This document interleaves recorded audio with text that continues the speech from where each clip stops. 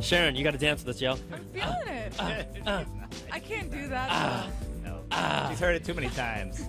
Good morning, everybody. It's an early morning here on the West Coast. We're here, CNET Live in the house. You guys know why you are all out here. We're here for Google I/O 2014, and in the house joining me, lovely cast of characters. Start with the lovely Donald Bell. Hello. I mean, come on. Lovely. It doesn't get any prettier than with this. his boyish, childlike features. Yep. Beautiful. Sharon Profis in the house, the lovely Sharon. Thanks for coming out. Hi, guys. It's good to have you back here with us. You know, we're going to have a great time today. And also, the man running the show, Mr. Stephen Beecham. Howdy, good morning. Don't underestimate that man's skills. I'm just telling you right now. If you just know did production, like 5 things right there that I could that's what never I'm saying. do in like 5 minutes. That's what I'm saying. His brain works in miraculous ways. So we're here for Google I/O 2014. It's going to be a big, big show today. We wanted to kind of set the stage up first. Again, this is going to be a completely interactive show like you know and love. Calls, we'll take your calls at 1-888-900-CNET. That's 2638. Let me just check right now. How are the phone lines doing? Phone lines are already locked. Dang. Boom. People be cray-cray. People be cray-cray, all right? So we have the phones locked in. Also, for you to be part of the conversation, hashtag us at CNET Live. We take a look at the stream. We'll continue to kind of throw out your comments, ask you guys questions. So that's really how we're going to get you guys involved. But first of all, let's just set the stage. Outside Moscone West Center, we've got an exterior shot of the lines outside as we prepare for Google I/O's keynote.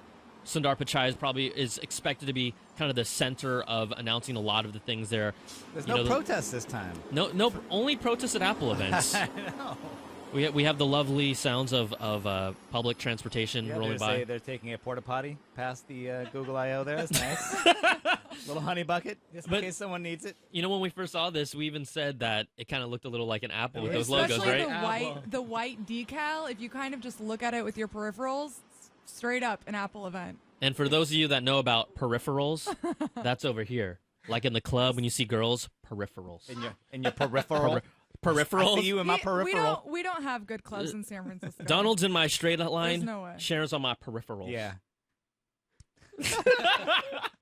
I love you. I'm just messing with Play you. a move. Oh, Donald knows about the play. Okay. I'm your wingman. I don't know what I am. You know, we have our team on site, Tim Stevens, Richard Nivia. They're going to be live blogging the event. But we wanted to talk to Tim Stevens, our editor everywhere, editor at large. I mean, he covers everything from Apple to cars to Google. We send him everywhere we want to go to. Tim, can you hear me all right, buddy? I can hear you. Can you hear me? Beautiful, and we can see Tim. So what we're going to do is, Tim, if you could just kind of set the stage for us and just kind of tell us what you can see out there, what's the energy like, and what you're expecting to see at Google I/O. Yes, I'm standing here outside of the keynote area on the 3rd floor of the Moscone Center in a big line, which you might be able to see behind me. Actually, I'm going to turn the camera around, see if that'll work. And this is a big line of media folk that are getting ready to go. And then behind all these media people is the line of general attendees, all the developers and everybody. You know, the people who this event's really for. There's a big line that goes all the way around. There's a line around the building this morning. We're standing here in the keynote area and just outside the doors. And you can see some of the setup, the demo areas here. We're looking to see some hands-on stuff a little bit later on. But, yeah, we're expecting a lot of good stuff today out of Google I/O. Android Wear is going to be a big thing, so some smartwatches. I'm excited to see the Open Auto Alliance and Auto Link, which will be some smart car stuff, infotainment connectivity. We're also hearing maybe a new Nexus 8 today, and maybe a new version of Android 2 for kicks. Yeah, Tim, I mean, there's a whole lot of stuff. We expect Google's keynote to go around approximately 2 hours. They're already calling him right now. But out of all those things, what is the one thing that sticks out in your mind that Google might need to impress us with the most just as a platform? Is it Android? Is it the whole Android Wear initiative? What do you think that they have to kind of focus on to really make this a success for them? I think it's got to be Android Wear. I mean, Google Glass, it didn't really land with a thud, but it hasn't really landed with a lot of excitement. Android Wear should offer a lot of the potential of Google Glass, but without really the stigma of having to have this big thing on your face, which a lot of people don't want to wear. So I think Android Wear is going to be impressive today. We'll see a lot of it. We're going to see probably 2, maybe 3 devices. Who knows, we may be even getting one of those devices to take home with us to try out at the end of the day. We'll wait and see, but I think Android Wear has to impress today, and I think it will. All right, excellent, Tim. Well, we know that you're busy in the line over there, so we're going to let you go. But again, Tim Stevens, editor everywhere, editor at large, thanks so much for calling in. And again, a live look inside the building at Google I/O before anything happens. Thanks so much, Tim. Thanks, guys. Have a good morning. You too. Bye, Tim. All right, that was beautiful, right? I mean, we're doing like Skyping video So happy on the that scene. worked out. It did. So at Beecham's, like, you got to hold down, right? You're holding Steven it down. wasn't confident that it was going to work out. I was the way- nervous about that one, but Yeah. it worked out. It was You great. didn't tell us that ahead of time, but now we know. No. I love it. So Tim listed a large list of things that we expect to see. We want to know what you guys are hoping and most excited to see. So just send us a little message on Twitter, hashtag CNET Live. We will read some of those in a little bit. But let's open this up to the group. Sharon, what are some of the things that you kind of want to see personally, right? Everyone kind of has their own thing that they like. What is it that you're expecting or that you want to see? So I've gotten my hands on a lot of smartwatches. We've seen them all. I haven't been too impressed by any one smartwatch, right? The Galaxy Gear and the Galaxy Gear Fit, they're beautiful. However, you really need a Samsung device to take advantage of it. So I want to see what Samsung or LG are coming out with using Android Wear. Because if it can be compatible with all Android devices and it really incorporates Google Now, I think it can finally be a smartwatch that gets mass adoption. But right now, smartwatches are still for like the nerds, right? The people who... It's for the early It's adopters. even- For the early it's even- adopters. It's even The too early nerdy adopters. for me because Yeah. I would say that I am not at all concerned about what smartwatches may or may not be announced today or Google Glass editions. Like the wearable thing for me is still not an appeal. But self-driving cars, any of the Tony Starkian Google announcements, I'm way into. If there's like Google rocket boots, I want it. If there's The like rumor sites have not Google- I don't listed think- Google I- rocket Google I don't boots know. yet. Don't get satellite your hopes up. controlled internet that bypasses my Comcast, stranglehold right now, I would totally be down for that. Google Fiber announcements, I would be very interested in that. Coming to a city near you. Yeah, if there's like a Google, aerial replacement, that'd be pretty great. Silence. Nobody. Well, No. for those who haven't caught up with the headlines today, the verdict for Aereo came out this morning. So Yeah. Donald's It's basically the touching a Supreme little bit on Court. that. The Supreme Court ruled in favor of the networks, where you can't basically restream or broadcast without paying any type of fees. Yeah. And so they ruled in favor of the networks. Obviously, Aereo will probably appeal that, course. and this will be a long, ongoing battle. But at the moment, my executive producer wants to let us know for the record that CNET is owned by CBS I don't know if she's Corporation, who's one of those us or networks. just reminding me. Or covering our butts so that, hey, you know what? If we're all fired, I mean, she'll Yeah. have to run the show. I'm- That's fine. I'm just going to leave I'd right love now. to see that. But Well, yeah, I mean, any of that kind of disruptive, like I can't even imagine what they might announce. Self-driving motorcycle, that's what I want. Self-driving Tim stunt would go motorcycle. Gaga Yeah. for that. Yep. I think for myself, I'm not a big smartwatch fan. I mean, every time we talk about smartwatches, like this is the You're only a watch fan, This is the but only watch that I Your watch need. doesn't need to get any That's the only smarter. watch that I need.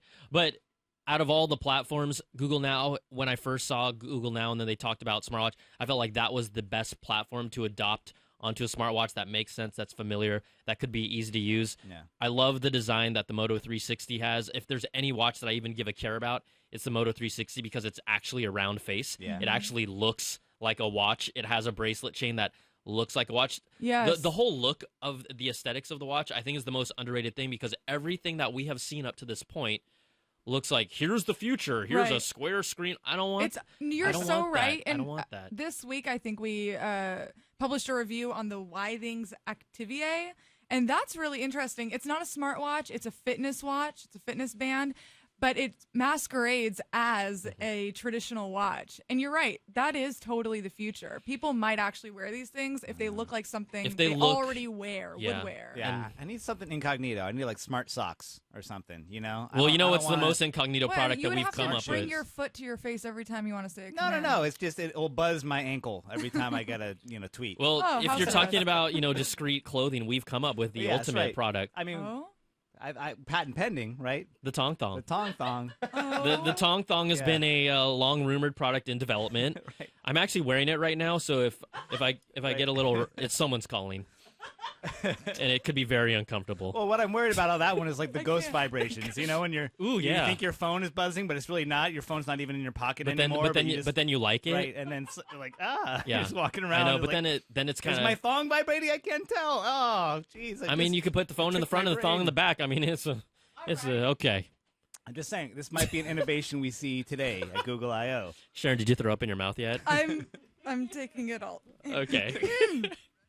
Anyways, we talked about Android Wear. Also, I think this is going to be a great opportunity just for Android, the platform. There have been rumors about how they are going to really focus on the design and the interface, but also make it ubiquitous and being able to really kind of translate that look and feel and that cohesiveness across not only mobile phones, but tablets as well. That's something that, and also from a standpoint of what Android is doing here, we're expecting to see a deep preview of Android. And in earlier reports, Sundar Pichai, he wants to show off Android because he wants to get manufacturers on board. The whole thing about getting people on board early, getting those software updates rolled out early, getting everyone on it early. So there's that whole word fragmentation. Yep. They've been working on that better and better. There are still, different forked versions of Android, but I do feel like at least right now, more than any other time, the fragmentation is the least it's been. It's still fragmented, don't get me wrong, but at least they're trying to bring it in a little bit more. They have to. Wasn't that Apple's #1 jab in their keynote this month or last month? Right? So Apple's adoption rate is insane. What, like 80% of people are already on iOS 7? Something like that. Please don't quote me. We need fact checkers. But, something like that. Some high number. Something really, like 100% some really of high people. number. Yeah, this is Google's biggest weakness. And I think it might also be its weakness as it rolls out other platforms like Android Wear and maybe Android TV. So that's another one that we haven't talked about yet. But it's their weakness, but it's also you could call it fragmentation, or you could call it like a scatter bomb. Like they've got so many people using Android, they might not have everyone on the same version of Android, but they've got the biggest user base. I mean, it's only a problem if you think about it. And you could chalk up the fragmentation to the fact that there's like a couple million first generation Android tablets out there that are just being like used as a as a paperweight, but a here's the little problem. coffee cup holder. Yeah. It's not a big deal if the people, right. Android is on a lot of phones across the world and many even third world countries. And it's not a problem if all people want to do is make phone calls. But the moment an important feature comes out, like the kill switch, and people aren't prepared and manufacturers aren't prepared to roll out those updates, it becomes a really big problem. It's frustrating as a user for sure. If you've got like an old version that you can't update and you want a new feature, I get it. I think what when you guys touched upon Android Wear, though, I think the one thing that we will see is that is going to be the least fragmented platform because they've kind of learned from their mistakes. I think they've worked with their partnerships really have only been leaked out or rumored. LG and Motorola came out on board saying we're supporting this. Samsung is expected to release their own Android Wear watch, which is going to be like their 4th or 5th smartwatch in a year. Yeah. Come on, Samsung, really? I don't get Come it. on, son. Well, the other thing I was going to bring up is we've been in this room a lot lately because I know I've been looking at your Apple face a lot announcements. lately. I'm just saying. You think I have it easy? I don't. I have to look at that every week. Last time we were here, we were harmonizing, Brian. Why you got it? There's still room to make music. I missed that. Can we repeat? No. Well, there has to be some the magic has to happen, right? Yeah, Okay. He's just negging on me right now. It's all right. just building the magic back up. The thing is, we're gonna be here for like 4 hours today, guys. let's just start the party. My point I was trying to make is that we've been in here a lot because a lot of companies recently have been coming out with updates to their OSs, product updates. I feel like we've been here for Apple, we've been here for Amazon, we've been here for Samsung, and I feel like a lot of them are all chasing these OS updates, and they're all trying to like play catch up, but also put something new out in front. And then the other companies are coming out with their own health platform for their OS, and like it's like Apple Health Kit, Samsung Health, right? Google Fit. Now we got the Google Health that we're expecting to see today. It's like everyone's doing that catch up. No one may use this feature, but it's like this, this game of cat and mouse, and we're going to see probably the same thing. There's going to be features that Google will unveil for Android that are catch up features, and they're going to have a few whiz bang things that no one else is doing. Right. Like, maybe there's going to be 5 cameras on the next Nexus to give you, 4D. So you know what? Well, we're gonna get to the phone calls because I know there's a ton of people that want to talk. But I think the one thing we talk about how smartphones have been maturing. There's no more space for it. Smell of it. Smell a phone. Smell a phone. Mr. Beecham, you tell me a little about a smell a phone. It's called the what was it called? The Duo. That's a lame name for a smellophone. Yeah. No, it you have these little cartridges and you put them into this device and it creates smell. So you could text someone a smell. I want the smell phone, guys. Let's get the smell phone I going. feel like ever since I even started like writing for Crave, there's been devices that have been like the desktop smellilator. Yeah, And there was. There's actually like 3 or 4 devices. Who that is are competing. creating this demand for smelling things The from their problem devices? is, at least from what I remember, is that at the end of the day, they always wind up smelling like garbage. Like the default smell. It's like when you mix all the colors together, they all make brown. Yeah. It's like All no matter those how odors. many pleasant scents you run through the thing, at the end of the day, it smells It like smells garbage. like brown. Yeah. All right, guys, let's go hit the phone lines. We're going to start off with my man, Alberto from Sacramento, Sacktown. What's up, Alberto? Hi. I wanted to know, get more information on the Google Wear. Oh, you want us to Sorry, actually bring underwear? you more information and not just make jokes Not or just cut on each real other. information, Yeah, right? sure. No, I'm just messing with you, Alberto. What specifically do you want us to talk about what we're expecting to see with Google Wear? Yeah.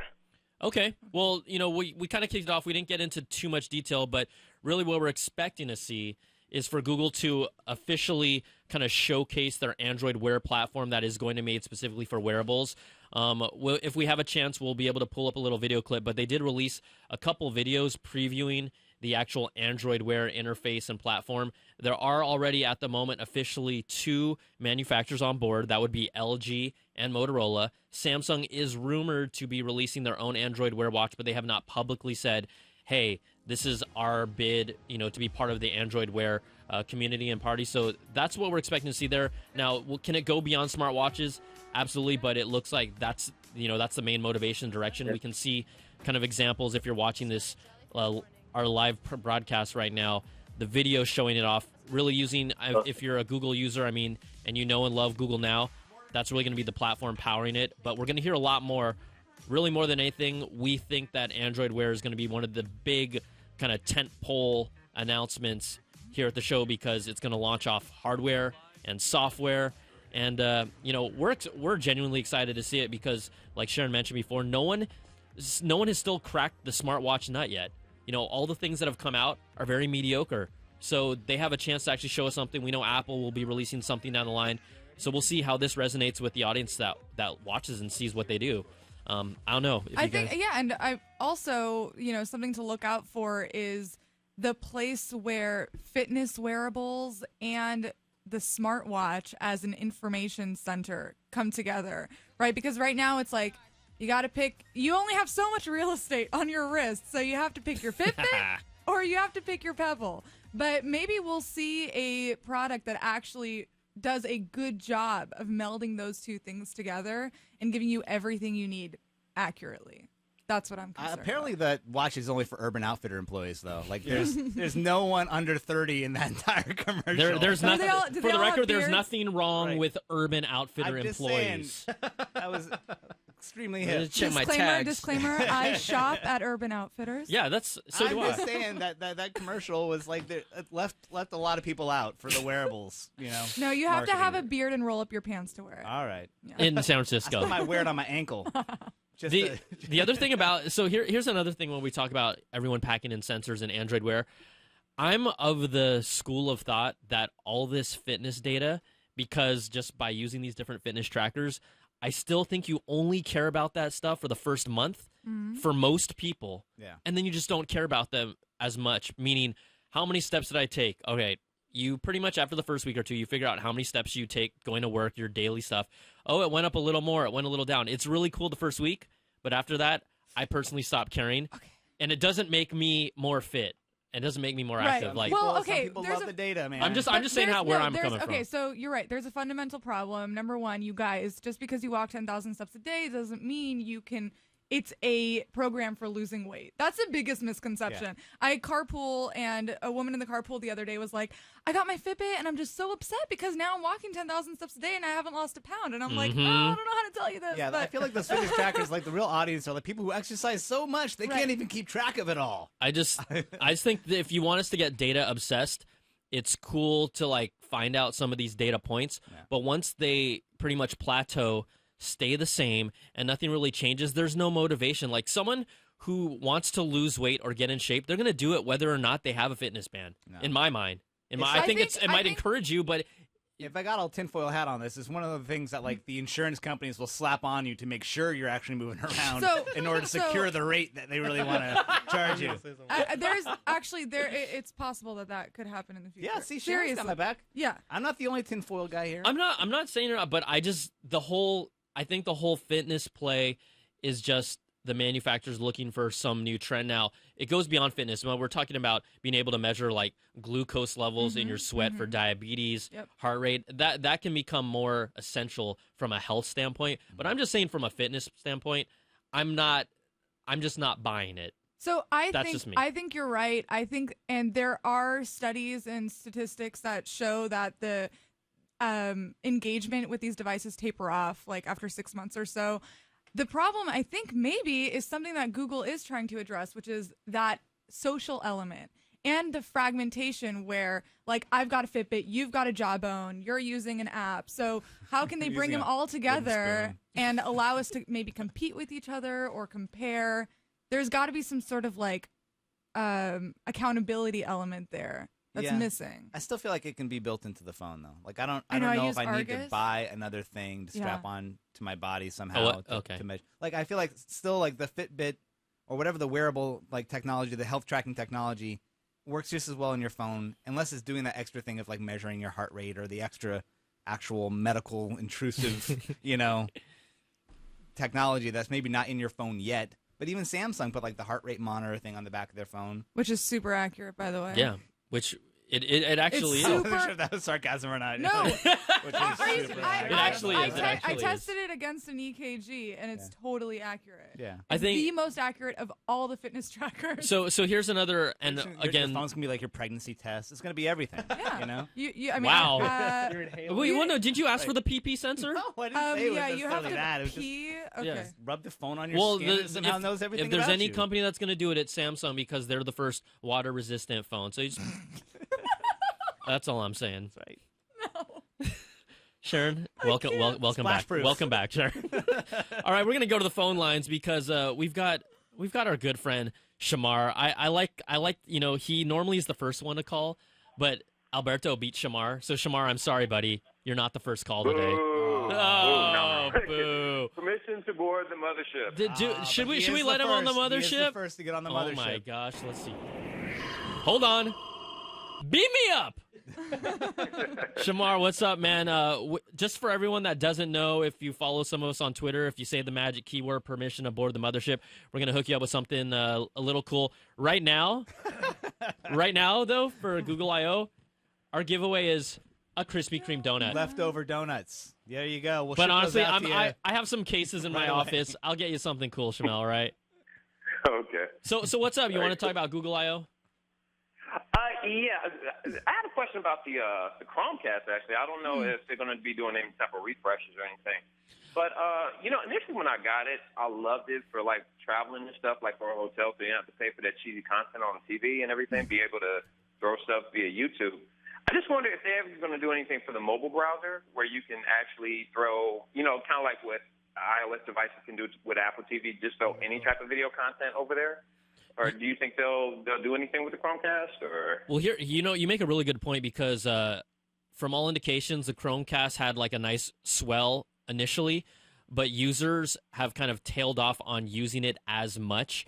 And one of those indications is just because of, like you said, like where are those hooks for me to do that? They have the core services like Hulu and Netflix, and they've added more, but they still don't have that breadth of content that we'd want. They're still building on more developers, but I think another challenge that Chromecast has is with this whole new Android TV platform that's going to be heavily promoted here in this keynote, that we expect to see a streaming box like console that can also play games.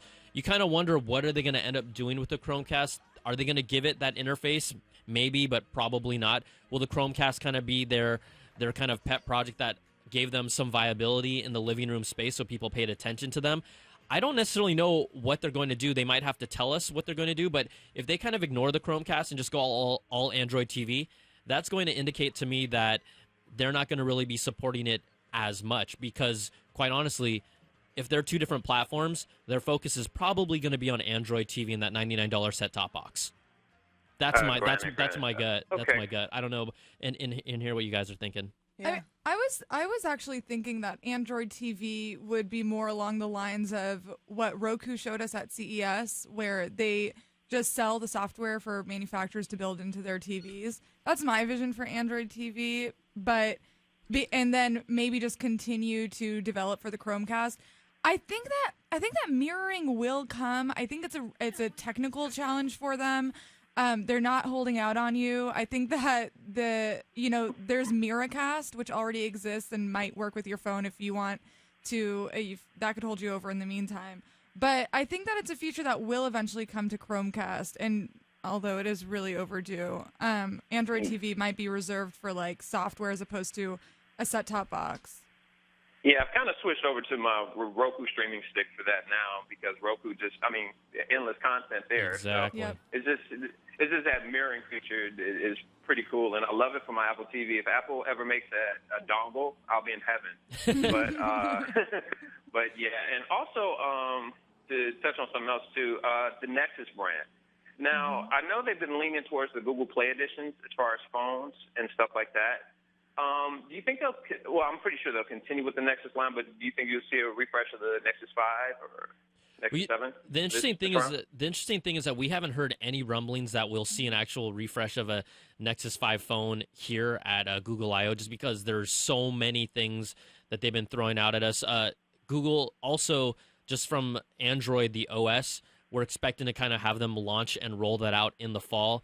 And that might point more to them showcasing a new phone product at that time. But at least at Google I/O, there have not been many rumblings about any kind of phone. There have been tablet talks, but I think that it typically might align with the actual kind of official release of their next Android within whatever that L word is, lemon meringue. Yeah. Lollipop. No, it can't be key lime pie. Lollipop, lasagna. Yeah. Let's get off of sweets. Let's get There's off of lasagna. There's some very hungry people at Google. I noticed. Android lasagna. Yeah. You heard it here first. Brought to you by Prego. I'm down with that. So yeah, that's right. They did the whole Kit Kat promotion, right? You got a little like Android in a bottle or something like that. It could be Android Prego, and then it could also be that phone that's a pregnancy test device. Yeah. And then there would be an Android made out of meatballs in the Prego bottle. Lasagna. It a meatball Android. They should do the lasagna one with like a Garfield. Maybe they just need to revise the name of Android to Candy Store or something, so that they'll say this edition is chocolate or this edition is I don't know, cheesecake. I don't know. They got their letter thing. They got their letter thing rolling. So hey, Shamel, thanks for calling, bro. Appreciate it.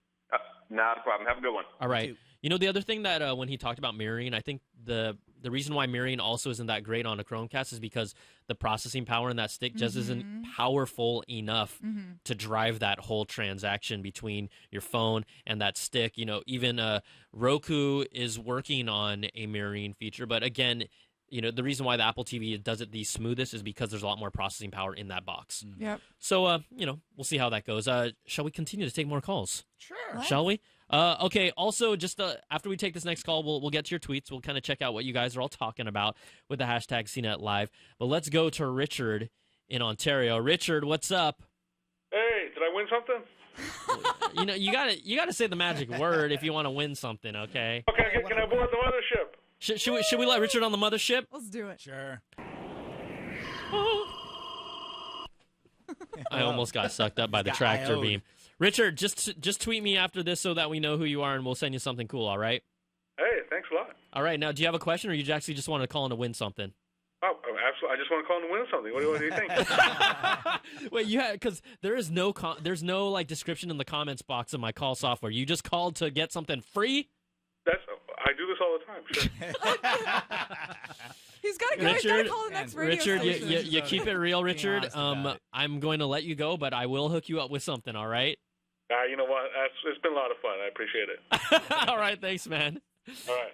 Dude, seriously, Richard? It might be an old donut. Richard's getting the remaining donuts in a box, express shipped to Ontario. For free, though. For free. True. Like, I mean, maybe we could each take a bite out of each donut. We could sign one for him. We could sign a donut. Yeah, Do you got sure. a pen right now? You want We to just sign? have to wait for it to get really stale. No, I'm and then willing get to a sign. Sharpie I'm to willing it. to sign a You're way donut too right soft. now. No, we gotta let it. Okay, never mind. Steven? It's gonna do it. Don't ruin it. No. Don't worry. Don't ruin a donut. This is Bonnie's like, don't ruin a donut. Let's pass this around. I'm interested to see if the glaze will take Hey, a that's- signature. what I'd be a little scared. All right, there you go. happened. What is that? While we pass around- Is this really for Richard? Yeah, no, this is for Richard. While we pass the donut around to be signed, I'm gonna go to the next call. Oh, yep. This is so beautiful. doing this. I have Brandon, to stab what's it. up? That's my signature because Hello? Yo, Brandon from is it Plantation? It is Plantation, Florida. Hello, Plantation. ladies and gentlemen. Whoa. Lady and gentlemen, what's up? What's up, Brandon? How can we help you today? Thanks for calling CNET Live. I just had a quick question about, we've been seeing a lot of the, wearable tech and a lot of talk about wearable tech, but there really doesn't seem to be anything in the way of, corporate or government or even business that I've seen too much lately from, Samsung and all the other Android vendors. I mean, iOS and BlackBerry pretty much dominate in the government sector. I mean, do you guys foresee anything coming out, for Android for that? I think one of the challenges that Android has had is because they're more of an open OS. You have a lot of it's just a fact, and I'm not trying to rip on them, but tends to be more malware-based apps that are on Android because Apple is so closed, and that's one of those. The reason why Apple has been able to be adopted by the business enterprise sector a little more rapidly than Android is because they're so closed off that it prevents, for the most part, some of those intrusions that you might get on other platforms. Now, what Android has to do, much like Samsung, they created their platform called Knox, which is their kind of business enterprise security side. I think if Android can deliver something more like that, it might make businesses more comfortable using them. But right now, the lead, right, you had BlackBerry that infiltrated enterprise. Apple took a big step in filling up that gap when BlackBerry has tailed off. I don't know if we'll see Android on the same level as iOS anytime soon, but it's definitely something that they need to address. And I don't know if we'll see it here at Google I/O. This would be a good place to show off something like that, but that remains to be seen. Yeah, I guess it's just pretty much a matter of time. We'll see exactly what they'll be releasing. I'll keep watching you guys. Thanks a lot, Brandon. But you're not the only one that cares about that, because if you want to use your Android phone at work, they've got to have some sort of solution that your company's satisfied with and you're satisfied with. So I think that's another challenge that they have to kind of really nail down. Well, even myself, I actually worked for a law firm out here in Florida, and they actually had Androids before my supervisor actually came on board, and he's been a big Apple guy for 25 years. And, they were complaining about it. They're saying, it just isn't good for business. And, of course, they switched over to Apple, and, everything, went soaring skies from there. But, I mean, I haven't really seen too much in the way of, besides, Samsung's Knox or anything else from other vendors that really, outshines anyone else has really ever done. So, who knows? All right. Well, thanks for calling, Brandon. We appreciate it. All right. Thanks a lot, guys. Okay. What's the status of the signed donut for Richard look like? Oh, it's over here. In fact, I've made some Google I/O artwork around it. Beecham, did you sign the donut? I didn't sign it. Here, let pass me the donut right now. I'll sign it. Brandon, you're the man. All right. Thanks for calling. Okay, I think here. Brandon works for This the is the signed CIA. donut. I think this one looks okay. That top one was me. Is that Sharon's here? Oh yeah, I had to Yeah. stab it. It wasn't That weird working. one. Yeah. Donald's is over there. Beecham, do you want to put your little mark on it? Well, let's see if there's still link. Yeah. So what's the fate of this donut? The fate of the donut is I'm shipping it to Richard in Florida. It should be like I'm not even freeze-dried or something. I'm not even Yeah. kidding. I'm going to put in a Bonnie, our executive producer, is like, no, you are not shipping a donut. You're going to eat it at the end. No! Oh, No, I'm not going to eat the Sharpie thing. poisoning. Okay, here we go. Let's go to Noah in Buffalo. Noah, welcome to CNET Live. Thanks for calling, buddy. Thanks for having me. Permission to board the mothership. Oh, Noah wants something good. I'm going to fly. I missed the button. Oh, no. See, everyone. Well, I'm going to have to limit. Sound if I was filling I'm going to have to limit that because, soon everyone's going to call and then we're going to be like, oh, man, like there's too many people on the mothership. It's only so many donuts. You're going to have to start selling some of your We're going to have to stuff do off. something where we like kick people out of the mothership or something like Ooh. that. What up, Noah? So tell us, what are you kind of expecting or hoping to see here at Google I/O? Okay, so first off, the first smell text was sent from Paris to New York on the 17th. Ooh. The first smell text. Using- Yeah. Yes, the first smell text message thing was sent from Paris, New York, using an O phone. That's it. The O-phone Duo. The O O-phone phone Duo. Wow. What was the smell? Well, yeah. What was the scent that was, transmitted? Do I want to know? It was a fruity smell of a macaroon. Oh, a fruity macaroon. So it's the A first champagne and passion fruit macaroon. first textually transmitted message. And then so He's like, it's okay, getting no. weird. So I'm an Apple user, and the only device that I actually am watching the I/O for is Google Glass. I have Google Glass on a Explorer. It has been for a few months, but the problem I'm seeing with Google Glass is that $1,500 is too expensive for indie developers to actually get their hands on Google Glass and actually make it worth having, because it's really not worth having right now. Mm-hmm. So will Google announce a consumer price point for Google Glass and get it in the hands of more people? That's exactly what I'm hoping for. I think you're right. I think it's way too expensive for developers, too expensive for even the bougiest of tech lovers. Yep. And the usability is really, really limited. So there are a lot of problems with Google Glass. Number one, they need to give us a more solid plan about what it can actually provide that's actually worth having a camera on your face. And then also, bring the price down.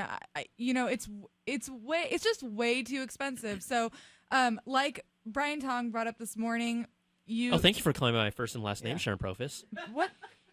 I appreciate that. Why did I do that? I appreciate that, Sharon Profis. We have like many Brians here, so I like to clarify that I'm not talking to Brian. Only Cooley. one BTZ. Okay, BT. BTZ brought up this morning. There you can actually buy Google Glass from the site right now. Right here, as an Explorer. Yeah, you can right now, but it's still $1,500. Yeah. So Right. until there's a mono-price version of Google Glass or an Amazon version, I think that it's going to be just for people who are well-heeled and or reckless with their credit cards, right? But I think Noah makes Amazon, a great. Noah, you make a great point. Fire You're Glass. saying like you're a Google Glass Explorer. You yourself is like $1,500 is way too expensive. Mm-hmm. I will tell you where Google Glass is worth it. If you look at my webpage right here, there's a section here in the shades. And I noticed that Diane von Furstenberg just released her new line of Google Glass shades. So I'm going to choose this maroon one, the Aviator, and that's going to be worth it to me. I don't know. I was That's those pretty worth more the $1,500 for you. I'm just playing. No, I think that I know it's cutting edge technology. I think that there's still a huge social stigma around it. How often do you actually wear yours? So I get what I like to call the Google Glass double take whenever I step out of my house. Mm-hmm. When I'm walking down the street and people just like say, "Look," one time, and like they turn around and pretend like they see the face of God. Wait, are you saying you look like God? Do you look like God? Do you look like Jesus? I look like Jesus, essentially. All right. But It helps. It helps. without the beard.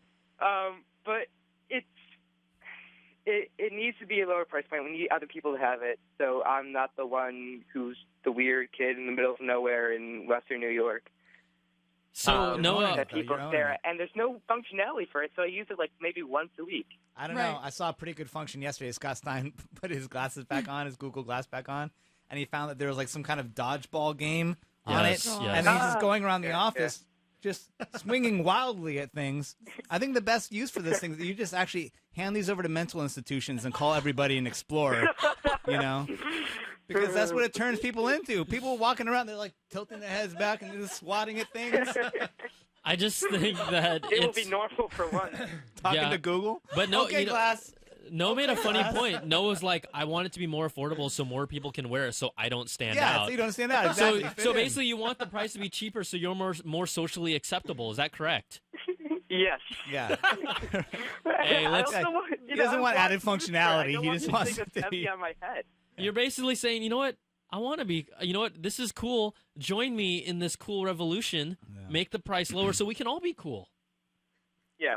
Yeah, we should all be cool. Cool Yeah. is a relative term. It's like the emperor's new clothes. Just want everyone to be naked. All right. Well, hey, Also- Noah, thanks so much for calling. All right. We appreciate it. All right. Also, one more thing. I am so excited for that Moto 360. Yes. That's going to be the only good smartwatch until people realize that the smartwatch has to look normal for people to want to adopt it. So, okay. Is there a scenario where you would wear your glass and your smartwatch? I think this I is would not wear to glass distract anymore from the if I had smart a glass. smartwatch. Okay, you would if you had a smartwatch, you wouldn't wear glass. No, Huh? Okay. no. That's interesting. It's too obnoxious for me to have in my head. It's just for the little too amount much. it does. Yeah. But if everyone else wears a smartwatch and Google Glass, will you also wear a smartwatch and Google Glass? There's no point to it. Yeah. Wow. Then but he's gonna lose his godlike status though if he takes that off his face. He's gonna be another guy with a watch. I mean, the funny thing That is, has to be like, if charged you just every day. distill down that call, he just wanted the price to be lowered so everyone else could wear it with him. Genius. All right, guys, just to let you know, if you guys are following us along on CNET's live blog, we are about approximately 15 minutes away from Google I.O.'s actual announcement in 2014. This kind of the big suite of everything from Android Wear to the new Android OS to Android TV, possibly something with their car infotainment, auto like play, not autoplay, but you know what I'm saying. Their car kind of platform from Google's side. We know Apple's announced theirs. Google also announced some partners at a CES that they're going to be moving forward with. But on our live blog below our little video player, we have a poll. We like to do these polls because we like to see what you guys are thinking. And we're asking you right now, what are you most excited to see Google unveil? Is it Android Wear smartwatches, Android TV, the next Android OS, or smart home tech? We haven't really talked about smart home tech. We may or may not see that here, but let's all here in this room pick what we're most excited to see, and we'll kind of unanimously see what the results say. What do you think? What are you most excited to see? Android OS. I think that's what would probably be the most useful to me. Android Wear. I'm feeling Android Wear just because I want to Yeah. see what they do. Steven, you're going to be the tiebreaker, or Smart home tech. I'm what into are it. you doing? Yeah, I need to run my house properly. Fine, here. Why don't you choose smart home tech and see the 5 Okay, people that let's see. voted with you? Okay. Let's see. All right. What are the results? Ho, 6%. Ho, Hey, 6%. Android 7%. OS. Android TV only 7%. All right. So the bulk of it is 27% Android Wear. Do not thump your chest. No, it's just tapping. Just like a good job, Donald. It wasn't a thumping. It was just like well done. More I like can't pat myself on the more back. like very pet easily, more but like it's petting your collarbone. You know, just just It's very fingering through awkward. my chest hair Yeah. over my shirt. Twisting Ah, the yeah. Yes, Okay. well done. Just groom it.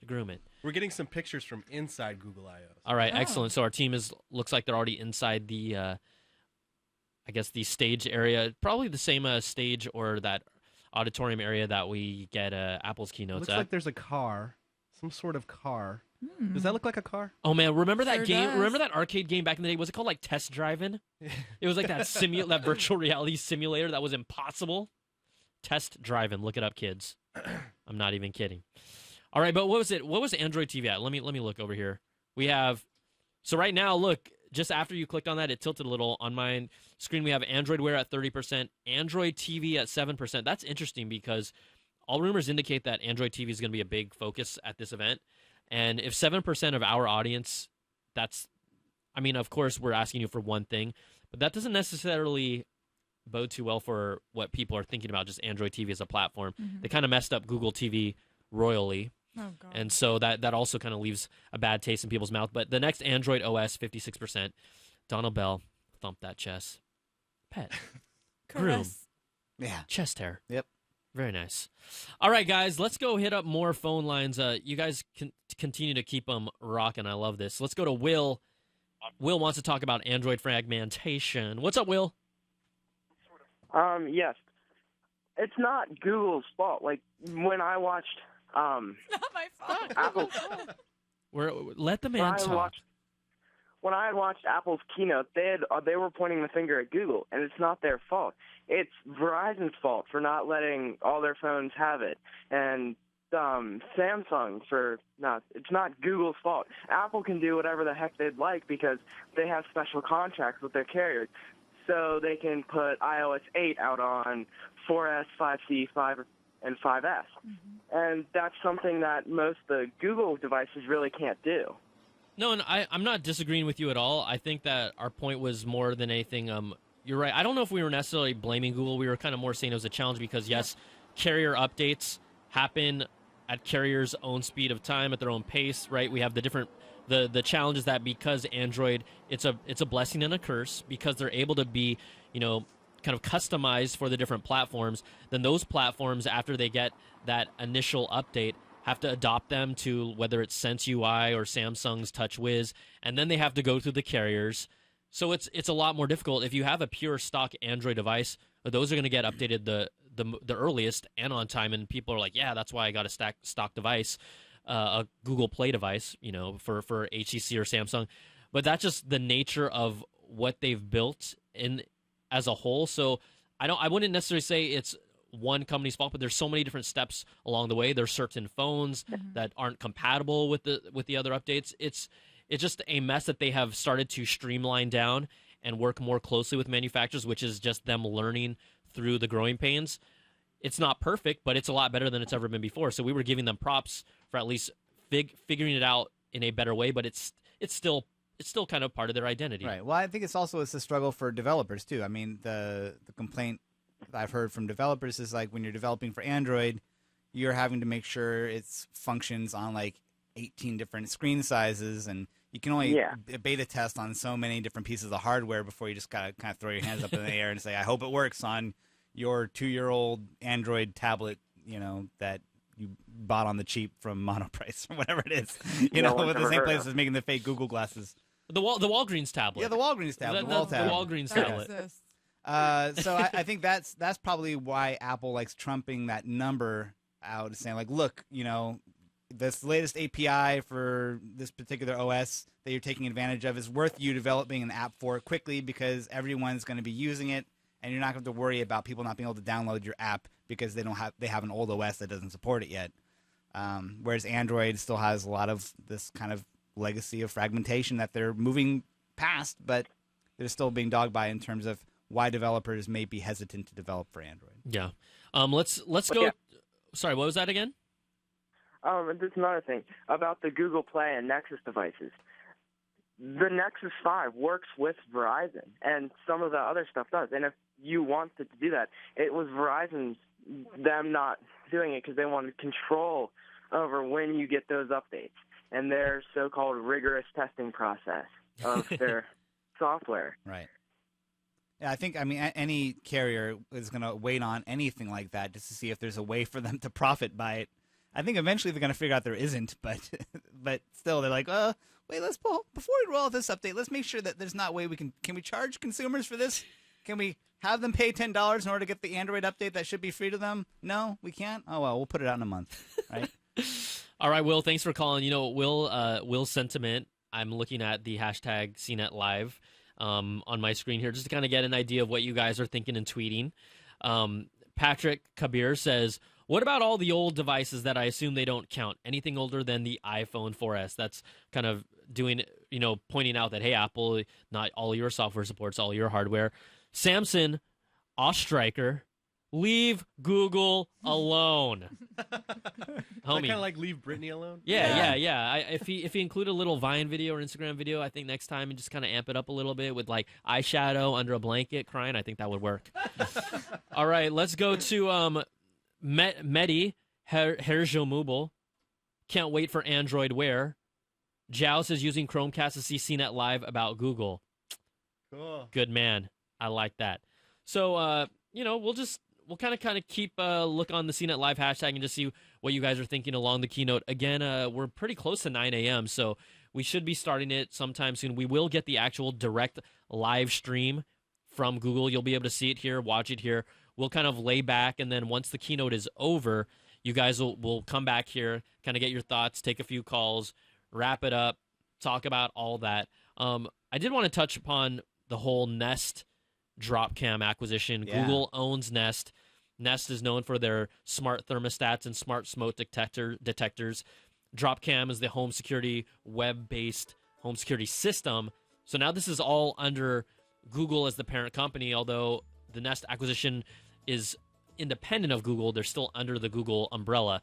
What do you guys think of that? The idea that Google has potentially started really building this whole Nest brand as their smart home brand. Yes, it's acting as like the hub for everything else that can connect into it, and it seems interesting. Like the idea that was like the fitness tracker you'd wear to bed can know when you wake up, and when you wake up, then it notifies the Nest and turns the heat on, or like the when you know when your car pulls into the driveway to start turning on the lights for your house and all that different stuff. Like I feel like there is something to the interconnectedness of like Android and Google being like the platform maker for the smart home. I mean, if anyone could do it, it would be them. The scary thing is that when Google knows everything about every waking hour you spend in and out of your home, and the exact temperature of your home, and when you get home, and who's in your home, and a live cam, drop cam into your home at all times, it gets a little scary. I'm not gonna lie. It's a little bit weird that this company that they dealt with some of those already issues. reads all my emails and knows my browsing history, also knows when I get home every day, and but it's anonymized, Donald. Sure, it knows when you're leaving for work. It's not Donald Bell, it's D Bell. Yeah, 42. That's all. I think it's smart. What do you think about the whole smart home initiative? I think it's a good choice for them to get in on it early before maybe consumers are. I mean, consumers are definitely not ready for the wake up and have your coffee automatically start for you thing. But it's smart for them to get in early. It gives them an opportunity to sort of circumvent what a lot of people are dealing with now, which is, oh crap, all these customers have different products, one from Philips, one from Nest, like from all these different companies. How do we bring them all together? So if Google can get in on it early, develop a software for these smart devices like it's doing with TV, hopefully like it's doing with Android Wear and the original Android platform, they can have something really successful that is cohesive and does work together. Right. But right now, there's nothing like it that exists. I don't know if we're going to hear about that today, though. Yeah, I because the acquisition is so new, I would expect that we don't. The smart home, like you guys are alluding to, is still really the wild, wild west out there. There's so many different platforms, if this, then that. There's WYSIWYG. But I mean, if they're talking about just like WYSIWYG. Was it what? They have that. I do think, though, that Nest, when Nest was acquired by Google, this happened like right after CES, and everyone was it was really shocking because Nest's DNA are from some of the creators of the iPod and a lot of old Apple employees. You would have thought there might have been a marriage between those two, and the smart home is way down the line, but Google has this brand that at least people know and are comfortable with right now, and they can leverage that as time goes on. This is I/O. They can talk about an API, like a smart home API that they did that like 2 years ago, I think. Can like roll into their products more. I think they can talk about that and the updates on that and how well that's doing or not doing, or some ways to push that forward more. They can actually talk about products on the shelf now that will use that API in order to communicate with Nest or something. But I feel like that's probably the story more than showing off a new product. Right. And Nest is still running as an independent company within Google. That's correct. Theoretically. Yes. Theoretically, that is correct. Yes. I mean, I have a Nest thermostat. I think that thing is awesome. Is it expensive? Yes. Yeah. But it was the first of its kind, and now you have companies like Honeywell and others basically ripping off the pretty much the exact design, which is just lame. It's the same, you guys. I want to see like let's see if we can pull it up. Focus groups for people like to be able to tell them apart. I forgot. Is it called not the Lyric? What is it called? Do you guys remember off the top of your head the Honeywell thermostat that basically, I think this is it. Lyric. Yeah, it is the Lyric. Here we go. Let's see. Am I at the Nest webpage? Oh, what's that? Is that Nest? My it comes in bad. different colors now. My bad. I went to Honeywell and said I thought I was looking for the Nest, but instead I got this device. And Honeywell and Nest have a history of beef, right? Yeah. Honeywell sued Nest for all these patent infringements, so it's kind of a nice extra little jab. Well, it's a good thing that Nest isn't owned by a multi-billion-dollar company that has lawyers on staff. Right? Oh yeah, for sure. Not at all. Why would you do that? Oh my goodness! Like, if we're gonna go down, we're gonna go down swinging and copying. So, as we kind of set this up, it is 9 a.m. We will go directly to the live stream once it goes up. So we'll let you know how that is. there is no live stream at the moment, but that is Google I/O's page. And again, we will be back here. So let me just see. We'll just take a few calls. And if we have to just kind of end the calls to jump into the keynote. Hey, the live stream just started. Live stream just started. Okay, guys. Sure if this is... We'll just kind of like get this initial shot. All right. This is kind of setting the stage of the stage. But there you go. On that left-hand side, you see that kind of car interface. So we definitely see what they're doing amongst that. Let's go to... So far, I haven't seen a lot of Google Glass in the audience yet, but maybe I just haven't seen those shots. We haven't seen the tight shots. I remember yet. last year that was like a big thing. I was like, oh, Yeah, everyone's this is like the big. It's like a Google Glass convention. Yeah, where that was perfect for Noah. Right. Noah loved that. Yeah, he would have felt right at home. Less godlike, but right at home. All right, let's go to Conrad in Long Beach. Conrad, if you can turn down the volume of your computer and then talk to us directly through your phone, you'll be good to go. What's up, Conrad? I'm good. I'm sorry, I'm speechless. It's an honor to be talking to you, Brian, Donald, and Sharon. And Steven, don't forget Steven, guys. Conrad. Don't forget Steven, okay? Steven, hi, Steven. Hey, how's it going? Hey, Conrad. But what's up, bro? I'm just really excited to be talking to you guys, and also on this great day for Google with the I/O going on. Can I just get a fist pump in the air for Android Wear, man? It's Do we have? Are you able to play that? Play any of our intro music to fist pump too, Bicho? Sure, Will that work out? Well, this? Okay, hang on. Yeah, hold on. I think it's gonna play. Yeah. I don't know if we're gonna see if we can get it. Is this a bump or a pump? Is this like or like an Arsenio Hall pump? Pump that.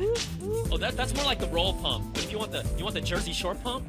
That's good. Yeah. Just looks like you're defiling your laptop over here. Yeah. So Okay, I have a question for you, Brian. Why? That watch you wear on your wrist, on every video that I've seen you on. Sorry, I've done a bit of stalking. I hope you don't mind. Conrad, I'm going to tell you right now, I do feel a little uncomfortable, but I'm okay with it right now. Oh, you just made everyone I'm just uncomfortable, kidding. Brian. Conrad, you're Come on, awesome. this is But yeah. payback. Anyways, you want to talk about the watches? The watches, yes. Really quickly, is that a swatch you wear?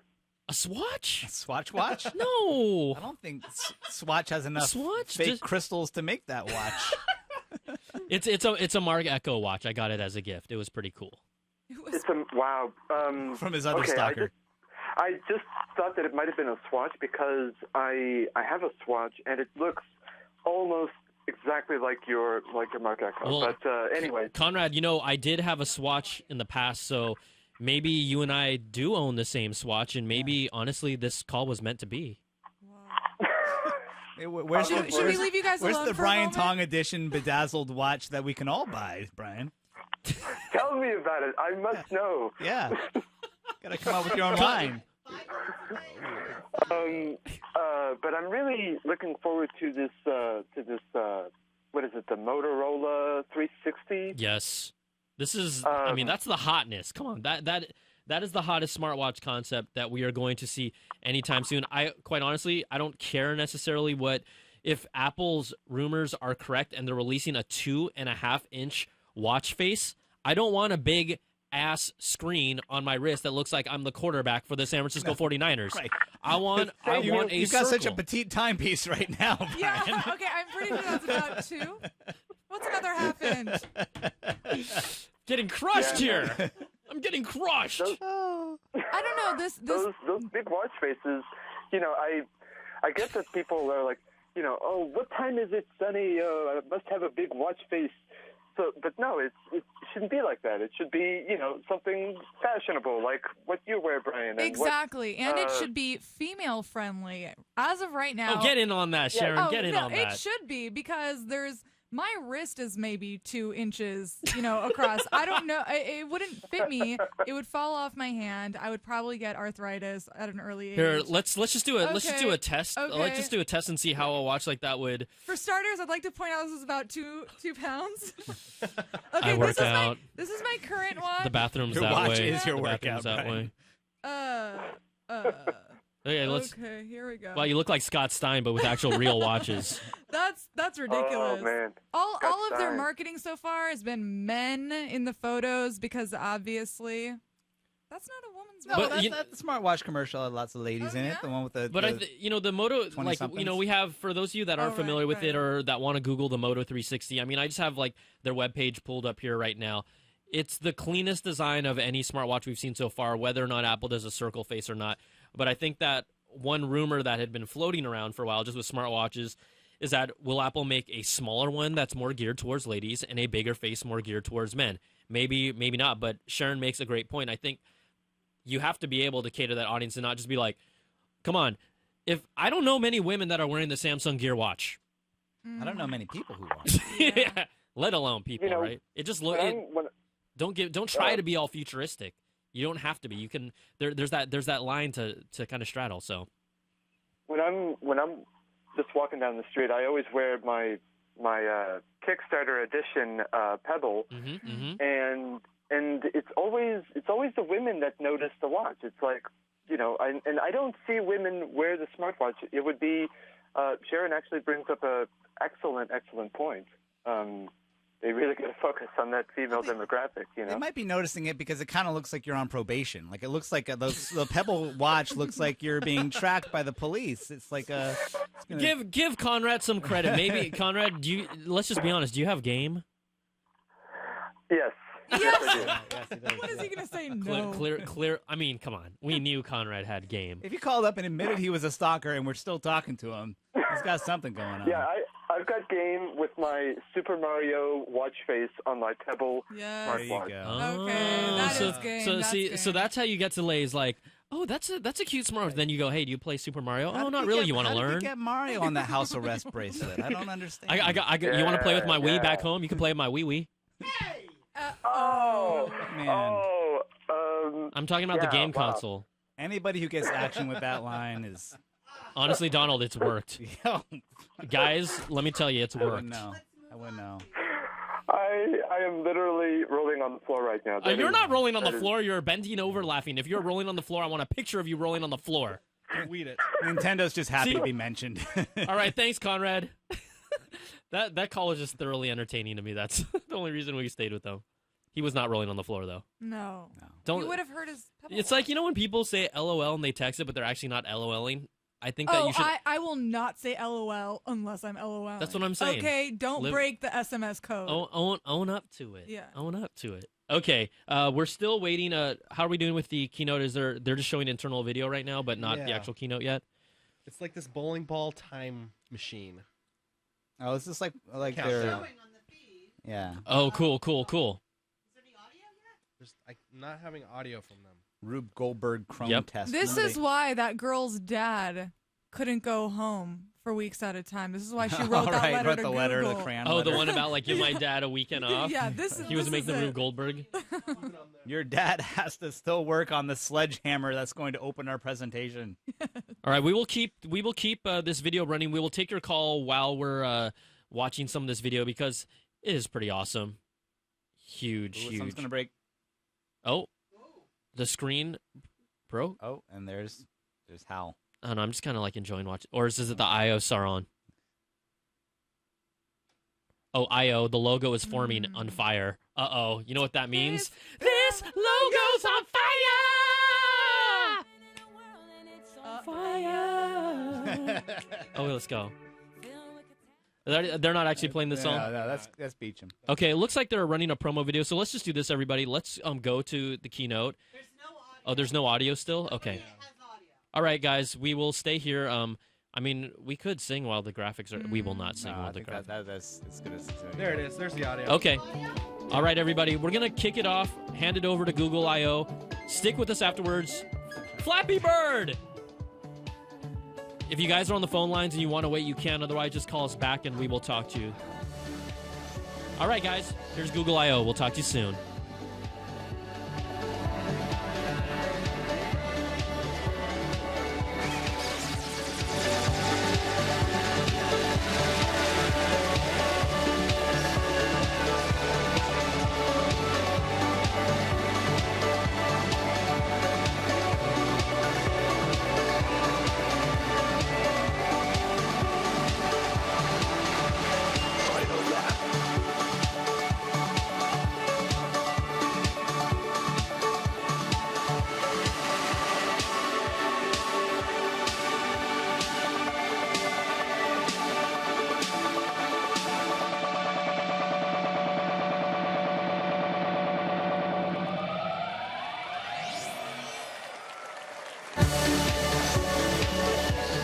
Ladies and gentlemen, please welcome Senior Vice President, Android, Chrome, and Apps, Sundar Pichai.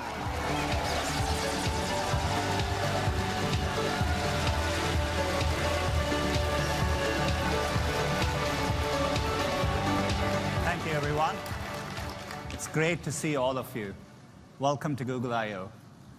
Every year we look forward to this date. We've been hard at work since last I/O, evolving our platforms so that developers like you can build amazing experiences. So thank you for joining us in person. I/O is a pretty global event.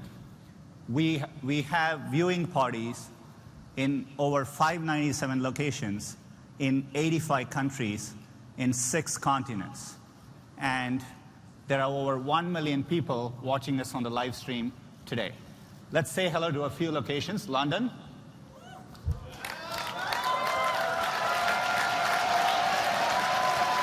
Hello, London. Let's say hello to Brazil. Everyone is talking about Brazil today, so if it weren't for I/O, I would be there for the World Cup.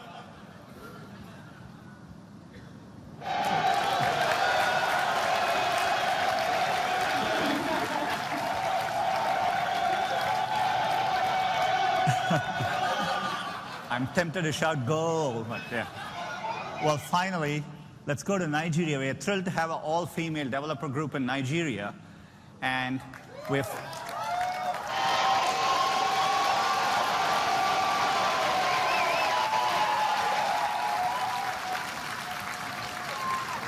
working hard to elevate women in computer science, so look forward to seeing what they develop one day.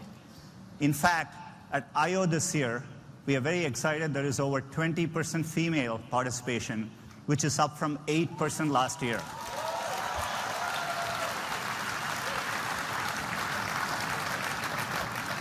And even more excited, we are joined by over 1,000 women in this room today. So thank you.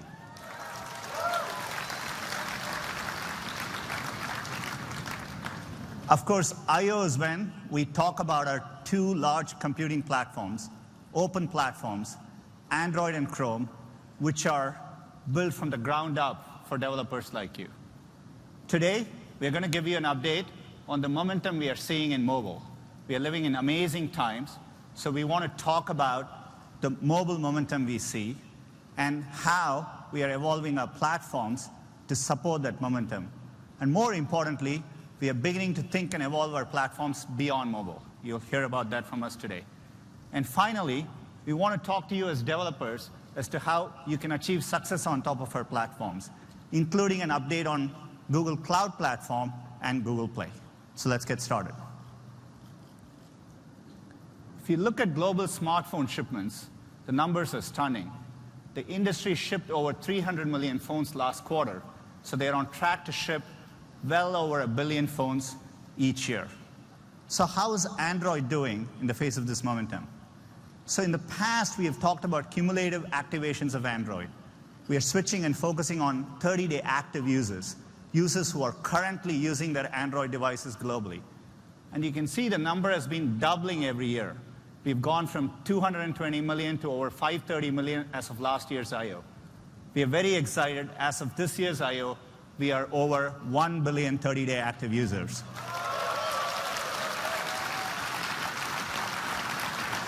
The robot is pretty happy as well. So let's internalize what 1 billion users actually mean. Android users on a given day send over 20 billion text messages each and every day. More importantly, perhaps, they take around 93 million selfies every day. The team tells me about 31 million of these are duck faces.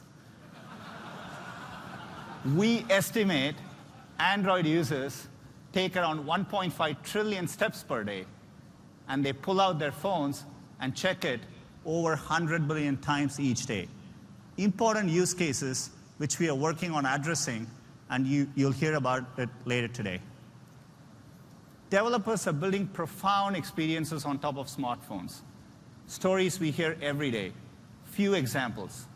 In Kenya, 40% of Kenya's GDP flows through M-Pesa, giving unbanked people access to financial transactions throughout the country. Netraji, A company uses a smartphone and just off-the-shelf accessories to measure your eye prescription. And they are as accurate as $50,000 equipment you find in optometrist offices, providing very, very affordable care to many people.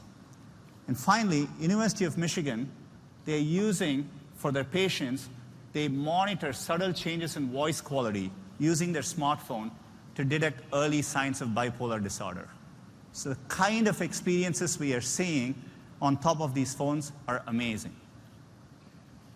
So far, I've been talking about phones. Let's shift to tablets. We are seeing amazing growth in Android tablets as well. So there is tremendous adoption of these devices.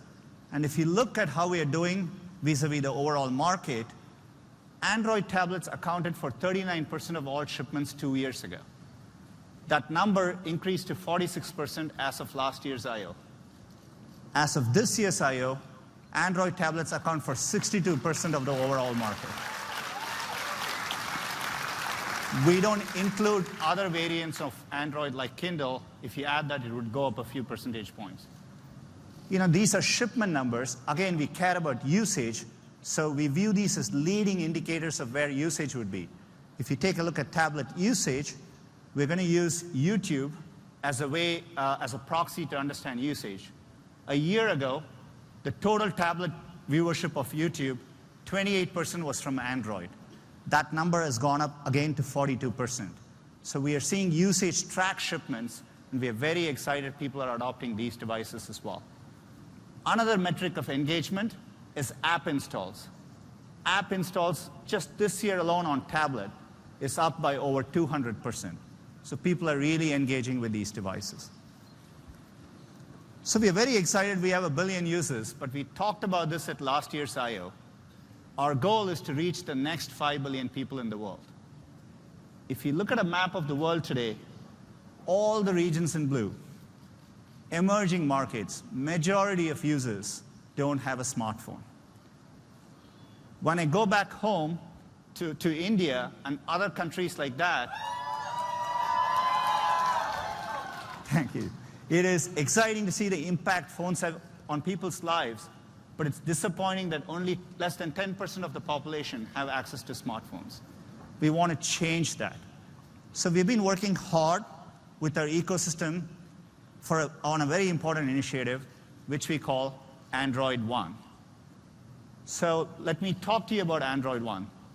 What we are doing for the first time, if you look at all the OEMs in these countries, each of them has to reinvent the wheel. And in a fast-paced mobile industry, they have to build a new smartphone within 9 months. So we want to pool resources and help everyone. So we are working on a set of hardware reference platforms. We identify the components which go into a next-generation smartphone. These are high-quality, affordable smartphones. We qualify vendors so that we provide a turnkey solution for OEMs to more easily build a smartphone. In addition to hardware, we are working on software as well. So the software on Android One is the same software you see running on stock Android, Nexus phones and Google Play Edition phones. In addition, through Play, we allow OEMs and carriers to add locally relevant applications on the device, which users have full control over. And finally, we provide full automatic updates. All the software in Android One comes from Google, so we will keep them updated just like we do with Nexus and Google Play Edition phones.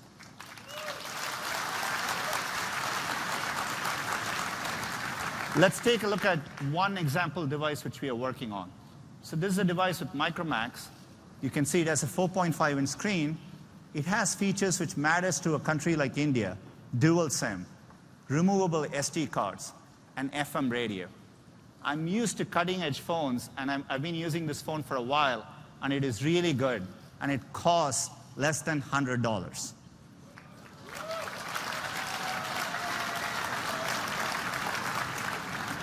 We are working with many partners. We're going to be launching this around the world, but we start this journey in India, and we're launching this with 3 OEMs in India in the fall of this year: Micromax, Carbon, and Spice. We're also working with carriers in these markets to provide affordable connectivity packages with these devices. What we are excited is this is a leveraged turnkey solution so that at scale we can bring high-quality, affordable smartphones so that we can get the next billion people access to these devices. And we can't wait to see the impact that it would have. So we have talked about the momentum in mobile. The next thing we want to talk to you is about how we are evolving our platforms, Android and Chrome. And today, for the first time since we launched Android with the Open SDK, we're going to give you a preview of the upcoming L release.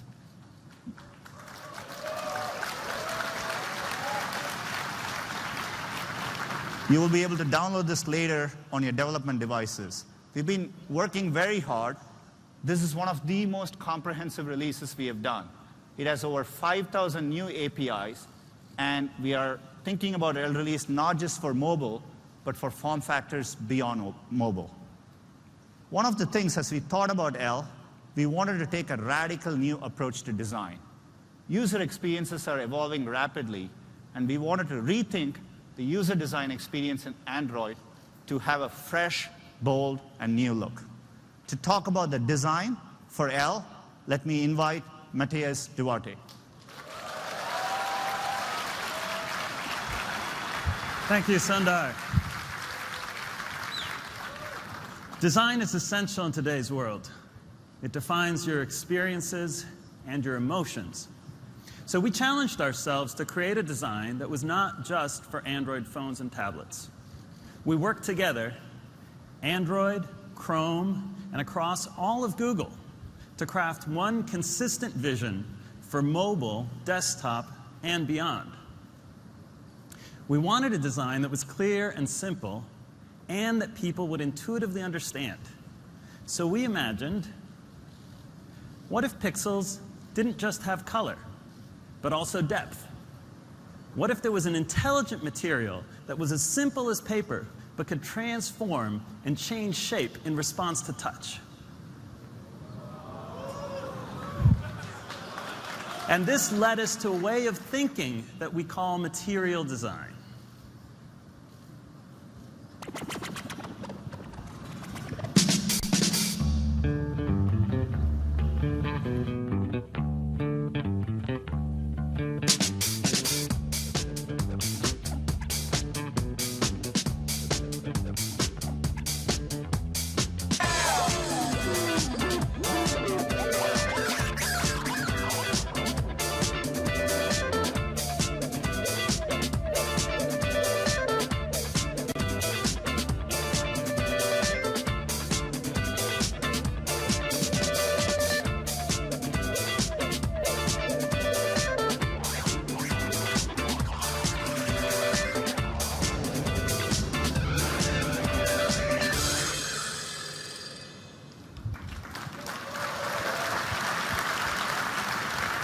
We drew inspiration from paper and ink.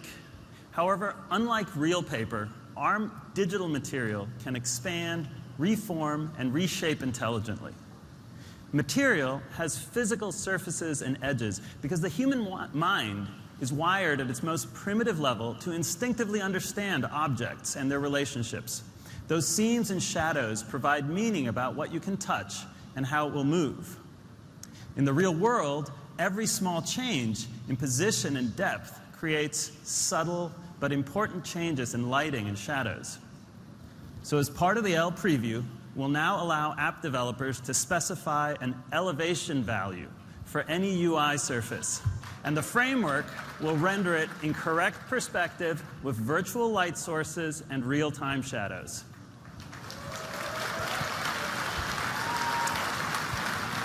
Material design is beautiful and bold because clean typographic layouts are simple and easy to understand.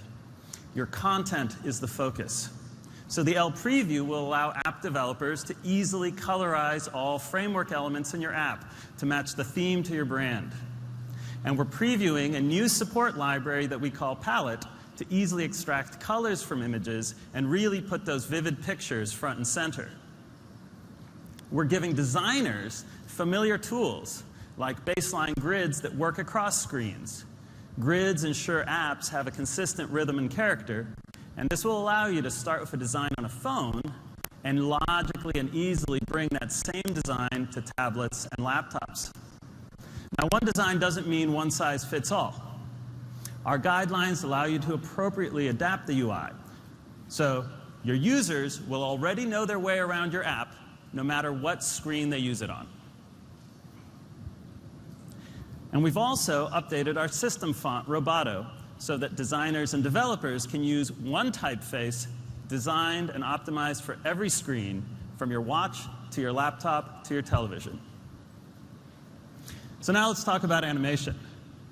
It's delightful when your touch is rewarded with motion, and material surfaces slide around with the physics of cardstock. But they respond to touch with splashes of virtual ink that are like ripples in a pond. As part of the L preview, all of your application's UI building blocks have been updated to include rich animated touch feedback. And no detail is too small to bring a smile to your face, like when the reload button loops around or the playback controls can change.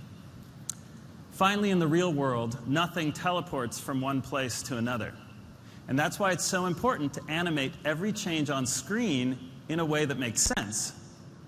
In the L preview, Android developers will now be able to create seamless animations from any screen to any other, between activities, and even between apps. So you're probably wondering how this looks like in practice. We're going to give you a sneak peek at one of our familiar Google applications in the new material design. Here you can see step by step how we update the design. The typography, the grid changes,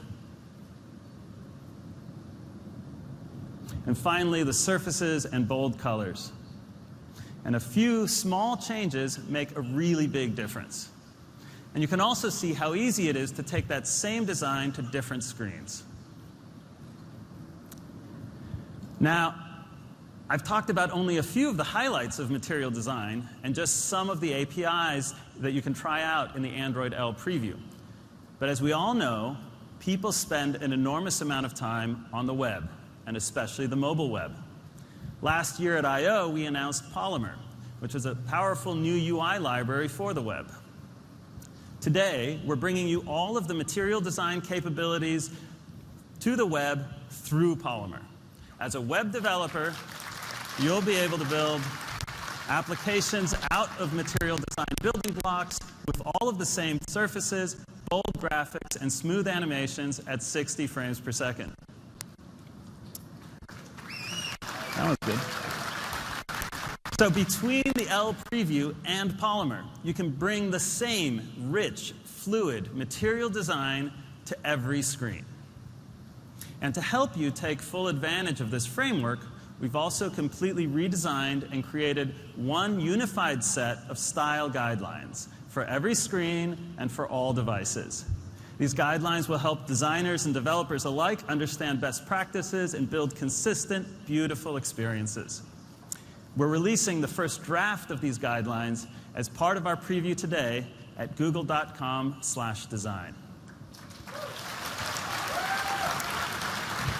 And now that you've seen our new look and feel, I'd like to invite Dave Burke to show you some of the new features in the Android L Developer Preview.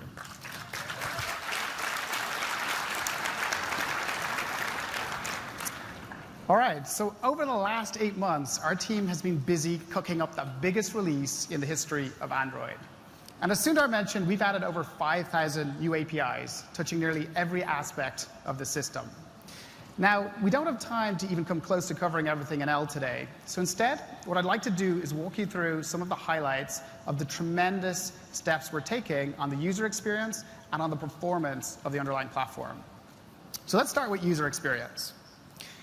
Now, bringing material to L is, of course, a big part of what we're trying to do here.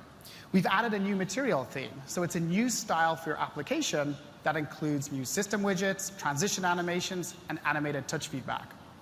We've also added new animation support. So a new drawable for animated ripples, a reveal animator to animate a clipping circle to reveal views, And we've extended views to not just have an X and Y component, but also a Z component to provide elevation. So you can float elements of your UI, and the framework will cast a real-time shadow for you. My favorite feature that we've added in supported material is the ability to customize activity, entry, and exit animations. You can even include a shared hero element. For example, an image that starts in one activity and animates seamlessly through translation and scaling into another. So let's take a look at this in practice. Let's have a look at an app we're all familiar with, which is the phone dialer. Thanks, Marcelo. OK, so the first thing you'll notice when you fire up the phone dialer are those bold material colors and shadows. And you'll see the ripple touch effect as I touch each of these tabs, and you get a more subtle material touch effect on the recent calls. You'll see that the dialer button has its elevation set, so it's floating above the UI, and as I tap it, you get these really nice, delightful animations.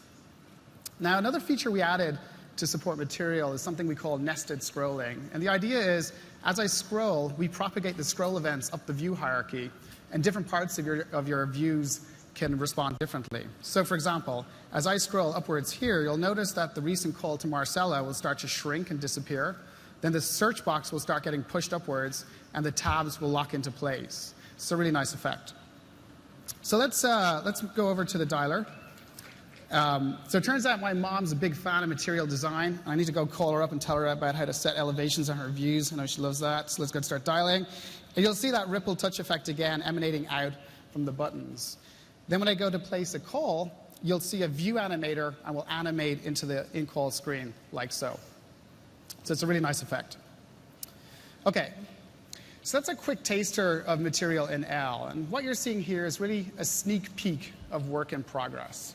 We wanted to give you guys early access so you could start bringing material to your apps.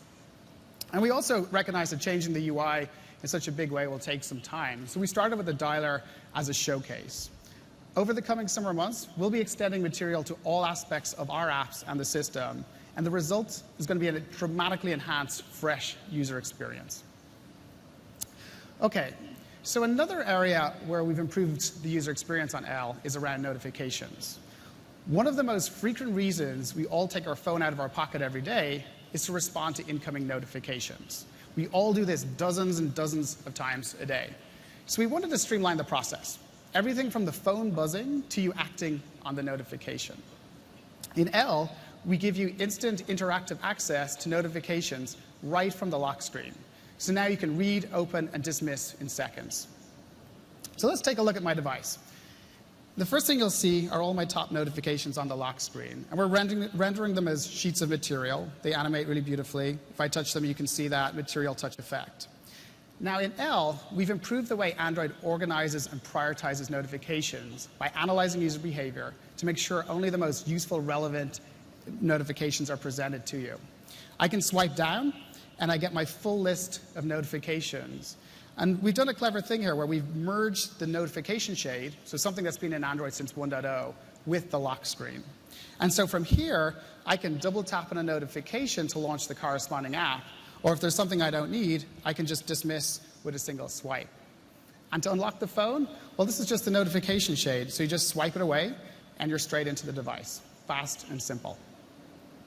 We've also introduced a new type of notification in L that we call a heads-up notification.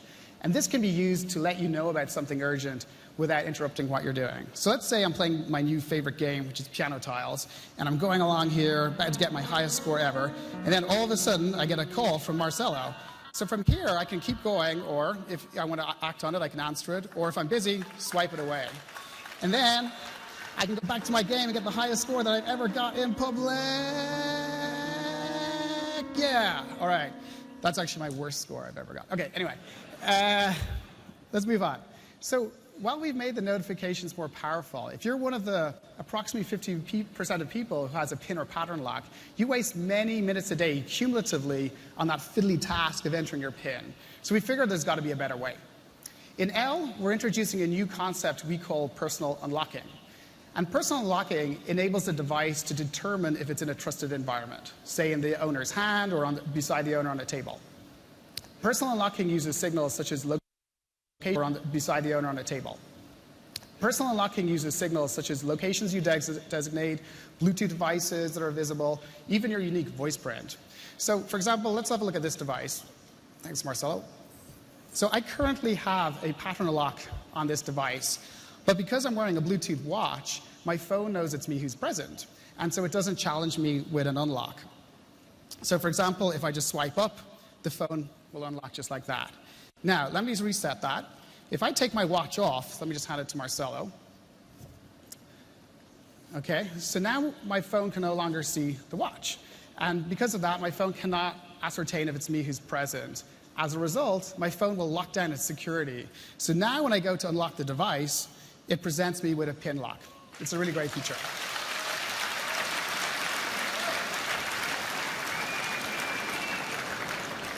So that's a few of the user experience improvements we've made to support material and notifications. Another area of L where we're significantly improving the user experience is around how we've integrated the mobile web into the platform. So to learn more, let me invite up Avni Shah to the stage.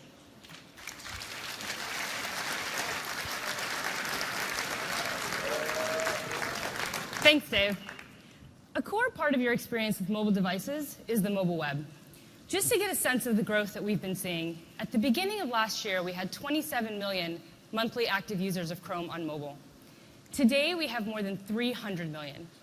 That's 10x growth. Yeah, it's awesome. It's 10x growth in just the last year alone. And what that means for us is that we need to make the mobile web work well for our developers and our users.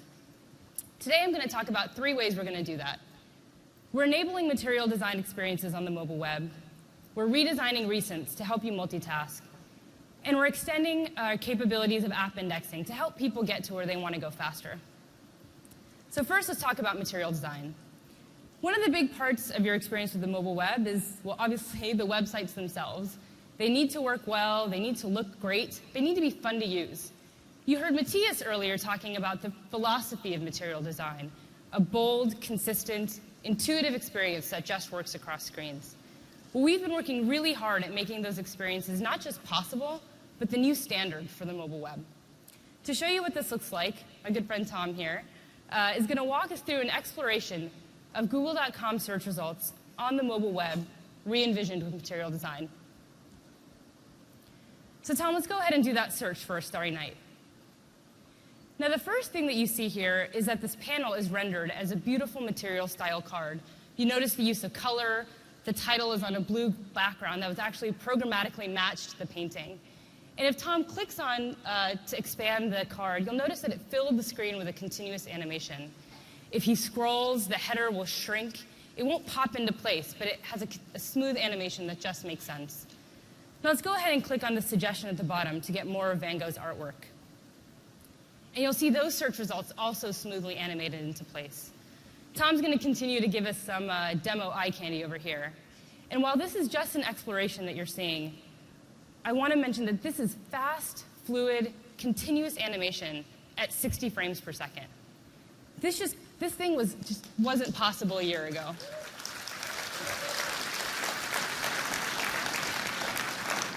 We've been working really hard at improving the performance and predictability of the platform to make things like this possible. For example, this demo shows off the work that we've done on touch latency, giving you as a developer notice of touch events earlier in the frame so you have more time to act. And as Matthias mentioned earlier, with Polymer, our UI toolkit for the web, all of you can build web experiences that feel as awesome as this. The next big area we've been thinking about is how to help you multitask. And we think the recents feature in Android is one way we can actually make this easier, especially as tasks cross both the web and apps, as they often do. So once again, Tom is going to walk us through the changes here. So Tom, let's go ahead and click on that recents icon in the lower right. Now, as Tom scrolls through, the first thing that you'll notice is recents has also been grounded in material design. You'll notice the overlapping cards have been rendered with realistic shadows and perspective. But there's another thing going on here that may not be immediately apparent. Tom's Chrome tabs are also listed here as well. He's been researching restaurants to go in SF, so he has articles from the New York Times and the SF Chronicle here as individual items. You'll notice the site icons or the fav icons there. As he scrolls back a bit further, you'll notice he's been researching in the Urban Spoon app. He has the Docs app open where he's been collaborating with some friends. So let's go ahead and click on that doc and see what your friends have to say.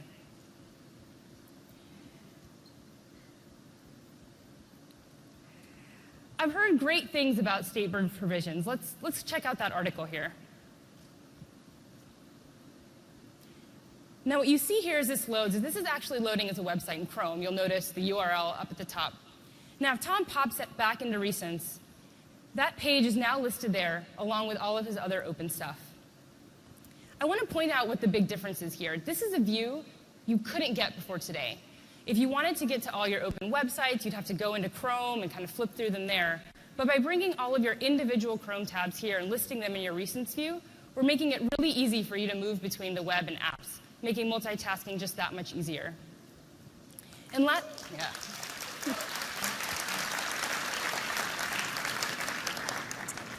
but not least, this change to Chrome is actually built on top of a new API in L that allows apps to populate multiple items in Recents.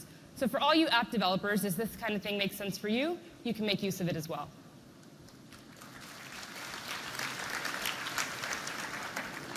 Going a step further, we're also making it easy for you to find content using Google Search, whether it's deep in the web or deep in an app. So last fall, we announced app indexing. As a developer, this capability lets you get to app content, lets you get your users to app content directly from the search results page.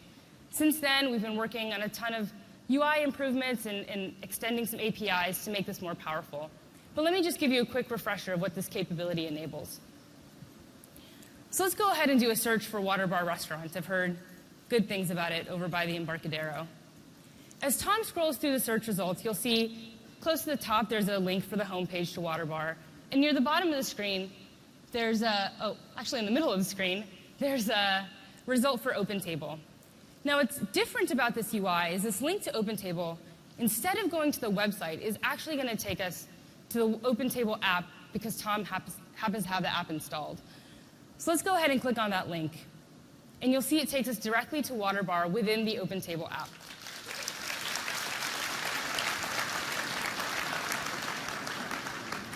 Up until now, this was only available to a few applications, but today we're opening it up to all Android app developers globally, along with some tools to get you started. Yeah. And going further, if your app requires your users to sign in, you'll be able to use Google Plus Sign in the coming months to have your public content show up in search as well. You know, we thought this would be even better if we could help your users rediscover content that they've already found in your apps. So we're adding a new API in Google Play Services to do just that. So let's quickly show you how this works. Tom found this really cool 3D tour of the ferry building earlier, and he wants to get back to it. So starting with the search box on his home screen, he's going to do a search for ferry building. And what you'll notice at the bottom of the screen is there's a search suggestion for ferry building marketplace in the Google Earth app. And this is there because this was the app that he was using when he found that tour before, even if he himself didn't remember. With a single click, he'll get taken directly to the tour of the ferry building within the Google Earth app.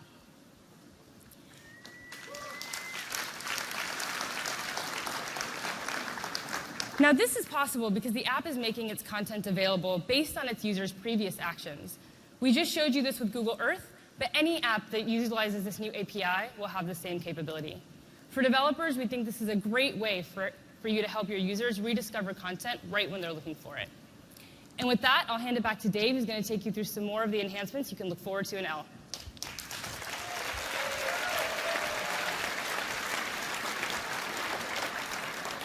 Thanks, Avni.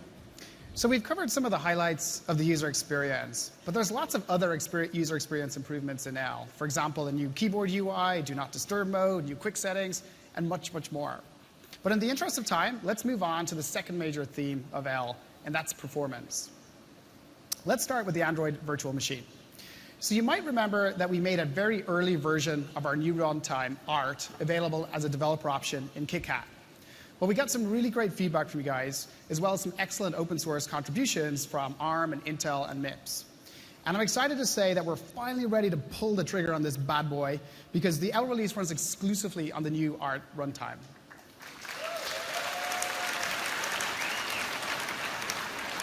So we wrote Art from the ground up to support a mix of ahead-of-time compile, just-in-time compile, and interpreted code. And it's truly cross-platform. So it supports ARM, x86, and MIPS. we put a lot of effort into optimizing Art's backend compilers. And this has resulted in a 2x improvement performance over Dalvik. And best of all, this one is on us. You don't have to make a single change. All of your app code just gets the performance improvement for free.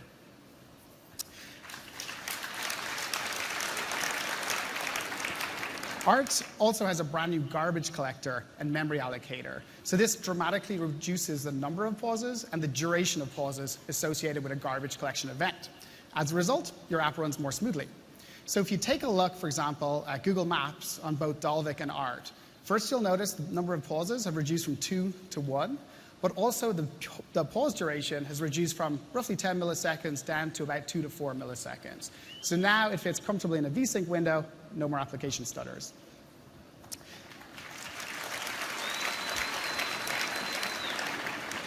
And there's more. Art doesn't just bring better performance, it's also more memory efficient. So it's smart about when the app is put into the background, in which case we'll apply a slower but more intensive moving collector to save anything from hundreds of kilobytes to many megabytes. And finally, Art is fully 64-bit compatible. In fact, we've adapted and optimized the entire platform to take advantage of new 64-bit architectures. So now you can benefit from larger number of registers, newer instruction sets, and increased memory addressable space.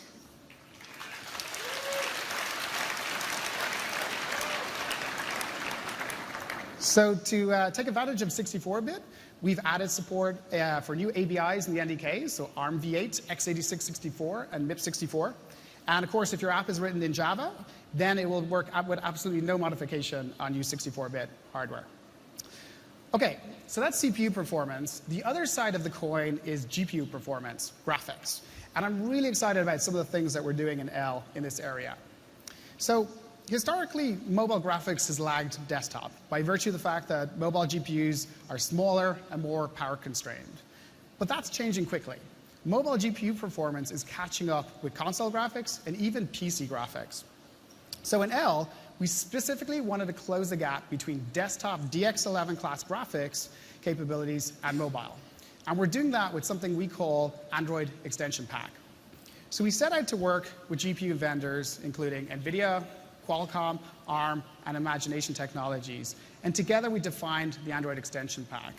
So it's a set of features that includes things like tessellation, geometry shaders, compute shaders, and advanced ASTC texture compression. So let's take a look at the Android Extension Pack in action. And what you're about to see is Epic's Unreal Engine 4 desktop rendering pipeline running on Android L on the latest NVIDIA tablet hardware. Now, the Android Extension Pack enables much more advanced shaders, so we can have more realistic environments, more realistic characters, and vastly improved lighting. So let's go start this up. We have a bit of a flicker here.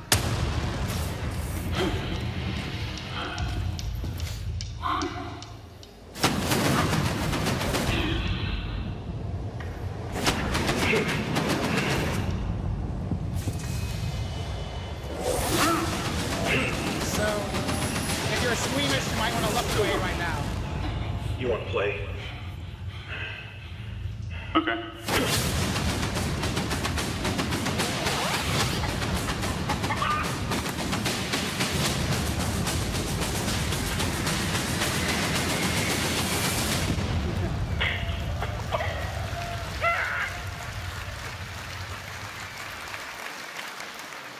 So you have to excuse some of the flickers. It's a veritable electromagnetic storm up here.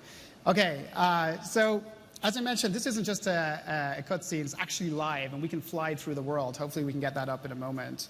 Some of the rendering that you saw there was truly incredible. So there were really amazing reflections in the water, lighting effects, tessellation were being used for the smoke effects. And starting with the L release in the fall, you're going to see new high-end tablets and phones shipping on Android with this level of graphics capability. So quite literally, this is PC gaming graphics in your pocket. The last performance enhancement I want to take you through is on battery. And we've worked hard to make sure that the battery keeps up with the performance. And of course, there are a variety of systems and components that tax the battery on a modern phone or tablet. So Wi-Fi radios, cell radios, GPS, CPU, etc. And you might remember we've had some previous efforts to improve quality on other releases. So Project Butter for UI smoothness in Jelly Bean, Project Svelte for memory, footprint in KitKat. Well, in the same team, and brought to you by those same project naming geniuses, we have Project Volta. And the goal of Project Volta is to optimize how the expensive subsystems of the device are used and to improve overall battery life. So the first thing we did was improve our instrumentation of battery data. You can't improve unless you can measure. So we created a tool that we call Battery Historian, and it helps you visualize on a time axis the battery usage information. Now you can correlate battery discharge with what was happening to the device at the time. So here's an example of Battery Historian from a real device. And on the top graph, you can see an issue where the radio is waking up approximately every 20 seconds. But Battery Historian helps us quickly identify the issue so we could fix it and therefore improve battery life. In fact, we're using this tool to make the system in Google Apps more efficient, and we can expect a significant battery improvement in L. We've also added a new job scheduler API to help you optimize power consumption in your apps. So using the job scheduler API, you can make your application more efficient by allowing the platform to coalesce non-urgent network requests from multiple apps. As a result, the platform can keep the radio asleep a higher percentage of the time, thus saving significant power.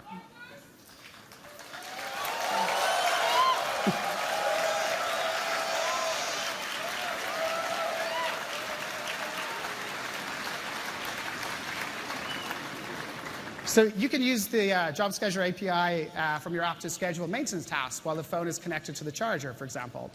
Or also even just to download application updates. I'm sure you've all had that experience where you're out and about, your battery's about 4%, and then applications start updating themselves. It's like, no!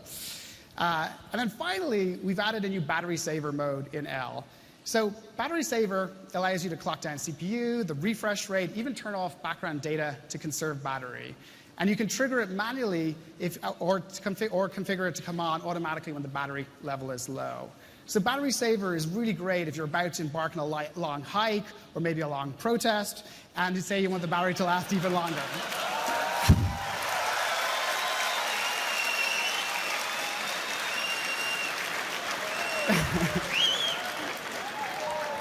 So on a Nexus 5 running in battery saver mode, you can extend your battery life by up to 90 minutes of usage within a typical single day's use. So I just gave you a quick whirlwind tour of some of the highlights of L. How we're improving the user experience through steps like improved design, smarter notifications, and intuitive authentication. And also the enhancements on the performance side, so faster runtime, better graphics, and stronger battery performance. But I only scratched the surface of L. And as I mentioned at the start, this is our biggest release to date. You're going to find things like better multitasking, Bluetooth 4.1, burst mode camera APIs, USB audio support, and much, much more. Tomorrow morning, we're going to be making the L Developer Preview SDK available from developer.android.com, and also posting early system images for the Nexus 5 and Nexus 7 so you can start developing for L today.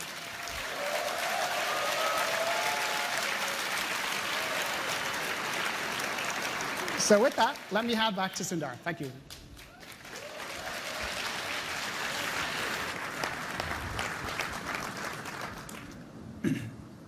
Thank you, Dave. As Dave said, the L release with 5,000 new APIs is one of our most comprehensive, and we are very excited we are sharing it today. We have a whole new design with L, tons of UX features, and a whole slew of performance improvements. When you take a step back and you look at what we are doing with Android, the approach we are taking is very unique and distinctive. We aren't building a vertically integrated product. What we are doing is building an open platform at scale. We work with hundreds of partners globally to bring a product and a platform that touches billions of people. And we want to do it in a way in which we are innovating at a very, very fast pace. If you take a look at the innovation that's happening in Android, and if you look at some of the recent announcements from others, you can see that things like custom keyboards, widgets, those things happened in Android 4 to 5 years ago.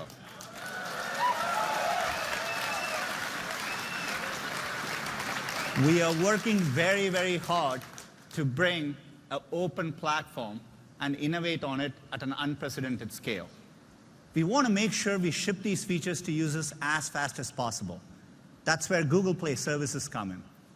Google Play Services ships every 6 weeks, and 93% of our users are on the latest version of Google Play Services across all versions of Android. In fact, by shipping every 6 weeks, we in many ways can iterate faster than typical OS release cycles. While it's an open platform and we want to innovate fast, we want to make sure it's very, very secure as well. So we take security very seriously. Let's take an example at malware protection. In Google Play, we automatically scan every single application for malware. And if users opt in, we even scan applications from outside of Google Play to make sure they are malware-free. Given the popularity of Android, there's a whole vested industry, given there's a lot at stake around security. But based on every data we see, well less than 0.5% of users ever run into any malware issues. And increasingly, we are pushing security updates through Google Play. So any security updates related to Google Server Communications, we are now pushing those updates through Google Play Services so that we can get them to users within 6 weeks. With L, we are also launching factory reset protection so that if your phone gets stolen, users have full control to disable their phones.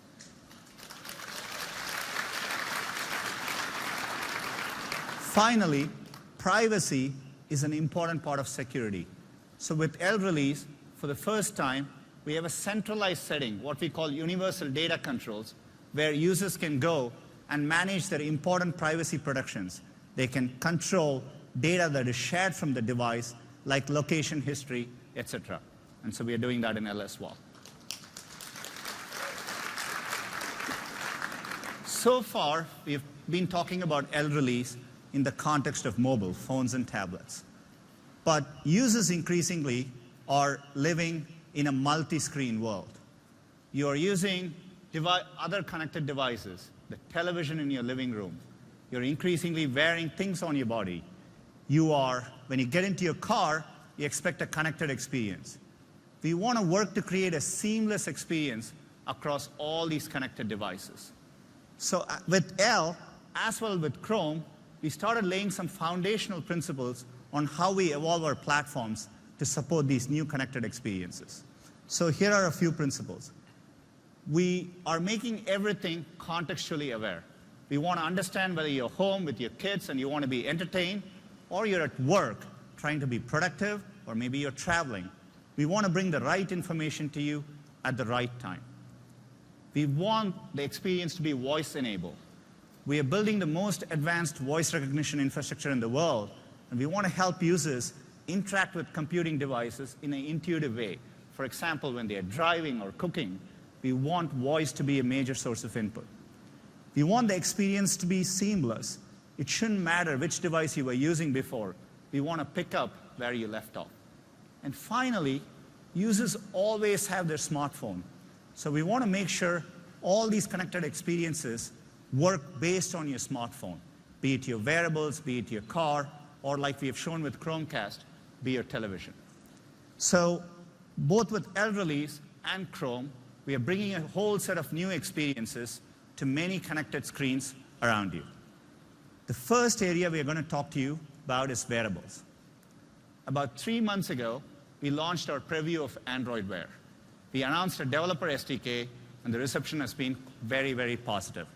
To give you a further update, I'm going to invite David Singleton onto the stage.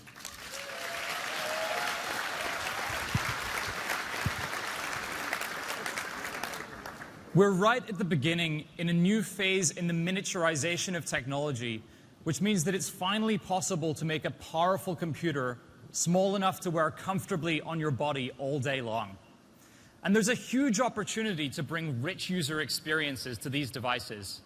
And that's why we're building Android Wear as our platform for wearables based on Android. Android Wear makes it easy for developers to reach users on this new form factor using precisely the same tools we're already familiar with on Android phones and tablets. people will be wearing these small, powerful devices, so style is important. And that's why Android Wear supports both square and circular screens. And we think that there will be a wide variety of fashionable designs. Sensors will help them understand your context so they can provide useful information when you need it and help you reach your fitness goals. And as the device that you always have with you, your watch will also provide intelligent answers to spoken questions, and as Dave showed us earlier, act as your key in a multi-screen world. Across the world, people check their Android phones an average of 125 times every day. And that's why we've designed Android Wear to quickly show you relevant information and make sure you never miss an important message while letting you stay engaged with the people that you're actually with. We do this by working to understand the context of what you care about while enabling very brief interactions with the device. Here's a live demo on the LG G Watch. You can see that it has an always-on display that at any given time shows you the most important thing we know for you. So Jeff, it looks like your flight to Brazil for the World Cup is on time. I guess you do deserve a break after this big demo.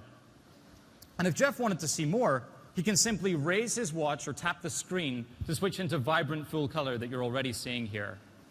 Throughout the day, if Jeff receives a notification which buzzes his phone, his watch will vibrate on his wrist and show him what's up at a glance, so he won't miss an important message like this one.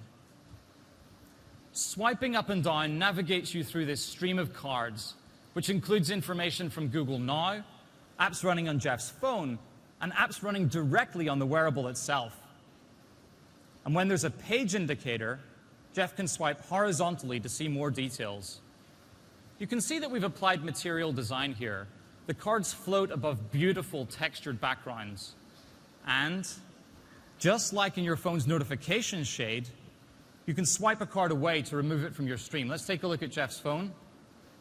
And that notification has disappeared.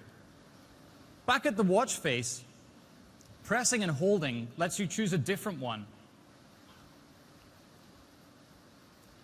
You can see that there's a broad selection of analog and digital designs in a variety of styles to suit your tastes. Okay, now that we're acquainted with the overall UI model, let's see how Android Wear can work for you. Imagine that Jeff has just got up in the morning. He swipes up and sees the weather forecast for the day. His commute's not looking too bad. And, oh look, Jeff, I guess you need that package for your trip to Brazil. You better not forget to pick it up. Okay, Google. Remind me to check my mailbox when I get home. Now, if we can see Jeff's phone at the same time, you'll see that this is immediately synced across.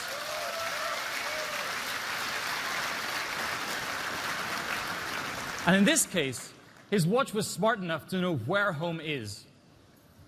A little later on, as Jeff is arriving at the office, his watch vibrates again with a chat message from one of the team. He can see who it's from and what he's saying, all without having to fumble around and get out his phone. Your watch and your phone stay in sync. When you swipe away a notification on the watch, it disappears from the phone, as Jeff is showing now.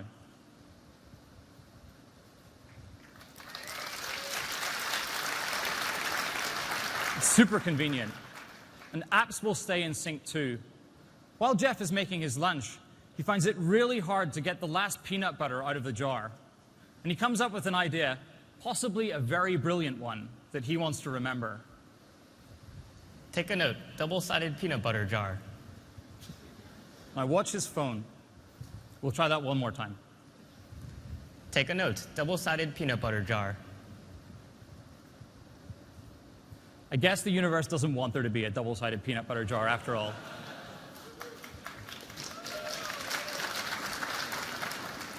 So, moving along, that note would have been saved immediately to his phone, and he can get on with his lunch.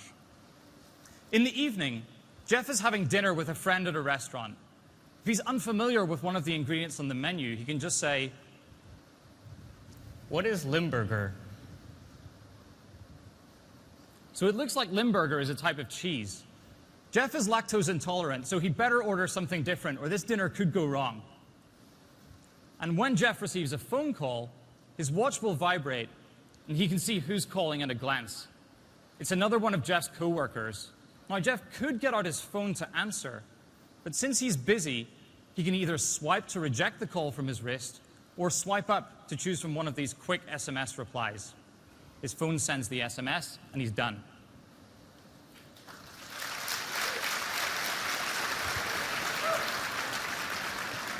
Sometimes you're enjoying dinner so much that you want to avoid any more interruptions. And for that, you can set Do Not Disturb with a single downward swipe from the top of the screen. And now Jeff's watch won't buzz again until he wants it to. Later that night, Jeff arrives home. Oh, that's right, your package is here. Now that he's at home, the reminder that Jeff created this morning has triggered. You can also use Android wearables to control other devices around you. Let's listen up with a bit of music. Play some music. Now you'll see that Jeff has music controls on his watch. He can see what song is playing, he can pause the music or skip to the next track. And while it's playing, the album art is beautifully displayed right there on his wrist. Finally, at the end of the day, it's time for bed. Set an alarm for 7 a.m. With glanceable notifications and quick voice actions, Android Wear gives you what you need right when you need it. Let's take a closer look at some of the contextual information that Android Wear provides when you're traveling. So Jeff's about to leave on that big trip to the World Cup. It's the morning of his flight, so his phone is already displaying relevant information for his trip. He can see his flight status and even show his boarding pass. His hotel address will be there when he needs it, and he knows whether or not he'll need to pack an umbrella. It does look like it's going to rain in Brazil on Friday. And once he's in Brazil, Android Wear continues to give him useful, timely information at a glance, whether it's his restaurant reservation, the time back at home so he knows when to call his family, or the local bus schedule. And while he's walking around the city, Jeff can see how many steps he's taken today, along with a step count history for the week. On devices that support it, he can even check his heart rate after a jog.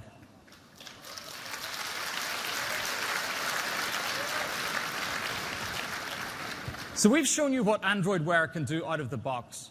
We're even more excited to see what developers build on top of this platform. The Android Wear SDK enables you to build glanceable, contextual apps for this new category of device. Let's talk through the capabilities it gives to developers, and then we'll show some examples. Right off the bat, Android Wear automatically bridges notifications from your Android phone or tablet directly to your watch.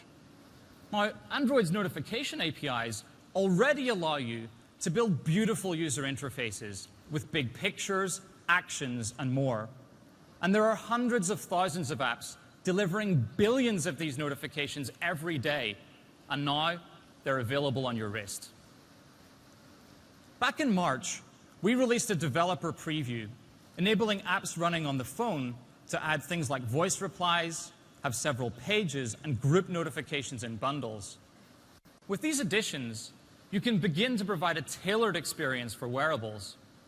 And we've used these features to add Wear support to Google apps like Hangouts and Gmail, and there's been a huge response from developers.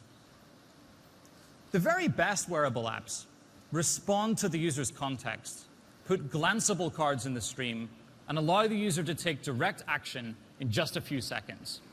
Here's one of my favorite examples. With Pinterest, you can follow other people's pins. Pinterest app will let you know when you're near a place that's been pinned by someone you follow. So Jeff's friend Susie loves Korean barbecue, and she's somewhat of an authority on the best restaurants in San Francisco. So when Jeff is in the city, Pinterest can notify him that he's near one of Susie's pinned restaurants. The notification will appear on his wrist just like this, and it uses pages, allowing him to quickly glance at the details, then swipe to see a map. And if he likes it, he can start navigation right from his wrist. This is using Google Maps for mobile, which gives you turn-by-turn directions on your watch. It's particularly useful when you're walking, and it works with all Android Wear devices. In addition to what's possible with notifications bridged from the phone, today we're making a full Android Wear SDK available, which enables you to write code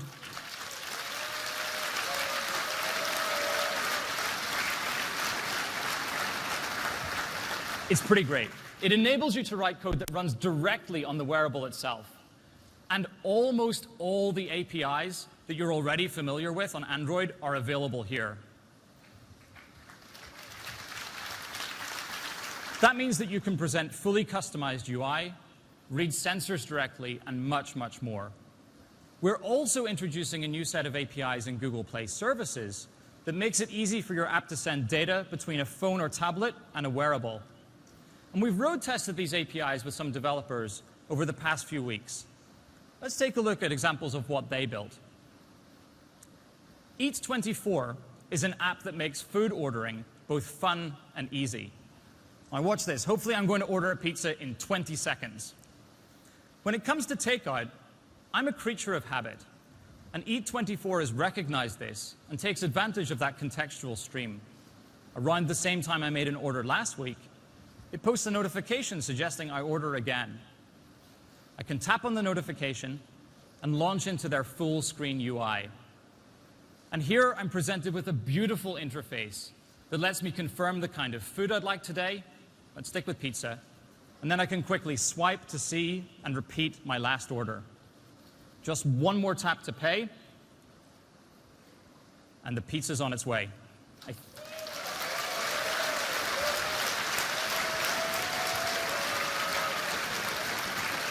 I think that clocked in under 20 seconds.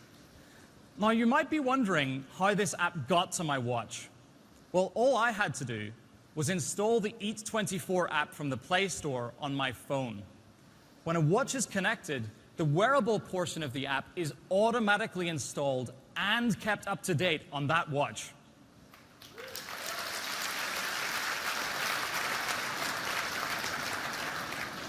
I mentioned the new Wearable APIs for easy communication between phone and watch.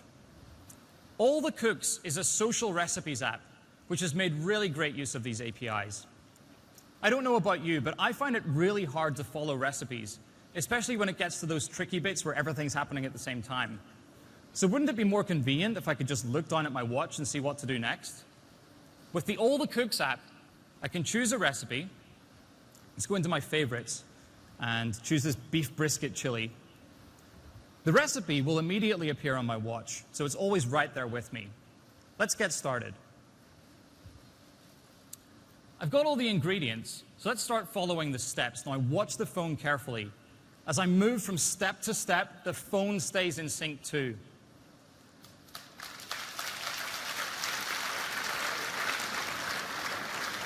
And if you're wondering whether or not it's safe to wear your watch while cooking, it's great to know that all the devices we're talking about today are water resistant.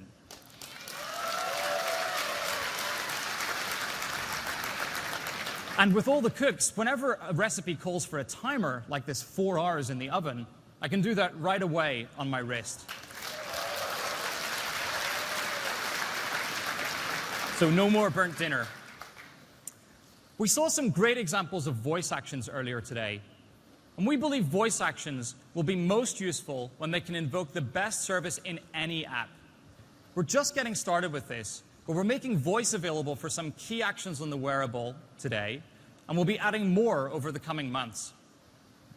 Lyft is a transportation service and ride-sharing app that allows you to request a car to pick you up at your exact location. Lyft have implemented our call a car intent, so it's really easy to just walk outside and say, "Okay, Google, call me a car."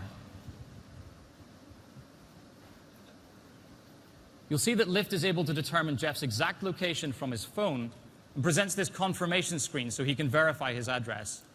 The app has also made great use of notifications in the stream. You can see when your car has arrived, keep up to date throughout the journey, and even rate your driver right from your wrist when you're at your destination. Thanks to all our developers.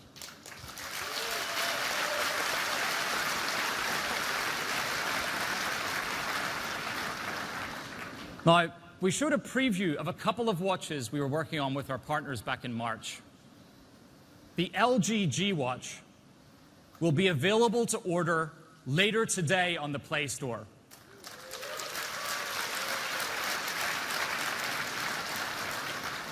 In addition, you might have caught a glimpse of a new device during the demos. We're very happy that Samsung is joining the Android Wear family with the Samsung Gear Live.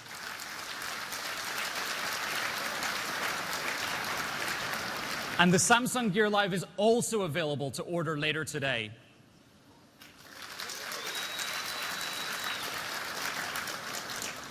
The Moto 360 is the first watch to adopt the round Android Wear UI, and it will be available for sale later this summer. Those are just the first 3 watches. There are many more on the way, and we're thrilled to enable developers across the world to build apps for what we believe will be a revolutionary new form factor. And now I'd like to invite Patrick Brady on stage to tell you about how we're bringing Android to the car. Thank you, David. Thank you. Isn't that great?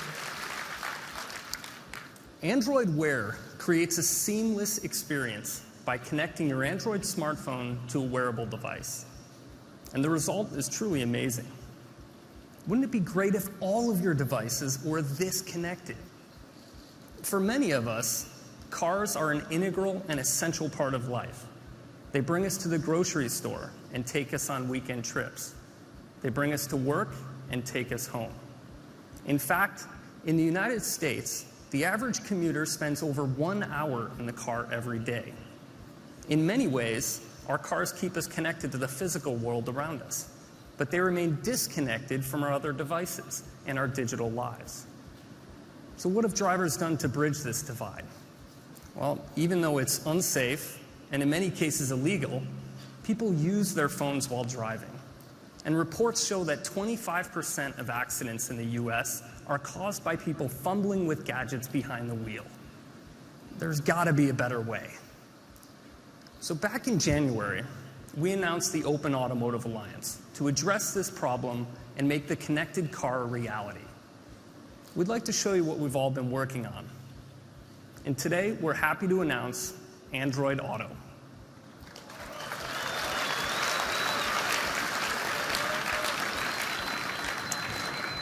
We've redesigned the Android platform for automotive, making it easier and safer to use the connected apps and services drivers want in the car. We looked at what people do with their phones in the car today, and these things stood out to us. Navigation, communication, music, and other forms of streaming media. Android Auto puts these front and center, so you don't have to go hunting through a grid of icons to find the apps that are most important to you when you're in the car. Android Auto is contextually aware to give you the right information right when you need it. And most importantly, Android Auto is completely voice-enabled so that you can keep your hands on the wheel and your eyes on the road. You know, we really wanted to drive a car up here on stage and show you this live in action. But apparently there are these regulations and logistics that make driving a vehicle in a room packed with 6,000 people a very hard thing to do. So we set one of our engineers on the problem. And apparently, this is what happens when engineers have access to a blowtorch. So we're down one test car, but we have a great demo cockpit to show you. And now I'm happy to introduce Andy Brenner, our product manager, who will literally drive this demo. Thanks, Andy. So to start, Andy connects his Android phone to the car, and the phone casts the Android Auto experience to the car's screen. Andy can now put his phone down and use the familiar car controls, steering wheel buttons, console dials, and touch screens to control Android Auto. It looks and feels like it's part of the car, but all of the apps we see here are running on Andy's phone, which means that the experience gets better when Andy updates his apps or gets a newer, faster phone. This also means that Andy has a personalized experience that he can bring with him into any compatible car. the first thing Andy sees is the overview screen, which shows personal and contextually relevant destinations, reminders, contacts, and music from Google Now and other apps. One tap and he's navigating or listening to his favorite road trip mix. Andy, why don't you play us some music?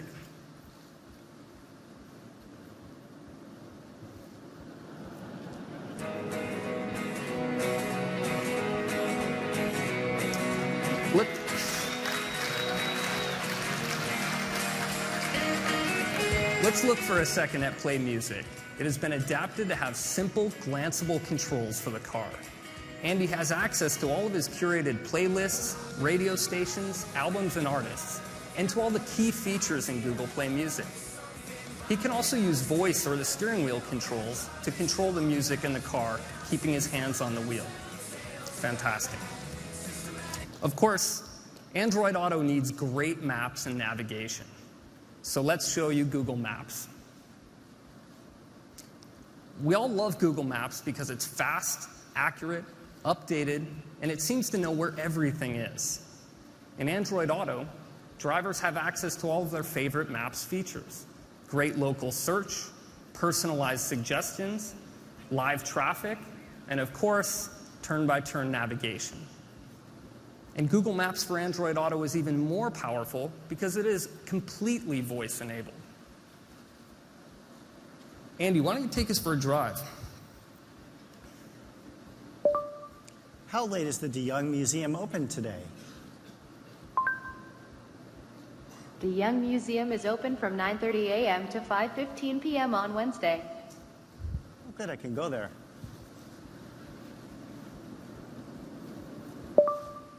Navigate there. Navigating to De Young Museum. Head toward 4th Street Northeast on Minna Street. In 600 feet, use any lane to turn right onto 4th Street. So Andy was able to start navigation without ever entering an address or taking his hands off the steering wheel. During navigation, instructions are spoken, as you heard, and displayed on the screen in a material card that floats above the map. Great. So that's music and navigation. What's next? Let's show you voice-enabled messaging.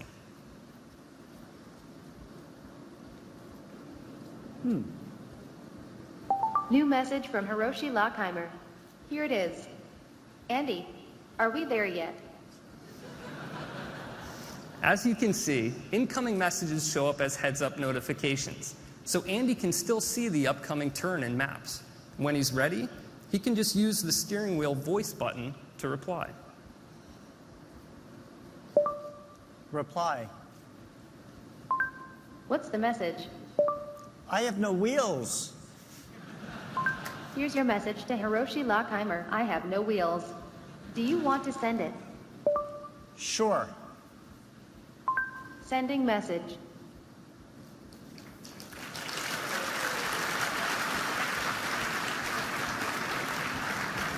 So we're really excited to bring these great experiences into the car. But we also want you, our developers, to come along for the ride. We know it's not easy to build apps for cars today. There are dozens of different car platforms, input controls, and user interfaces. There is no central way to distribute your app or keep it updated. Wouldn't it be great if building an app for the car was just like building an app for your smartphone or tablet? Well, we have good news for you. The road ahead is brighter, and today we're announcing the Android Auto SDK so that you...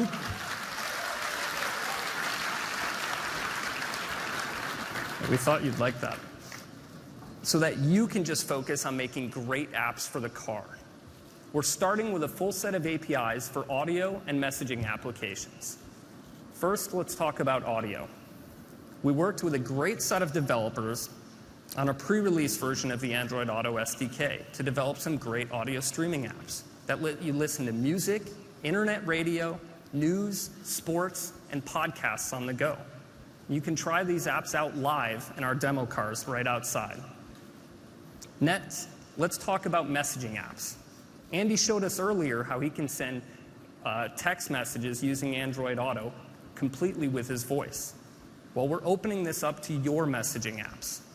So using these APIs, your apps can notify users of incoming messages and allow them to respond using voice. And this is the same API we're using for notifications and remote reply on Android Wear. With just a few lines of code, you can let users know on their wrist or in their car. It's really, really powerful. So we're really excited about Android Auto, and we think we've found that better way. But I know what you're all thinking. When does the rubber actually meet the road? Well, we're happy to say that you won't have to wait long. The Android Auto SDK will be published soon, and the Android Auto experience will be available to users with the public L release later this year. And the excitement in the auto industry has really been growing. Today, we're happy to announce that over 40 new partners have joined the Open Automotive Alliance.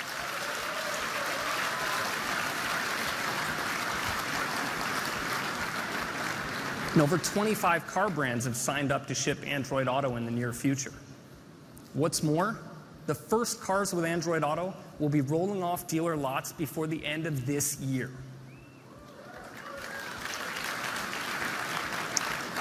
So that's just a peek at Android Auto, an Android experience that's been redesigned for the car with all of the apps drivers know and love through an interface that's built for driving. Now I'd like to welcome Dave Burke back on stage to tell us about Android in the living room.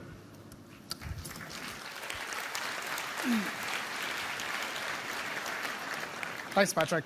It's pretty cool to see what you guys are doing at Autos, but some of us don't actually have a car in our living room, wheels or not. So I'm going to talk about a different form factor, and that's TV. So TVs are fast becoming smarter and more connected, and really they're becoming computing devices in their own right. So we see a great opportunity to bring some of the strong capabilities of Android, such as voice input, user experience, and content to the largest screen in your house. Now, in some ways, TV space is not too dissimilar to the mobile space in 2006. Each TV manufacturer has a different OS with different APIs and programming model, often with limited developer tools. And the cost and friction to develop a service to run across multiple TVs is too expensive. As a result, smart TVs are typically limited and not competitive with their mobile cousins. So we wanted to go and change that. Today, we're announcing Android TV.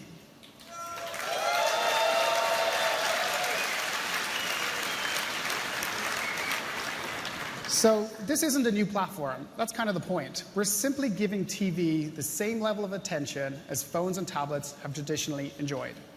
We want you to be able to leverage your existing skills and investment in Android and extend them to TV. There's now one Android SDK for all form factors. Now, remotes are a core part of the TV experience, and Android TV requires just a D-pad with voice input. And that can be made available as a hardware remote control, as a game controller, or even a virtual controller on a phone or tablet. So today, I'm going to use the Android TV app on my phone. And the best way to understand Android TV is to just see it in action.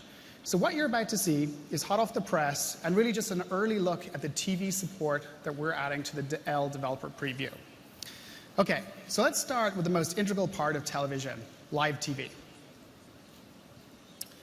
So in L, we've added what we call the TV input framework to Android. So it enables Android-based TVs to handle video from sources such as HDMI, TV tuners, and IPTV receivers.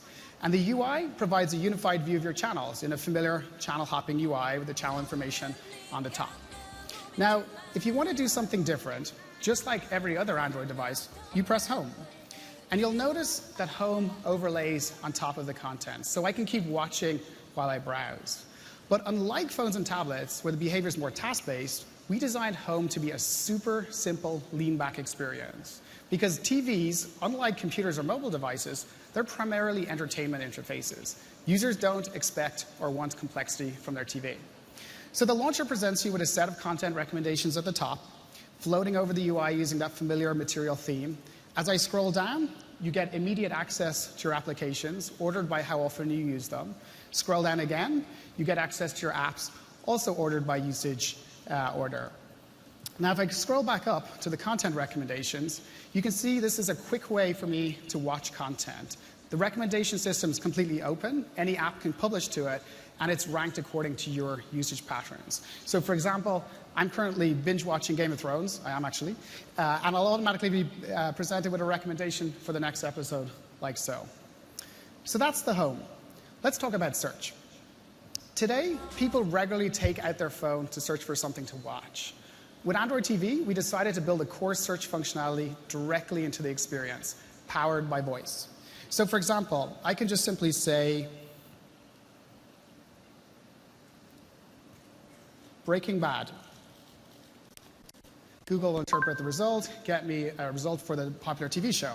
Now, with one click, I can then watch it in Google Play Movies and TV or any other service that I have installed. If I scroll down, you'll see information on cast members. Scroll down again, I get related search terms, also YouTube clips at the bottom. Now, I can also pivot on cast members. So for example, I can click on Anna Gunn.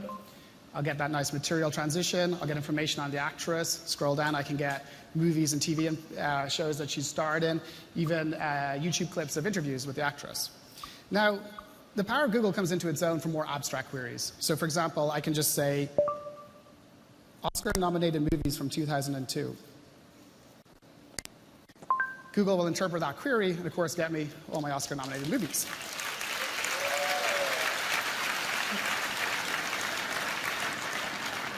And so from here, of course, one click, I can watch it. Now, search, of course, is backed by Google's knowledge graph, so I can also ask it questions. So for example, I could say something like, who played Katniss in the Hunger Games? And of course, the answer is Jennifer Lawrence played Katniss Everdeen in the Hunger Games. And again, I get movies and TV shows she's involved in, other related queries, and YouTube clips. So that's Google Search tailored for your TV.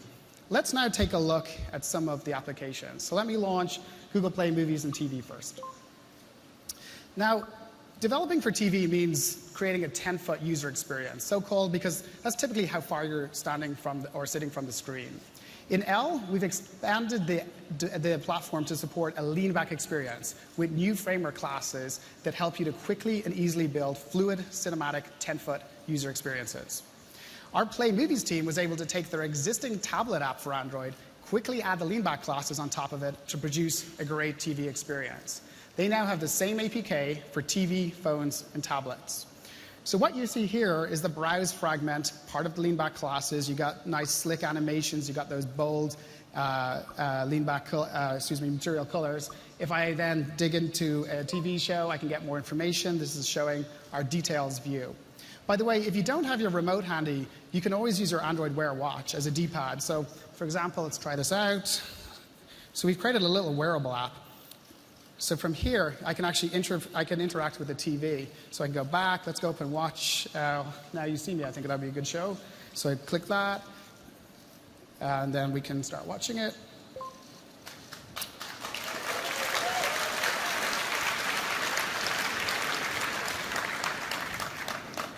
Okay, so that's not loading. That's fine. Okay, so let's move on.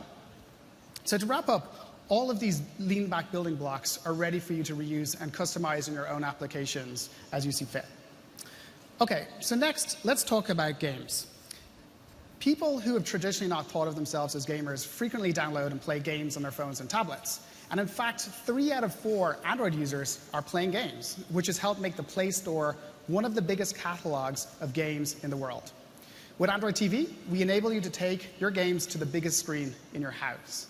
And the games are getting really good. So for example, let me fire up one of my favorites, which is Leo's Fortune with this gamepad. And this is a really good, fun game. It's kind of typical of a modern Android game. It's got great gameplay, it's got great graphics, fast and fluid. I also like it because our lead UX designer's name is Leo. He's not quite as cuddly as this guy, but I could definitely see him with a handlebar mustache. Anyway, so another advantage of Android TV is you can tap into Google Play games to share achievements and leaderboards with friends. You can even play multiplayer games with your friends, playing from any device. So for example, I can launch NBA Jam, which is a really great game, and play a multiplayer game with my friend Alan here on the sofa. So let's try it out. So he's playing on his tablet. I've got my game controller. Let's try this. So we have a bet on the first person to score is me. Okay, first one to 2. Okay, let's go. So the first person to do has to buy the other person beer tonight. Let's go. Oh, hopefully I can actually score. I'm from Ireland, so I don't really understand this game. Let's try this. Oh, okay, what all? Did you get 2? Okay, last one. Bear with us. I want free beer tonight. Oh, yeah! All right. It's a good thing there's a free bar at the after party, Alan. Okay. I hope. Okay, so that's games. Now, sometimes you just want to cast or send content from your movie, such as movies or music from your phone.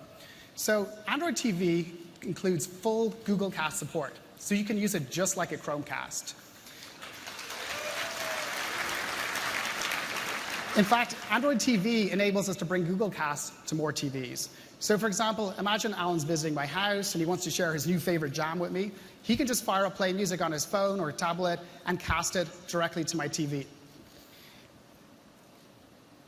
And hopefully his music will appear. I'm always really nervous about what he's actually going to play, so I'm not sure I even want to see this. Okay, that's pretty innocuous. That's cool. All right, works great. So that's Cast. Now, to distribute your applications, we've designed a very TV-centric Play Store experience. I'll just fire it up here. And the L Developer Preview comes with a sneak peek of TV apps and games to showcase the platform. And you'll recognize big names like Netflix and TED, as well as some great casual and multiplayer games. The store will open officially in the fall with the launch of L, packed with some of the best content available today for Android, tailored, of course, for TV. So that's a quick overview of Android TV. Android TV is ideal for multiple device types, so everything from built-in televisions to set-top boxes to streaming boxes and gaming consoles. We're working with silicon vendors across the industry, including everyone from Marvell to Intel and more. Today, I'm super excited to announce that the entire 2015 HD and 4K smart TV ranges from Sony and the 2015 ranges of Sharp and TP Vision's Philips will run on Android TV.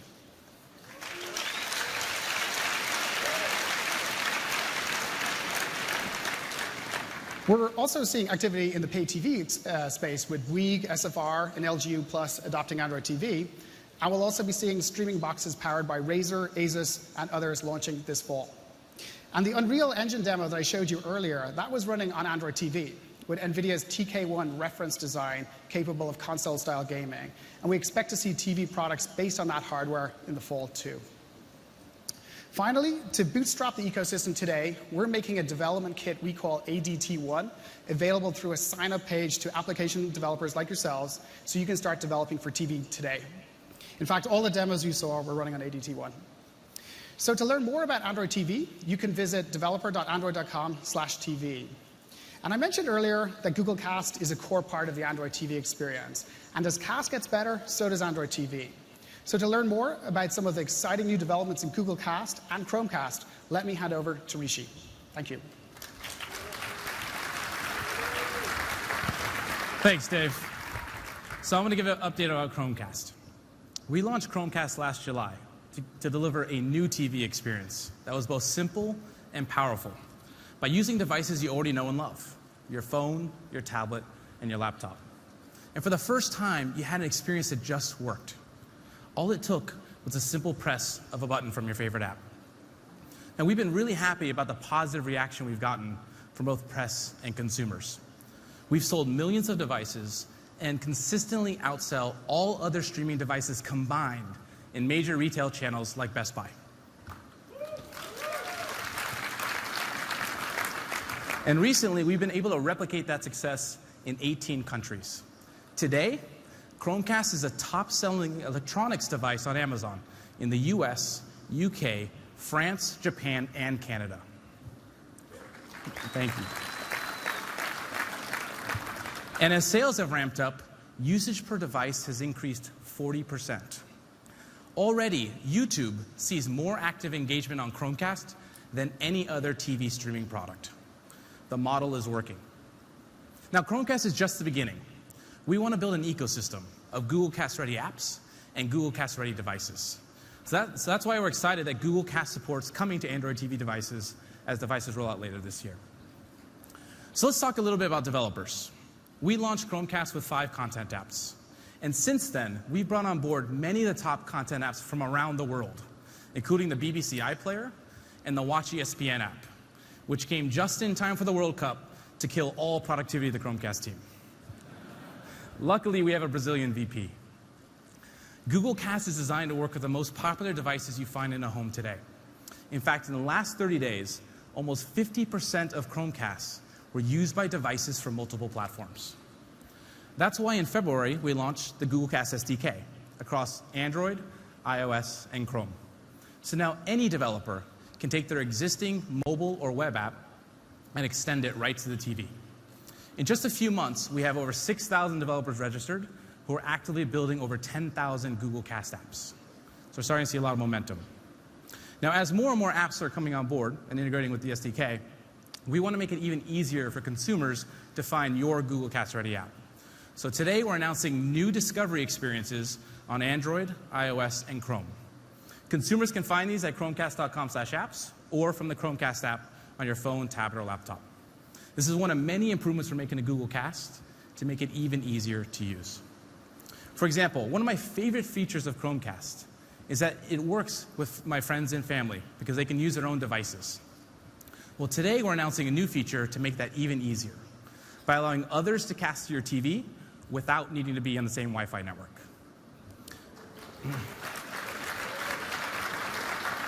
So I have AK here on stage with me, and let's say AK is over at my house, and he wants to use his phone to share or cast one of his favorite YouTube videos to my TV. Now, normally I need to share my Wi-Fi password with him, but sometimes they're long and complicated, or I don't remember it. In this case, I just don't trust him with the password. But I still wanted to see his great video. Well, with this new feature, AK can still take out his phone and open up the YouTube app. And you'll see in the top right, he is only connected to the cellular network. But you still see the cast button. Simply press the button, and we'll allow him to connect to nearby devices. Now, in a few seconds, his phone will connect to Chromecast through the cloud. And that's it. So now he can control the video, pause the video, play the video, just as if he was on my same Wi-Fi network. So how do we do it? We're using a variety of different technologies, which allows us to authenticate users in the same room as the Chromecast. And if for whatever reason we can't automatically detect or authenticate for you, we'll ask for a PIN that will always be present on the screen. Oh, check this part out. This is my favorite part of the video. It's pretty cool. So now you can invite all your friends over to your house, kick back, and let them cast to your TV without any friction or hassle. It makes Chromecast an even more social experience. Now, this is an opt-in feature, so you always have control over who can cast to your TV. We'll be rolling this out to all Android users later this year, and developers will get this for free via the Google Cast SDK. So we also spent a lot of time thinking about new use cases for the television. For example, today, lots of people talk about the 5 hours per day people watch TV. What about the 19 hours per day your TV is just a blank, empty screen? With Chromecast, we want to make use of this large, beautiful canvas. So we started with something really simple, a feed of scenic images that's been gradually expanding over time. Today, we're announcing the new Google Cast ambient experience, and we call it Backdrop. It just takes a minute to set up, and you can do it from any iOS or Android device. In this case, we're going to use an iPhone 5 for the demo, and we have the feed accelerated just for the demo purposes, so you can see more images.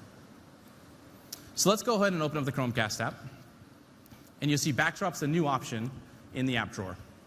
And from here, you can personalize the feed to match your own interests and tastes.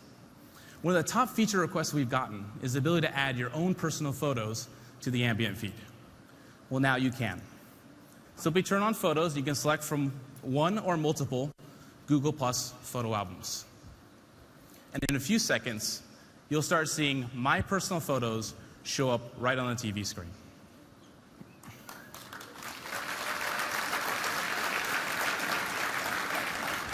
It's that simple. Your TV is now the largest picture frame in the house. Grandparents everywhere are going to love this feature. So we also have a lot more topics. We want to give you an infinite source of great and beautiful images. One of my favorites is one called Places, which brings geospatial images from Google Maps to your TV. These satellite photos give you a totally different perspective on how you can see the world. It's really amazing. You leave it on for a really long time. We also have other topics like news and lifestyle and Google Plus featured photos. One of my other favorite topics is art, which includes artwork from famous museums and collections from around the world, including the Getty Museum, the National Museum of Women in the Arts. And now, my TV's a beautiful set of paintings. Every topic is curated to make sure we're showing high quality and safe images. And every user has the ability to control which topics show up on the TV. Now, generally, I'm going to leave this in the background of my house. But let's say one of the images catches my eye, and I want to learn more, a little bit more info about it. I can use Google Voice Search to always learn more. What's on my Chromecast?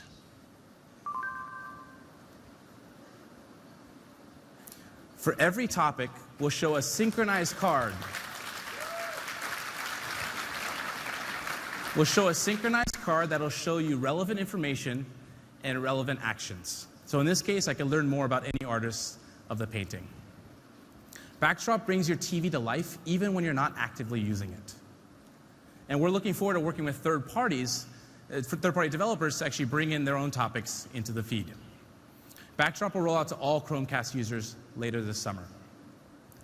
So finally, one of the big advantages of the Google Cast model is that we can start thinking beyond traditional use cases of the TV like video. For example, your phone and your tablet have unlimited possibilities, and there's many times we want to bring those experiences and extend them to the TV. Well, to help accelerate that shift, we're launching a new Google Cast feature that allows you to mirror any Android device to your television.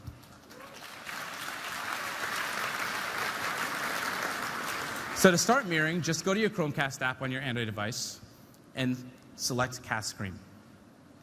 And from here, everything on your phone will just show up on the TV.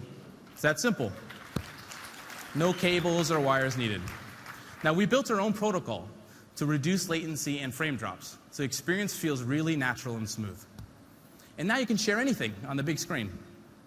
So let me give one example, a real-life example I had a few months ago, using Google Earth. I was planning a family trip to Maui later in the year, and I want to show my 4-year-old daughter where Maui is on the map. So instead of huddling on my small phone, I ended up opening up Google Earth and projecting it right to the TV.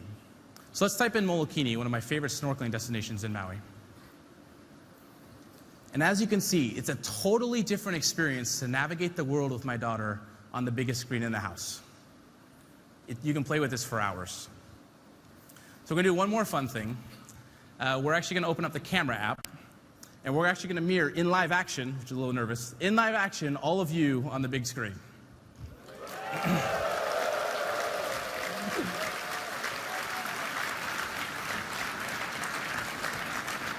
It's a lot of fun. So we're working with a large variety of devices, from Samsung, from Nexus, HTC, and LG, with many more devices coming soon. We'll be rolling out this initially in beta as devices get updated to the latest version of Google Play services, which will happen over the next few weeks. As you can see, we're really excited about how to show how the Cast model can change how we think about entertainment in the home. And we look forward to innovating all of you to make that a reality. Now I'll pass it back to Sundar.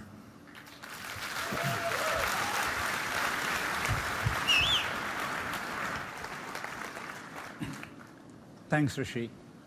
So we have talked so far about wearables, your car, and the television in your living room.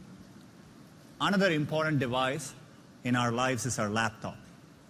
Our journey here began with Chromebooks.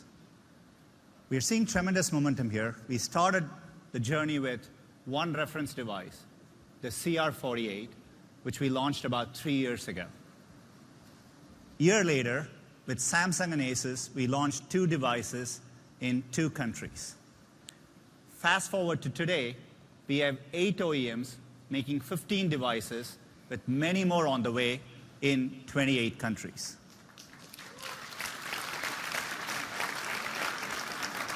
Users really love the fundamental insight behind Chromebooks: speed, simplicity, and security. All 10 of the top 10 highest rated laptops today in Amazon are all Chromebooks.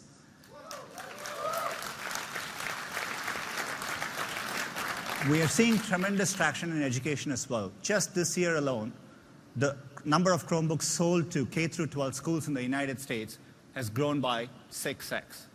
And we are investing a lot more in this area. So let me talk about how we are evolving the Chromebook experience. As I said earlier, users almost always have a smartphone with them, including when they are using a Chromebook. So we want to increasingly connect these experiences together so that they have a seamless experience across their devices. Let's take a look at what we can do. Dave Can is going to help me through with some demos. Dave talked earlier about how with the L release, you can unlock your phone knowing that it is with you based on what we are doing with APIs in L. Well, if you can unlock your phone, we can also unlock your Chromebook.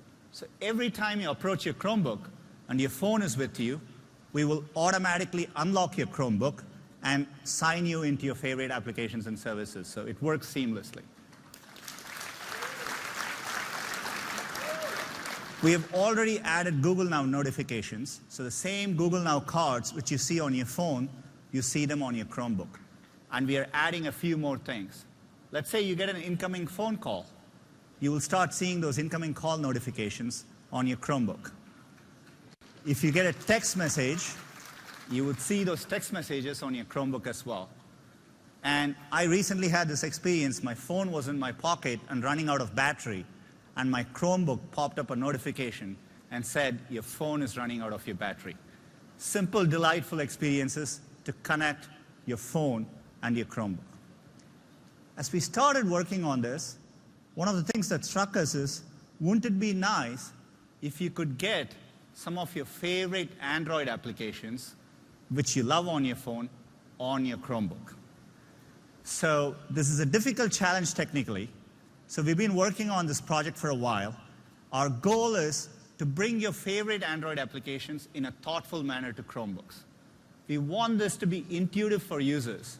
These applications were built for Android, for the phone, so we want them to work when there is a mouse, keyboard, and touch events, etc.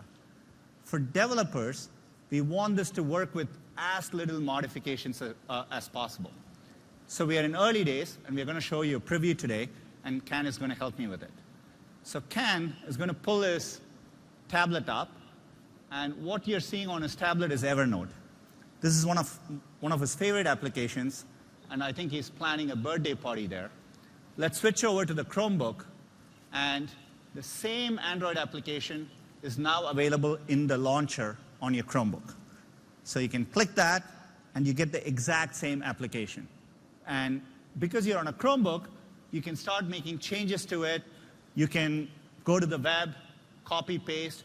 Everything just works. We have ported that Android application to run within your Chromebook.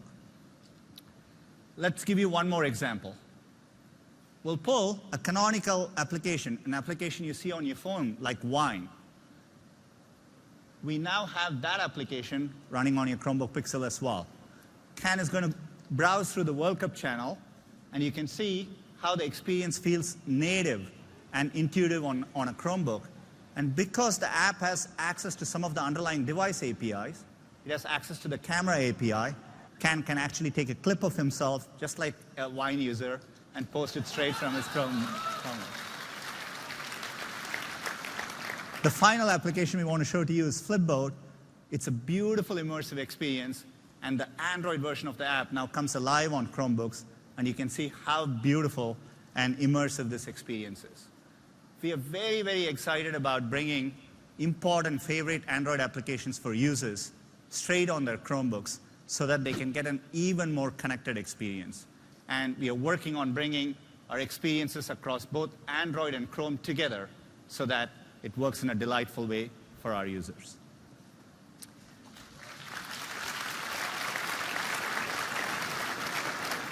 So far, we have talked about bringing our platforms, Android and Chrome, to all the connected devices in your life so that we can create a great experience across all of them.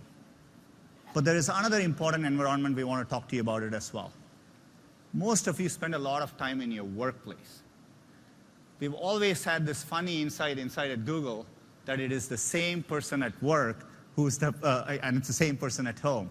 That's a picture of Matt, which is his work badge. in his spare time, he's a Lonely Planet traveler, and he writes books for them. So you can see people have very, very different contexts, yet your computing experience is very fragmented. The way it worked in the PC world is companies gave you a separate laptop for work and a laptop for your personal, you had your own personal laptop. The experience was disconnected. And that model starts breaking down when you start thinking about phones. No one wants to carry two phones around. So what we are doing is, with the L release in Android, we are adding a whole set of APIs to unify this experience. So we're bringing both your experiences so that as a user, you can have one experience and both your personal applications and corporate applications can live on the same device. We are doing it thoughtfully by providing underlying data separation. So all your personal data is isolated from your corporate stuff and vice versa. So we are providing full data isolation and security, which enterprises care about.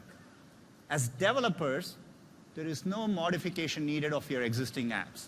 All your apps will be available through Google Play, and companies can buy them in bulk and deploy it, so you can reach many more users. These are all available in L, but we are wrapping up many of these features as a separate app so that it will also work on prior versions of Android.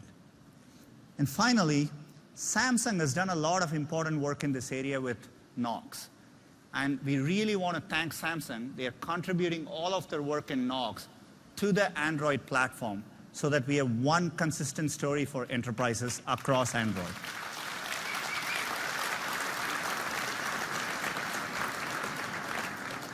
Can we get the next slide? So we're also working with major partners, all major OEMs, names you would recognize, in the fall to have a certified Android for Work program by which we can bring these devices to companies with guaranteed updates and full security. So we are very excited by this journey. As we bring Android for Work, one of the important use cases we care about is productivity. Documents collaboration, which is why we've invested a lot in Google Docs and the whole suite of editors. We've always had great mobile apps for Google Docs and Sheets, and today we are also announcing Google Slides so that you can create and share presentations straight from your mobile devices. One of the common use cases we run into in companies when people use this is they run into Office files. It's a very common experience for all of us, and we want to make sure as we bring Android for Work, Office files work seamlessly. So we acquired QuickOffice, and we've been hard at work integrating QuickOffice into Google Docs. And today we are announcing native Office editing built within the Google Docs suite of editors.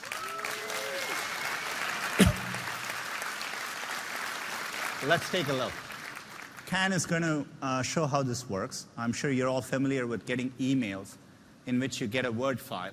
And so if you get a Word file in your email, you can click on it. In the past, we would convert it into a docs file, but we don't anymore. And so what you see is a native Word file handled straight within Google Docs. And this works for Sheets and presentations as well. And Ken can make edits to the document. And most importantly, when he saves it, it saves back as a Word file so that you can send it back to people. So it works seamlessly. You can always upconvert this to Google Docs so that you get advantage of world-class collaboration features. One of the common features we get requests on is redlining. So we have done great work to bring modern collaborative approach to redlining. And the feature is called suggested edits. So just like Google Docs always does, people can add their comments, and very easily you can review and accept changes. So with suggested edits, we have modern collaborative features, and with built-in native Office, we think our productivity suite is great for the workplace. All our productivity files live in Google Drive.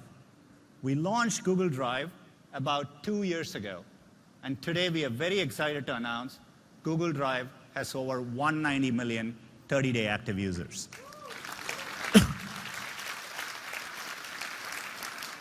These are not registered users. These are 30-day active users, and the number has grown over 85% just last year alone.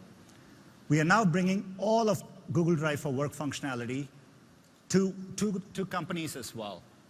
And what we are doing is we are encrypting the data both during transit and at rest on our service. We are providing enterprises full APIs, audit and analytics APIs, based on how their employees are using their data across their company. And finally, it is hassle-free. Unlimited storage for just $10 per user per month.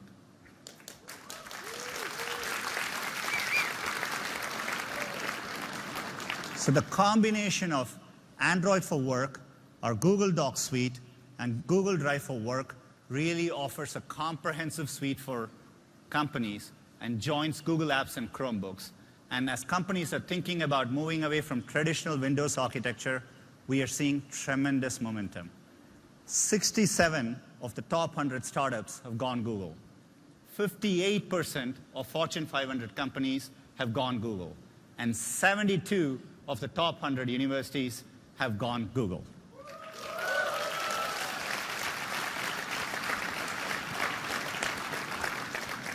So we have talked about how we are bringing our platforms, Android and Chrome, across all your devices, not just for your personal life, but also for your workplace. We're going to switch gears now and talk about how you all as developers can build success on top of our platforms. In fact, we hear amazing stories every day, from corporate startups to students who act as developers and create amazing experiences on top of our platforms. We put together a video so that you can take a look.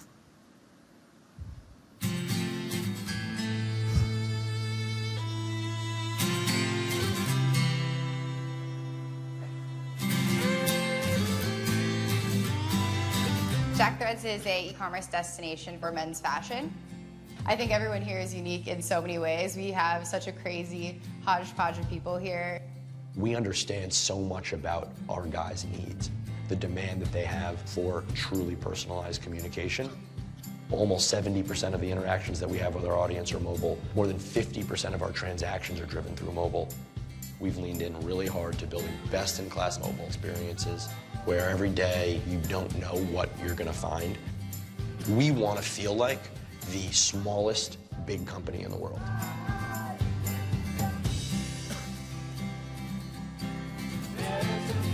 There's 1.2 billion people in the world learning a foreign language. The majority of these people are learning to get a job, and they are of low socioeconomic conditions. My views on education have always been influenced by where I come from, which is Guatemala. So Guatemala is a very poor country. I wanted to come up with a way to teach languages that was entirely free. Today, Duolingo is the most popular way to learn languages in the world. We have 30 million students. There are more people learning a language on Duolingo than in the entire US public school system. 85% of the people use it through an app. Over the next 10 to 20 years, education is going to fundamentally shift. Smartphones are going to allow us to bring education to the people who don't have access to it.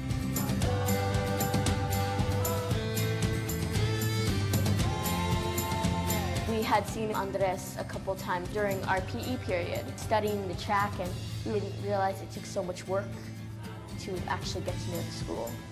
They have to live the darkness every day. No one can really feel it, and they take seeing for granted. We were like, why not create something that will actually make a difference? Hello Navi will use GPS and a location sensor, so that way you can have a specific point for each of his classes. Where do you want to go? The coding, it took weeks just to get it down. If you mess up one little tiny thing, it can mess up the whole app. Yeah. He made a difference in it, not just to him, but to many others that will eventually use this app. They care about me. That's why they made this app happen. I never got to hear the word inspiration in my whole entire life. It made me proud.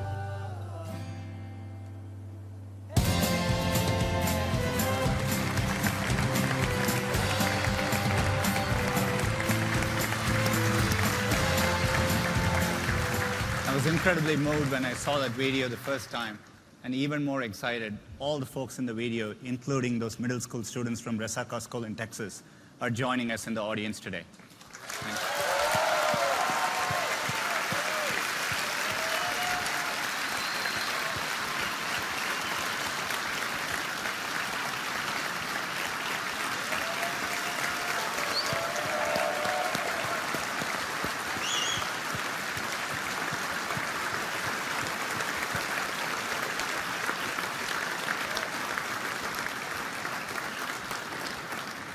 Thank you.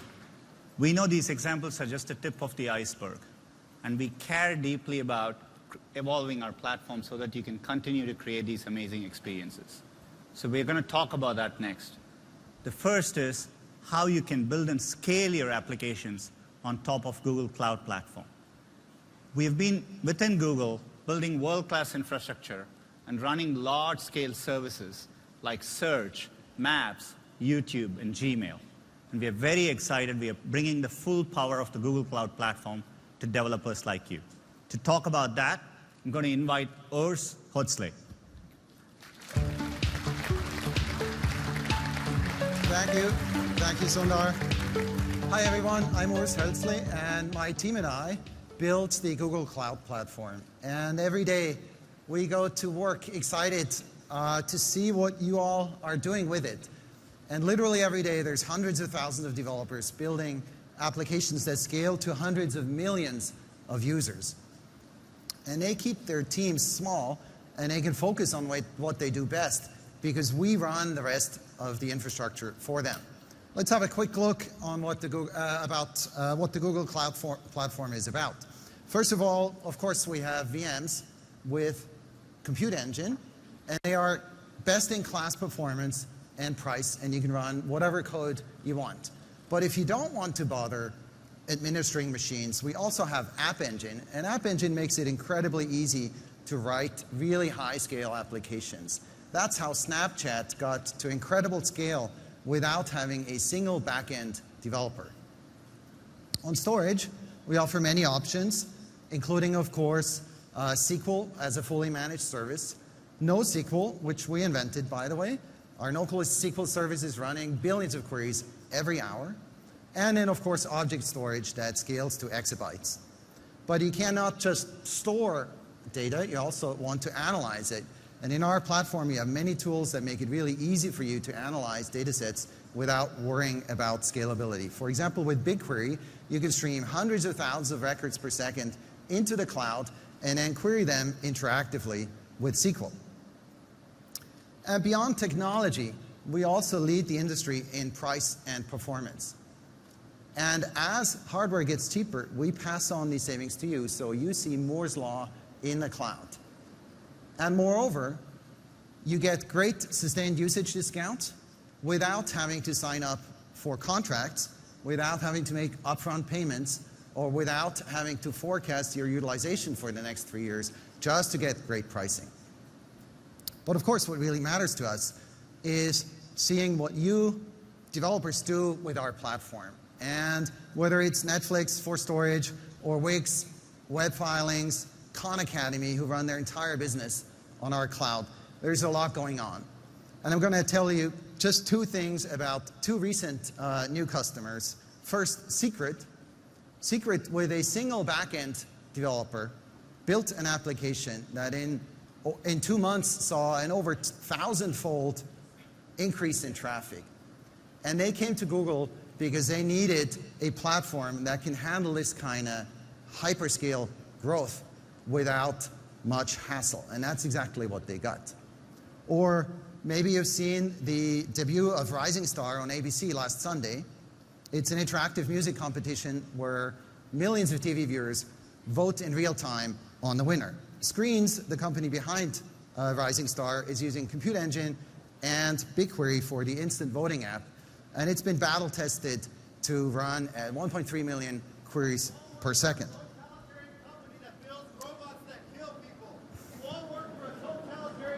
And at the beginning,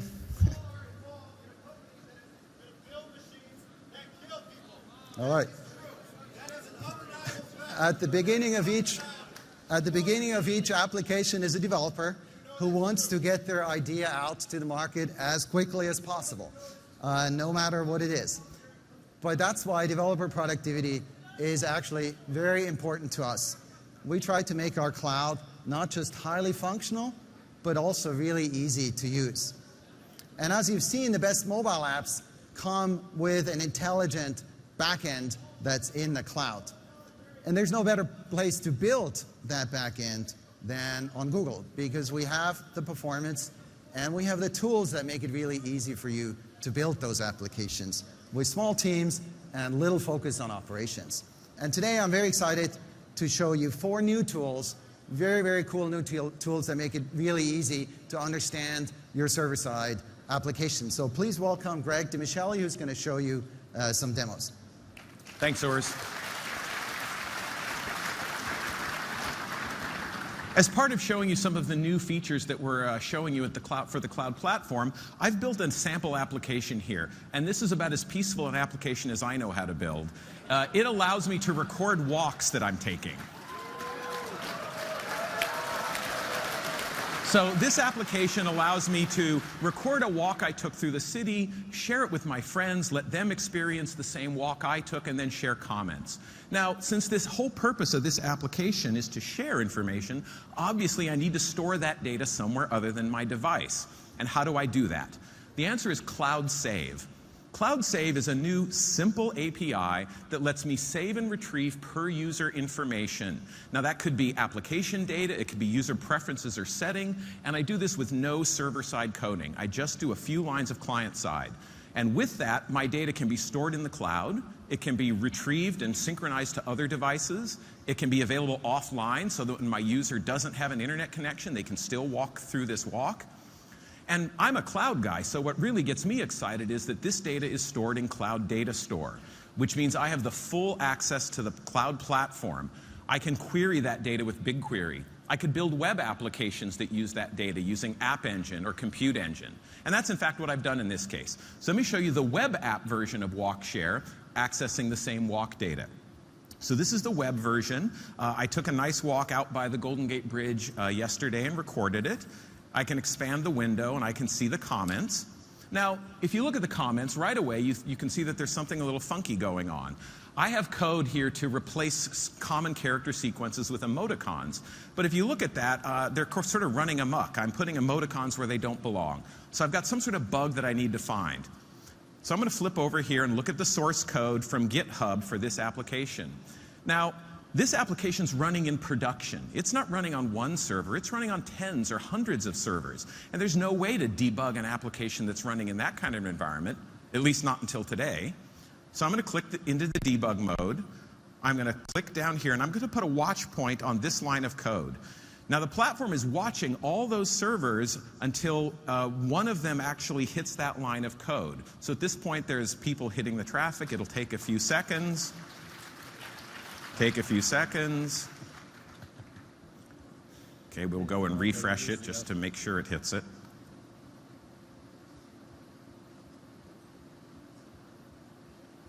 Oh no, let's try it again.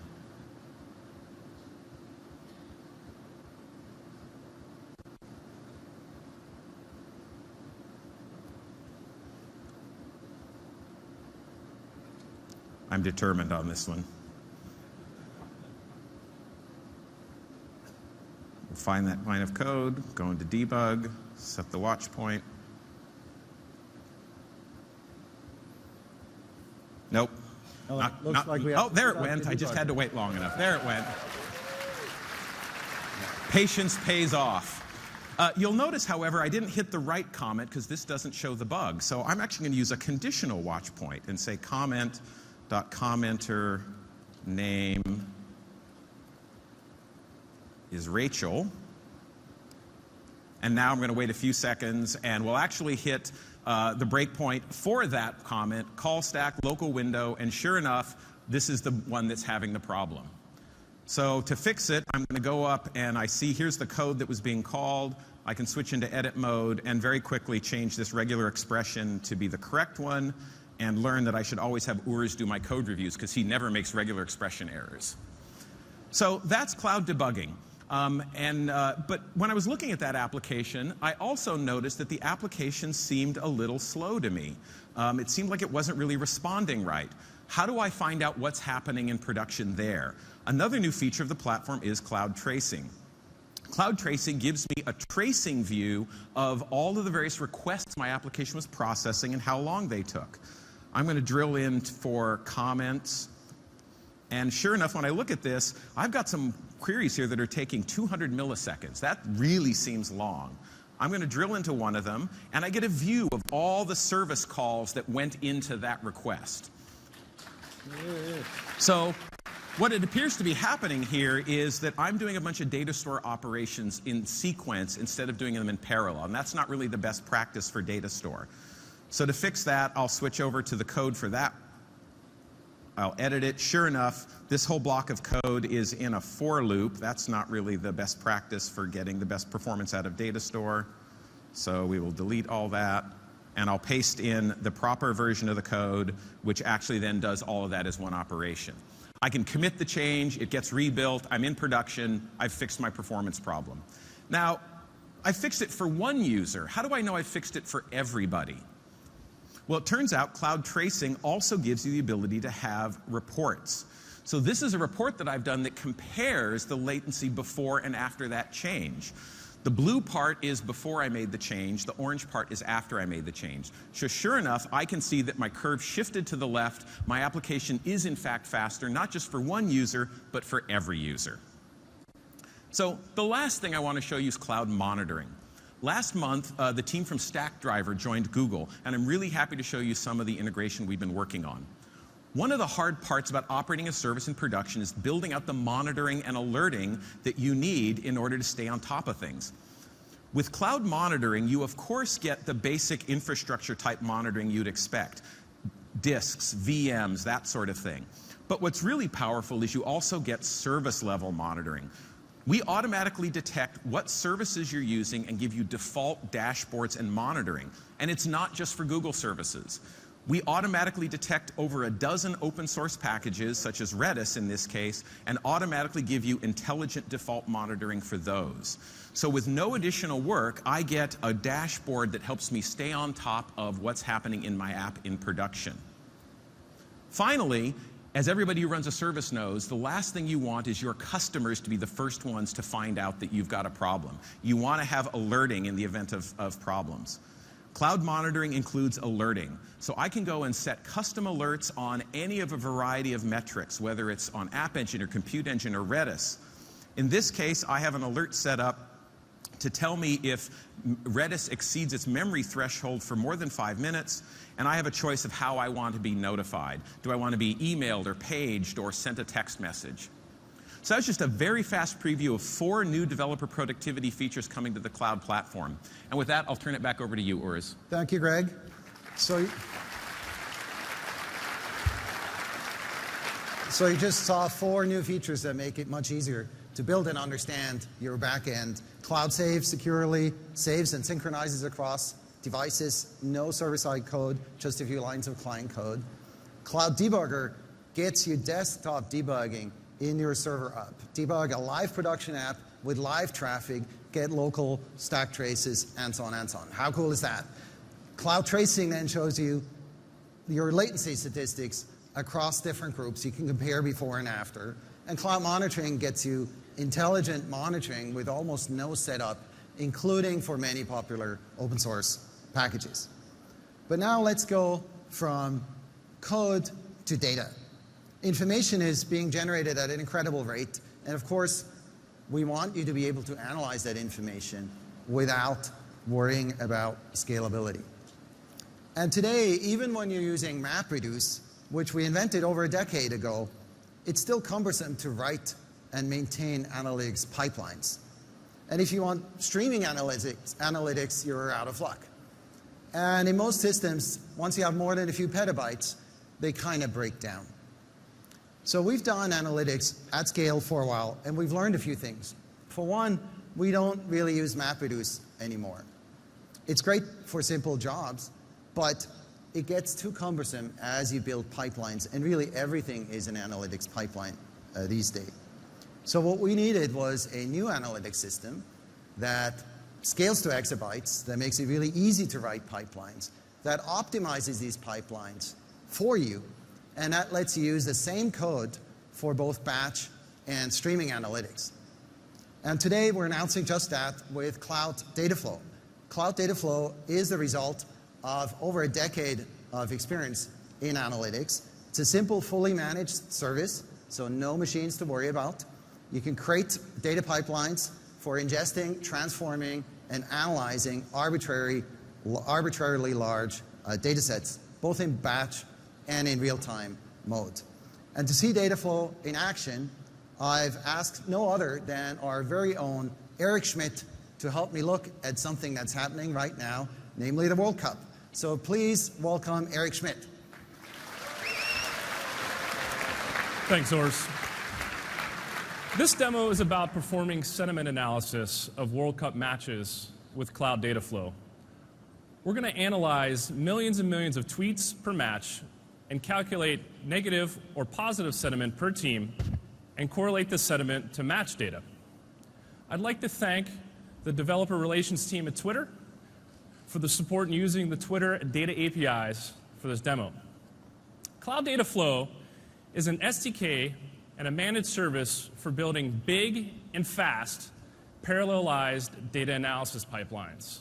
You write a program as a logical set of data transformations to specify your analysis. You then submit the pipeline to the Dataflow service, and it handles all the optimization, deployment of VMs, scheduling, and monitoring for you. Now here's the code for my sentiment pipeline. The Dataflow API provides a simple mechanism for you to add one-to-many transforms to your data.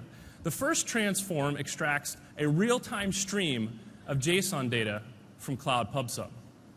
Now, this pipeline is running in streaming mode. However, Dataflow can also be run in batch mode, meaning I could point this exact same pipeline at archive data, say in BigQuery, and produce the exact same analysis. One pipeline, batch, or stream. Now let's drill into the second transform, Tweet Transformer. Tweet Transformer is responsible for the core transformation and mapping of my data. I deserialize the stream of JSON into a tweet object. I translate it if it's needed using Google Translate API, and I score the sentiment with a third-party service from Alchemy API. Now, the Pardue syntax that you see here is what parallelizes the processing for each step. This parallelization is optimized for you by the Dataflow service across processes and machines. Now, finally, I apply another transform to calculate the average for all the tweets in a 3-minute sliding window. Dataflow provides powerful built-in primitives for doing MapReduce-like and continuous computation operations. Two lines of code to create a sliding window and average all the tweets within that window, reducing a massive collection of data down to one record per minute per team. Dataflow handles all the aging out of my data, shuffling, etc. I don't have to worry about that.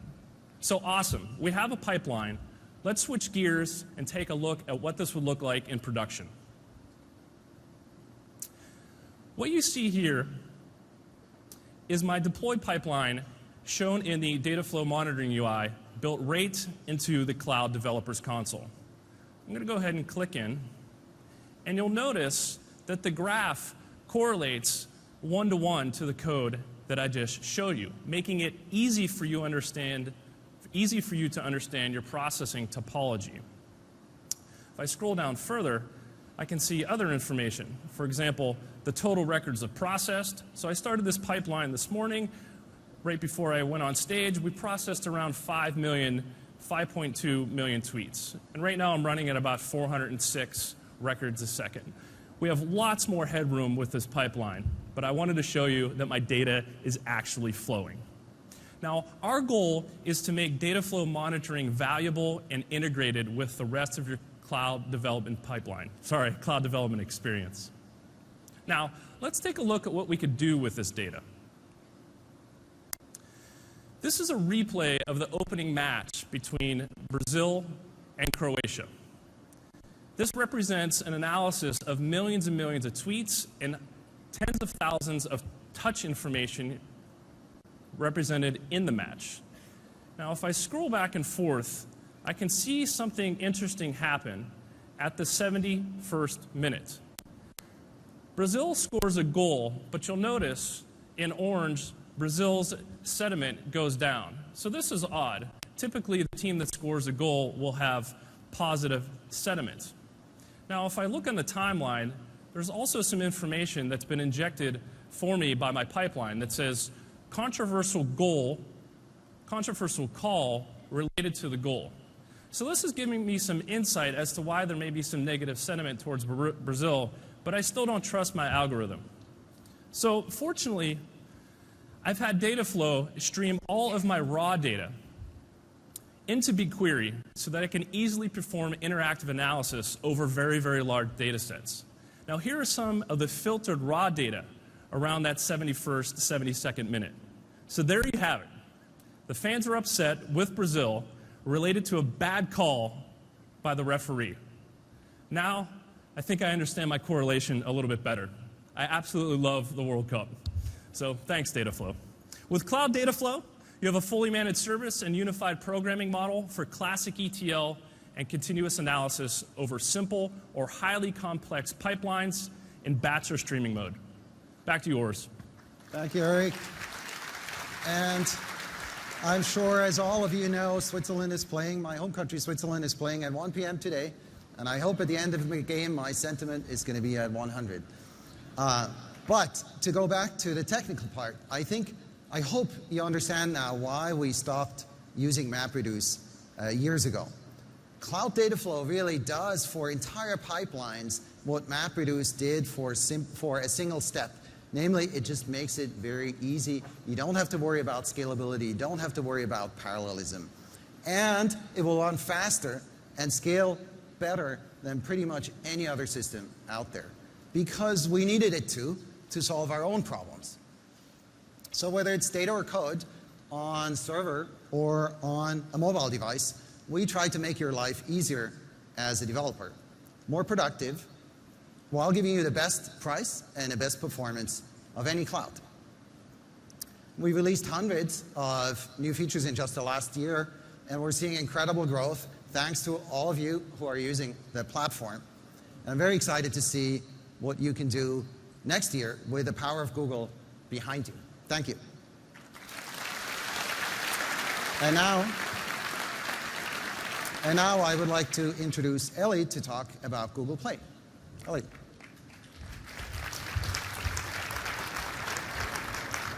Hi, everybody. I'm Ellie, and I'm absolutely thrilled to be talking to you about a few things that we're doing to help you all create amazing user experiences and also grow your businesses. Now, Google Play is the key to getting your app into the hands of millions of users globally, more users than on any other platform. And Google offers app developers a wide range of cross-platform tools, and we build on this every year. Now, you just heard about the cloud platform, and now I want to talk about a few ways that Google Play is helping app developers differentiate their applications and accelerate momentum. We've been making aggressive investments across development tools, ways to distribute and engage, and new mechanisms to generate robust revenue for your business. So I'm going to talk today about a few of our efforts in each of these areas: what we're doing to help you develop, what we're doing on distribution, and what we're doing to help you monetize your apps. So let's talk first about development. Building a great application. A key part of this is testing. You've told us that testing can be painful, and we want it to be easy. Today, we are completely thrilled to announce that the Purify team is joining Google.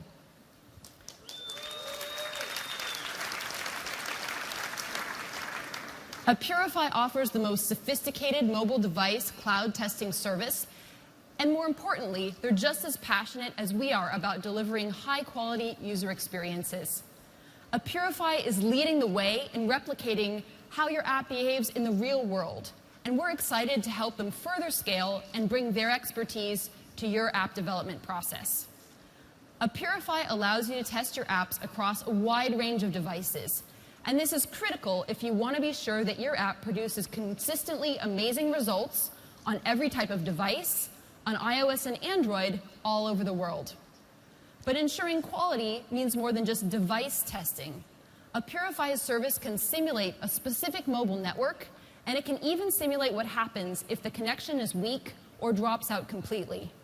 A Purify also gives you detailed log data on device performance, network issues, power consumption, and stability. And this means your engineering team gets all the information they need to fix the problem without needing to repro on a local device. Now, developers tell us that testing is the cornerstone of creating high-quality experiences.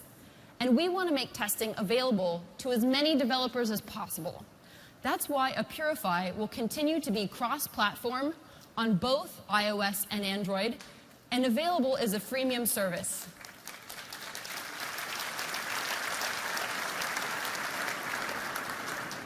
So next, let's talk about building apps that help users get the most out of wearable devices. This is a new area that we're really excited about, as you can tell. Today, we're announcing a platform preview of Google Fit. This is an open platform designed to help users. Yeah. Thank you. We want to help users keep better track of their fitness goals.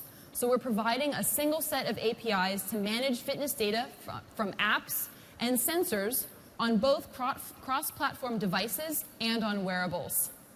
Now, before Google Fit, I was trying to track and monitor my bike rides through my bike computer, and then my weight training through a specialized app, and it was a huge hassle. The information was way too siloed to actually help me. Fit takes away the complexity of handling multiple sources, giving you a unified view of a user's fitness activity. And this helps you create more comprehensive apps. So if a user grants permission, apps can have access to a user's entire fitness stream to give better recommendations through this additional context. So, for example, Noom is a weight loss coach app, and they've been an early partner on Google Fit. So let's just take a second to point out how the platform has helped Noom to enhance their app. So you'll see that Noom is able to combine my workouts, nutritional information, and my weight. And because it can talk directly to my Why Things scale, it can let me know when my daily cookie habit gets just that little bit overboard. So to centralize everything, Google Fit APIs allows fitness apps and brands to share your fitness activity, but only with your explicit permission. That's the key. You're in control. You can choose who you share what with, and you can delete your fitness activity whenever you want. Google Fit APIs are also opening up new access to data coming in through hardware from top fitness brands. For example, Adidas has a collection of smart sensors that they're opening up to developers for the first time. And we're thrilled to announce that Nike is allowing other apps and fitness devices to integrate with Nike Fuel through this API. Nike will be publishing Nike Fuel to the Fit platform, meaning that your app can use it to give better insights into a user's fitness. And of course, there are many partners that are joining the Google Fit ecosystem. More partners in the program means you can all create more meaningful experiences for users. So we're incredibly excited about the potential here for a platform approach in this area. We want to make it so that you can build great fitness experiences with just one API. The Platform Preview SDK will be available in just a few weeks, so stay tuned. So next, let's talk about increasing distribution for your apps, growing your user base, and that's where Google Play comes in. So last year, we announced our cross-platform service, Google Play Games, and we've been delighted by the response from users and developers. Google Play Games is now the fastest-growing mobile game network of all time. We have activated over 100 million new users in just the past 6 months. And Google Play Games connects your game to a concentrated network of people who love games. It makes gaming more fun through services like achievements, leaderboards, multiplayer, game gifts, and cloud save. Developers use these to make awesome games and bring players back more frequently, boosting their success. And today, we're announcing new experiences and game services to help you further enhance gameplay. So first up, we have the new game profile. In the new Play Games app, your game profile changes automatically based on the games you play and your achievements in each game. This new profile means that each player expresses their own gaming identity, and it makes playing games with friends more fun. Since the launch last year, users have loved saving their play games progress in the cloud, and we're evolving that now into saved games. Users will be able to see bookmarks of their progress in the Play Games app. So Dave had showed us Leo's Fortune earlier. This is a really fun game, and I just started playing it last week. So I can see here in the Play Games app my saved game with a screenshot of me playing level 3. And we're rolling out a new feature called Quests. So Quest is an online, time-based goal that you can set up in your game, such as collecting a bunch of in-game items on a specific day. Now we're offering a set of APIs that can run these events for your players and reward them, all without you needing to update your game. We have some early games that have started integrating quests and saved games, and we can't wait to see how you are going to integrate these into your games. These features will roll out soon in the next update of Google Play Services and the Play Games app. Okay, so we've had a look at a few ways that you can build high-quality, differentiated experiences and distribute them to a broad audience. Now let's talk about what Google Play is doing to help you monetize your business. So one popular way that users pay on Google Play is through direct carrier billing. And this means charging Google Play purchases directly to the mobile phone bill. Now, we've been working hard rolling out direct carrier billing to our fastest growing markets. It's taken off really quickly. We've just expanded coverage with 7 new markets for a total of 25 countries. We're happy to announce that direct carrier billing is now going to be available on more devices, on tablets.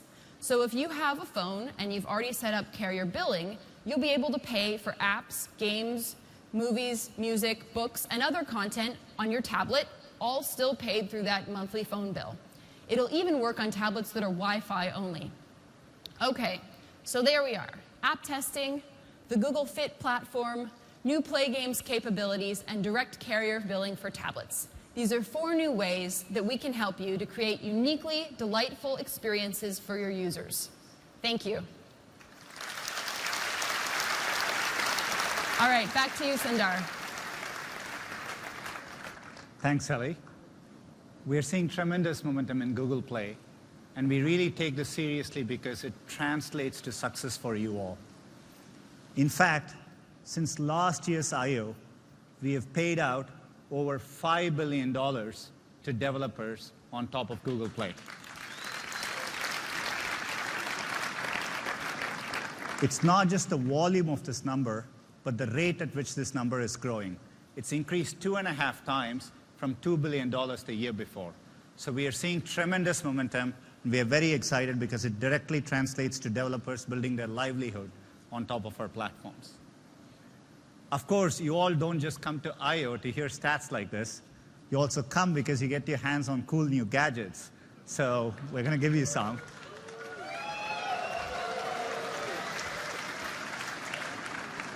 The first is an interesting one. A set of engineers in their 20% time surprised all of us with what you can do just with an off-the-shelf cardboard and your smartphone. And the combination takes you into a very, very immersive experience. We're going to hand each and every one of you a cardboard as you walk out from the keynote. And please share your thoughts on #cardboard. Next, we are very excited about Android Wear.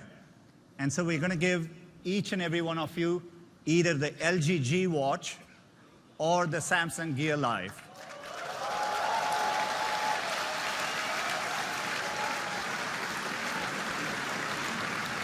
These are great devices, and I hope you enjoy them.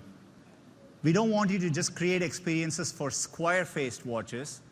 We want to make sure you think about circular ones as well.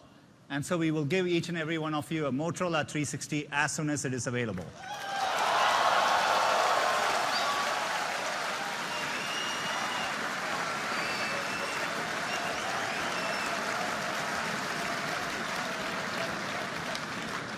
It's an incredible time in personal computing. You saw our journey today across our platforms, across all these computing devices which people are using.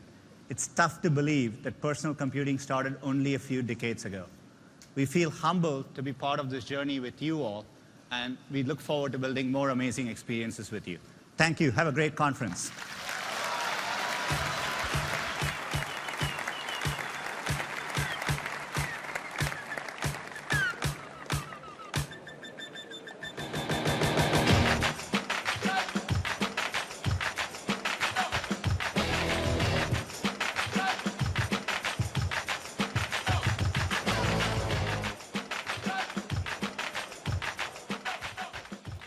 Hey everybody, what's up? Welcome back to CNET Live. So that is a wrap on Google I/O 2014, running approximately 2 hours and 40 minutes. Woo! The marathon, but a lot of great stuff in there. A lot of great stuff for Android fans and users of the Android platform. Protesters too. There were also a lot of, it was a developers conference, so we got that kind of last stretch of about 30 to 40 minutes that was digging into some of their tools for the cloud and code. So I guess I just want to ask you guys, we will open up the phone lines so you guys can ask us a few questions. The phone line to call is 1-888-900-CNET. That's 2638. Yep. Right? So you guys can call us. The phone lines will be open. We will be taking those calls, and we'll probably answer around 4 or 5 of them. But for you guys first, we'll just kind of open this up. What did you see the most that kind of stuck out in your mind that you liked? Nothing. Nothing? Seriously? Honestly, nothing. Donald. And there was not even any Google Glass talk. Was there anything, or did I snooze out during that part? Google Glass You never can't tell me existed. there was nothing in there that was remotely the interesting. CarPlay stuff was kind of interesting. Like it was like something new that I hadn't actually seen Google talk about before. Well, see, I'm not nearly as harsh as you right now, but Maybe okay, we'll get back. Maybe I just after the 2 hours and 40 minutes, so. I just forgot what was exciting about. Sure. I mean, we were sort of chatting throughout this whole thing before we fell asleep during the developers part. I think all of us were mostly excited about Chromecast because it's something that you can already own, and that the features are gonna implement really soon. Mirroring is a big deal. We got a call from someone asking for that feature earlier today. Yep. So that's got to be one of the more exciting ones. Everything else sort of seems like, well, I kind of got to wait till I get my hands on it to decide. And I think that's, the point of the developer conference, right? The good thing is they made SDKs for pretty much every platform they announced available to developers today, which doesn't always happen. Yeah. I mean, Google has so many things going on that it's pretty much hard to kind of zone in and focus on maybe 3 key things. So we had Wear, we had Android Auto. I think the one thing that stuck out of my mind is more than anything is that Google really still has the best voice search, best voice translation, and all of those platforms, the Android TV, leverage their voice. And that's one way that it's not going to change anything immediately, but I could see that they were really leveraging one of their strongest features on their phone side that has pretty much dominated anyone else that's out there, but implementing that into across the board for all their devices. So I did like how they were using that because, for the car, actually, I know we didn't really see enough of in-depth examples, and I know that's what you guys are trying to get at, and I don't expect that. I'm remembering now that the guy who was doing the demo from the car, it was like such an awkward, he didn't. the wheel. First of all, he didn't have. He violated driving rules. He only had one hand on the steering wheel. Oh no, he's playing it cool. Andy was way too cool. But he had a button on his steering wheel that was. I think that also though the Android Wear side was a little. I wasn't looking for them to wow me, but I kind of wanted them to give me something more to care about a smartwatch, and I think maybe some of us were a little deflated by that in this room. Like, we're like, okay, is it really going to give you guys at home a reason to really want a smartwatch now? I would argue and say no. I'm glad you said it so that I don't sound like I'm just the downer guy. But that was... Well, it's because you said there was nothing that you liked. There was nothing... Oh, yeah. Well, that even includes the Android Wear bit. But I was surprised that was kind of as blah as it was. Like, if this is everything we're excited about, is this smartwatch revolution, and then we're actually finally kind of seeing it polished and in action. Well, this is Google's biggest weakness, and I think that they're trying to fix it, especially with this conference, which is that they don't have any great examples from developers of how the smartwatch, Android TV, and even the Android Auto can actually be awesome. Yeah. So the guy did order pizza very quickly. Okay, but it never arrived. So what's up? But even what's up? We're hungry. Even if they don't have the developer support, though, I think just from a basic UI, usability, and demo example, it's up to them to impress us, right? That's true too. So.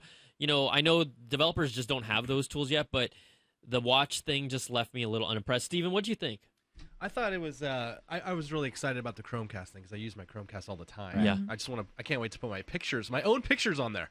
But yeah, they totally just glossed over the watch stuff, which I would have liked to see more of. Yeah, I just felt for whatever reason there was a lot of, maybe it was because we were hoping for more and kind of at least being like, Android Wear is going to finally make its launch. Android Wear is going to show us something. They've set that expectation too. I mean, they've had Google I/Os where they're parachuting out of airplanes and right, riding motorcycles onto the stage or whatever it was, BMX bikes. But and so this one was it was kind of devoid of hardware.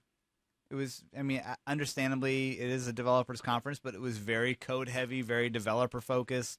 And there wasn't a lot of sexy stuff for us to get excited about. Not to mention, Google Fit was just sort of thrown in there like, oh, this is something we have to do. Everybody's doing fitness. Right. Here's Google Fit. Okay, goodbye. Yeah, and that's why, like I said before this thing started, I don't think there's anything sexy about fitness. Like, to tell people that fitness is cool. Well, I mean, fit people are inherently better looking than non-fit people, right? Inherently, but to try to convince an audience that fitness is cool, it doesn't translate.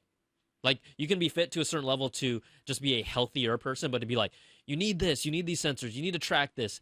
I just don't see it. From someone who likes to play sports and exercise, I still don't see how you're going to get people like hyped about that when I don't even care about that. And maybe Google realizes that because they won't bother to make an app or anything like that. They're like, let's let everybody else play with this experiment. We'll give them a playground where all of it can come together and they can deal with the consequences. So I'm going to let the people tell us what they thought, and maybe we're wrong. I mean, I'm lukewarm. I'm not super hot. I did like a few things that I saw. But I will let me just pull up this phone. Sorry, guys. Okay, let's go to Matthew. Matthew, what's going on? Yeah, I'm ready to go. Hey, what's up? What'd you think of Android's keynote today? I think it was really good. Although certain bits I liked and some bits I felt was like, oh no, please no. But basically, Okay, it was. I was trying to get to it, but it was too hard to hear. There were certain parts he liked and certain parts he didn't, which I would agree. I think just to touch on some of the calls we did get earlier, just to address some things, we had talked about mirroring from the Chromecast. You guys had touched upon that, and they actually showed quite nice kind of setup of. I like the idea of mirroring exactly what's on your phone. That is awesome. That was sweet. See, let's I'm not gonna forget, use that all the right? time. That was actually really cool. The whole idea of a community of people all throwing stuff to a Chromecast, I don't think I'll be having a Chromecast party anytime soon. I have a Chromecast. I get it. They're trying to, sometimes people get a little obsessed about like, let's be social. Let's make this social. If one of you has a Chromecast party, let me know. Right. Like, really have one. Let me know. Yeah. I'll send you a Google Plus invite. Yeah. Okay. You know what? I'm going to try and get Matthew one more time. I think he called right back. So let me see. Sorry about that, guys. Okay. Matthew, sorry to drop you, buddy. Okay. It's okay. Matthew sounds like a robot right now. I'm just going to put him back on hold. I'm sure he doesn't sound like a robot in real life. I think he does. I think he does. All right, let's go to Zach in Washington, D.C. What's up, Zach? Hey, what's up? How you doing? Good. What'd you think about the keynote? What did you like? What did you not like? I liked a couple things on there. Let's hear them. Okay. I liked the integration. I liked the. There's probably something else. I liked the. Hold on, let me turn on my computer. I liked the integration. I thought that was great. Once again, I see, Apple and Google successfully just knocking down apps opportunities, but I feel like that's better as they integrate them into the environment. In terms of the Android push notifications, taking away push bullet, but I'm all for integration. I feel like there'd be more opportunities. My worry, though, and this is a question for you longer journalists out there, is that as of 8 years ago, there was a long concern with the users trusting, Google and other storage companies like Dropbox to trust them with their information, cloud providers. Mm-hmm. My question to you now is, do you think that they're going to hit a ceiling or a roof in recent times in terms of trusting them with their data, as Google, is now integrating into the background of TV and tablets and cars and everything else? Do you think they're going to hit that ceiling quicker? You're basically asking, is it too much, and are people going to resist that, or have they maxed that out yet? Is that what you're kind of trying to ask? Yeah. So do you think that is the next big hurdle for search engines? All right. Thanks for calling, Zach. Yeah, we'll answer that. I'm under the belief that people are now used to the idea that whatever we're giving to these services, like a Facebook, like a Twitter, like a Google, that the discussion has happened so many times that it's up to you to decide how much you really want to give to these companies and if you want to be a part of it or not. Now, the tech side of me, a lot of times I'll just log into a service and aimlessly be like, I want to try this out. Yeah. I don't really care. I think almost everyone does that. With Google, it feels like it's a little different because they are so large. I don't know if it's going to stop me from using any of their services anytime soon, though. Yeah, I mean, I feel like the thing that does get lost in these keynotes and the love fest of Google is that at the end of the day, Google essentially makes its money selling advertising, right? They're not making all their money off of app sales or just making the world a better place with free Word document editing software or, spamless email. It's like it's all the checks get cashed because they're selling ads to you, and they're selling ads because they can make the most targeted ad platform ever. They know what site you were just looking at. They know what other kind of Google things you're interested in. Where you're driving. There's a total reason why Google wants to be everywhere around you and know everything that you're doing. And it's not just to control your lives or to launch weaponized robots at you. It's to sell stuff to you, or at least sell you as a unit against an advertising, banner or something. And that is the point of them putting their platform everywhere. Yeah. On the TV, on your wrist, on your phone, everywhere, so they can target those ads. You're right. And I think Brian's right too. I think that even though privacy will continue to be a concern, people are also becoming more comfortable with the idea that if you do want to use a service, part of what you pay is a little bit of your privacy. Yeah.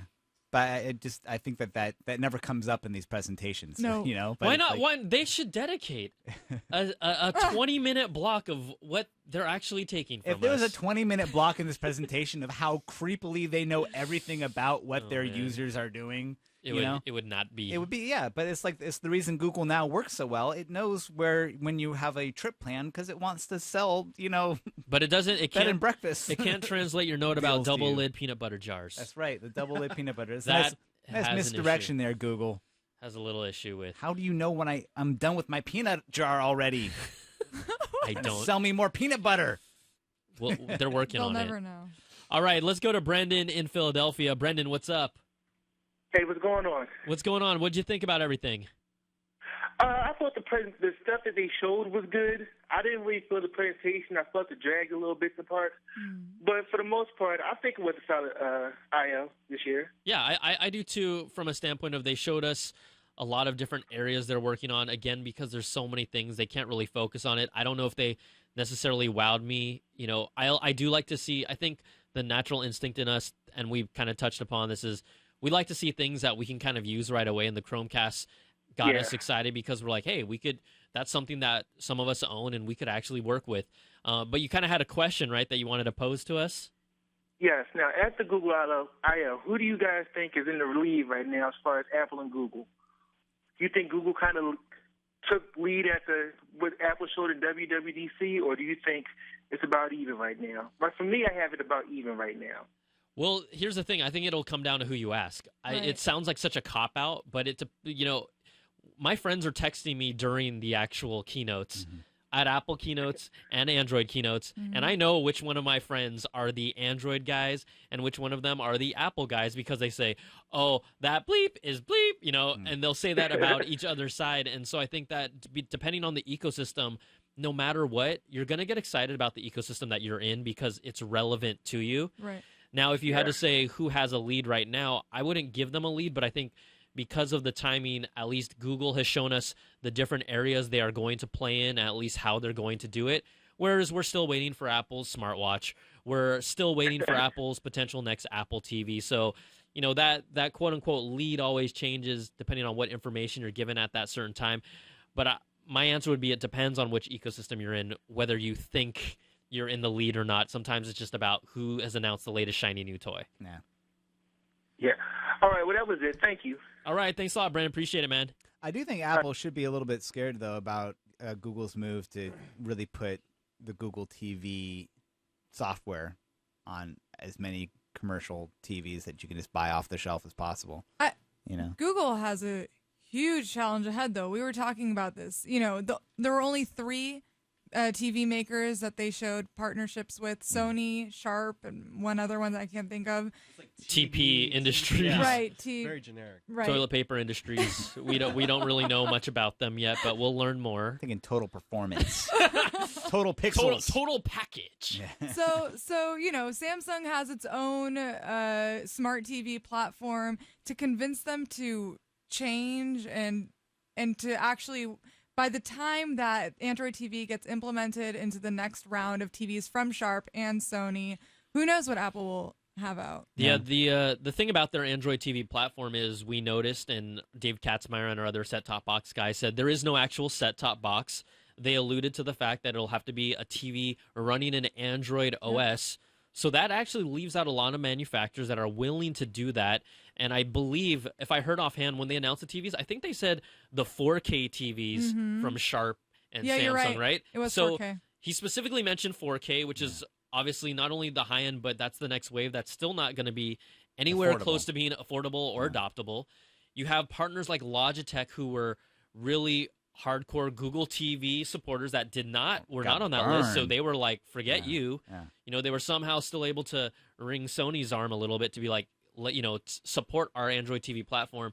That Android TV product looks good. I like the voice search, but it's not going to really have any legs unless manufacturers pick it up, and Google's not going to manufacture their own TV. So I don't want to call it vaporware right now. Right.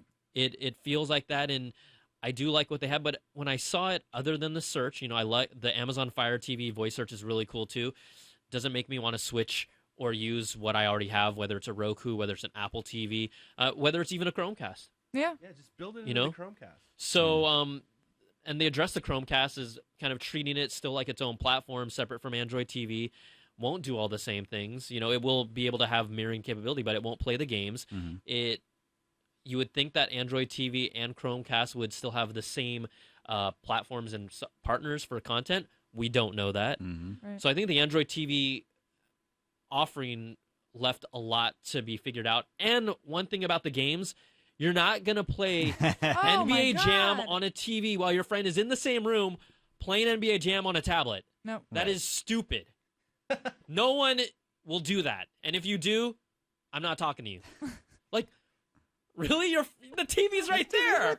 But he has to have it as a controller. Buy another controller. Or you just buy another controller. Yeah. That's a great That was point. ludicrous. Yeah. Anyways, that was kind of my What do you thoughts on guys the think whole about the Android TV. new UI for Android? I mean, they spend a lot of time just talking about the flatness but non-flatness, kind of implied floatiness of the new It interface. looks really good. It's lighter. It's brighter. It's got a little bit of depth without totally being like Apple's old skeuomorphism. Like it's a depth that makes sense. It's really modern, and finally, it's really colorful. Yeah, it kind of looked like it was designed by like Body Glove, though, in the 90s. It was like a little bit too some brand you're surfy. quite familiar with. You don't like the chromatic? I was a Living Color fan. Hypercolor also. Right. Little... But yeah. it's worth mentioning that it's still called Android L, and the whole time they were like, "This is a taster. This is a taster." So we know that there is going to be another event just for whatever L will be. Yeah, I think lasagna. We want savory. Forget the sweets. Let's go lasagna. I just want like a big old Garfield Lasagna. statue in like the Google lawn. Be great. But just like kind of what you said, it's basically we've seen so much of this flat UI, giving it a little bit of depth is going to separate a little bit. The animations, fine, cool. It's not like I'm like blown away, but I do like the subtle touches where Apple is all about translucency, translucent, see-through, translucent. They're about depth and shading. So, you know, it's not going to sell more units because of it. Right. But for users, they're going to like that new, fresh feel. And the icons will get revamped and things like that. So It's just, but then it goes back once again, okay, how many people are going to be able to adopt this new platform? What does it mean for developers who now need to design 2 different types of apps to conform to the new standards? So lots of unanswered questions today, too. All right, guys, let's keep on hitting the phone lines. We want to know also what you guys thought about the keynote. If you just hashtag us at CNET Live, we're going to knock through the last calls. We have all 5 lines filled. We're going to go through them, talk to you guys, hit up CNET Live. But also, let me see if I can pull this up real quick. We do have our poll on our website. If you're watching the live stream on CNET.com right below me, the poll question is, what did you think of Google's keynote? See, I can't even talk. I said Google's You want some keynote. Google from my grandma. They killed it, or there were too many things and not enough focus. What in our room? What do we want to say here? What? Which one do you pick? Oh. Google killed it, or there were too many things and not enough focus? I know where I'm going. I think there's too many things. Yeah. Ooh, too many things. Okay. I'll go with it. Yeah. All right, look at that. They killed it. 53%, 47%, pretty close. But the majority of all y'all's. If it takes you 2 hours and 40 minutes to kill it, you're not doing it right. But see, Yeah. I think you gotta be tight. if you're, for example, I have to like separate myself from the developer part, because when we were in here, again, we're like, this is super important for that audience in that room, Right. even if people watching the stream completely tuned out, you know. So That's I can't, right. I We can't have hate to on that. Yeah, you're right. You have to remember it's a developers conference, so Can't hate on that. If we walk out with nothing today that we can actually get our hands on and start using, that's what the developers conference is for. Yeah, you know? I know. Apple has their developers right, conference, and right. they kind of know how to I toe agree. that line a I little think bit. it should be split, like what's interesting to consumers, what's interesting to developers, so that I'm not taking a nap at 10:30. Different strokes for different folks. Yeah. Okay, let's go to the phone lines. Let's hit up Joe. Joe, what's up? Hey, how you doing? Good. Thanks for calling CNET Live. What would you like to talk about? I wanted to talk about the 360 and the Android Wear. I guess they're kind of 2 separate things. Well, they're not separate, but I have points for each of them. Let's go. Well, with the Moto 360, I don't know about you guys, but I was so disappointed when they kind of got to it, and it was just kind of glazed over, and then they said, it'll be available later. They didn't really give any details about it. I was bummed because I'm so hyped about actually getting that watch. Yeah, I think that before the keynote, it was the product that I was the most hyped about. They didn't really give us enough, but you could tell the crowd in there. Which product giveaway got the crowd the most excited? The fact that they would get the Moto 360 whenever it comes out. There's no date. Yeah. They were like, no, go ahead. Sorry, go ahead. No, go ahead. No, I noticed from the very beginning. I don't remember his name, but I think the very first one that came out was wearing it. I noticed it right away, and I'm Sundar like, Pichai, they need to talk about this thing, and it was kind of just hype beasting it, on his wrist, and then he just didn't really talk about it, and it's kind of disappointing, I like the use of the word hype beast. You know what's up. Yeah. I think also though it's difficult because Google's job there isn't necessarily to hype up products that are partners, although they should to a certain degree. They were really trying to show off Google's platforms, whereas it's really up to Motorola to hype that Moto 360 however they can. And they were doing a lot of their demos on an LG watch, that square face watch. Right. I don't know about you, but in the, like we said right after we came out of this, we just weren't. The Android Wear part didn't get us excited as I thought it might. It was definitely software focused. Normally with these kinds of announcements, you would get a representative from Samsung, from LG, from Motorola to come up and talk about their product. The fact that they weren't there tells us that this was not a hardware show. Yeah. The major thing I saw wrong with Wear, especially when they were doing with the 360, was I don't think it's the right way to implement it. Let's say you have like 16 different things going on. Are you going to flick 16 times down to get to that last one? How is that really efficient? When it's supposed to be glanceable. You got it. You're saying exactly what we're thinking and what other people are thinking. So it remains to be seen, even if someone wants to deal with that much stuff. If that's even the point of the smartwatch. I think we've deviated so much from the initial proposition, which was this is an easy way to get a quick glance at the important information as it arrives on your phone. This isn't a circular 2.5-inch size smartphone on your wrist. So we got a little bit of info about how, you know, they're creating apps specifically for the watch. I don't know if that's what people want. Yeah. Yeah. Although we do want pizza in 20 seconds. Boom! But I can also take my phone out of my conveniently located pocket to make that happen. God you know, like forbid. it doesn't seem like there's much there that made me think I need that on my wrist, except for the fact that somehow by having it on my wrist and connected to my phone over Bluetooth, my phone would unlock more easily and save me valuable seconds of my life. Seconds. I mean, if there even was a speaker on the thing, would make more sense. So your phone just can stay in your pocket. You use it like Michael Knight, you know, like. Right. You know? Absolutely. All right. Well, hey, thanks so much for calling us, Joe. We appreciate it. All right. All right. Thanks a lot. All right. Cool. We will keep on banging through these calls. Let's go to Danny in Garden Grove. Oh, Danny, if you could turn down the volume on your computer and then talk to us through your phone, that would be perfect. Hey, Brian. How's it going? How's everybody doing? Good, All man. right. Thanks for calling in. What's up, Danny? Hey, well, I don't know. I just I was watching your webcast, and I'm actually excited of Android TV. Good. I don't know about anybody else, but I'm actually excited for even the smartwatch. I understand it's not supposed to be another device but I don't know. I'm excited for all these things, and I'm actually really happy with what Apple did. What Google did. They did go pretty fast through everything, but I was pretty happy. You know what? I think that's great that you're on that side, because sometimes when we're in this room, we kind of have our own thoughts, and I don't think you're alone. So I'm glad to hear that you're hyped up about it, because that's a good thing with anyone that's just a fan of tech. I think the only reason why we might be a little skeptical about Android TV is just because it comes down to who they're going to partner with, and will this product actually see the light of day to be integrated on a mainstream TV like a Samsung, like a Panasonic, like an LG. That'd be a great how-to opportunity, how to root your TV and install Android TV. Yeah. So, you know, but again, we did like the product. I don't think that we were against it at all. I'm just against you playing video games with someone else in the same room on a tablet playing that video game, okay? Don't do that. I'm not going to be doing that. I guarantee you that. You better not be, Denny. All right, well, hey, thanks so much for calling, all right? I appreciate it, All right. and greetings to all of you. All right, appreciate it. I didn't hear what he said. I didn't hear either. It's okay. Kind of. Our brains are turned into lasagna. It didn't sound offensive, so okay. Cool, D. All right, Danny in Garden Grove. Maybe he said something about lasagna. I do like lasagna. Maybe that was it. Lasagna. Sergio, New Jersey. What up, Sergio? Hey, how's everything, boss? Good. Oh, we're the boss now. I'm the boss. You the boss? Why not?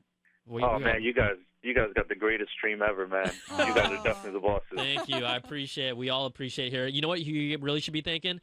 The man over there, Stephen Beacham. Like, for real. Great. Well, congratulations. I will definitely tip my hat off to you, most definitely. Love it. No, man, I just had a few statements, man. Did you know that I actually grab my phone when I want to tell the time and I don't use my watch? Yeah.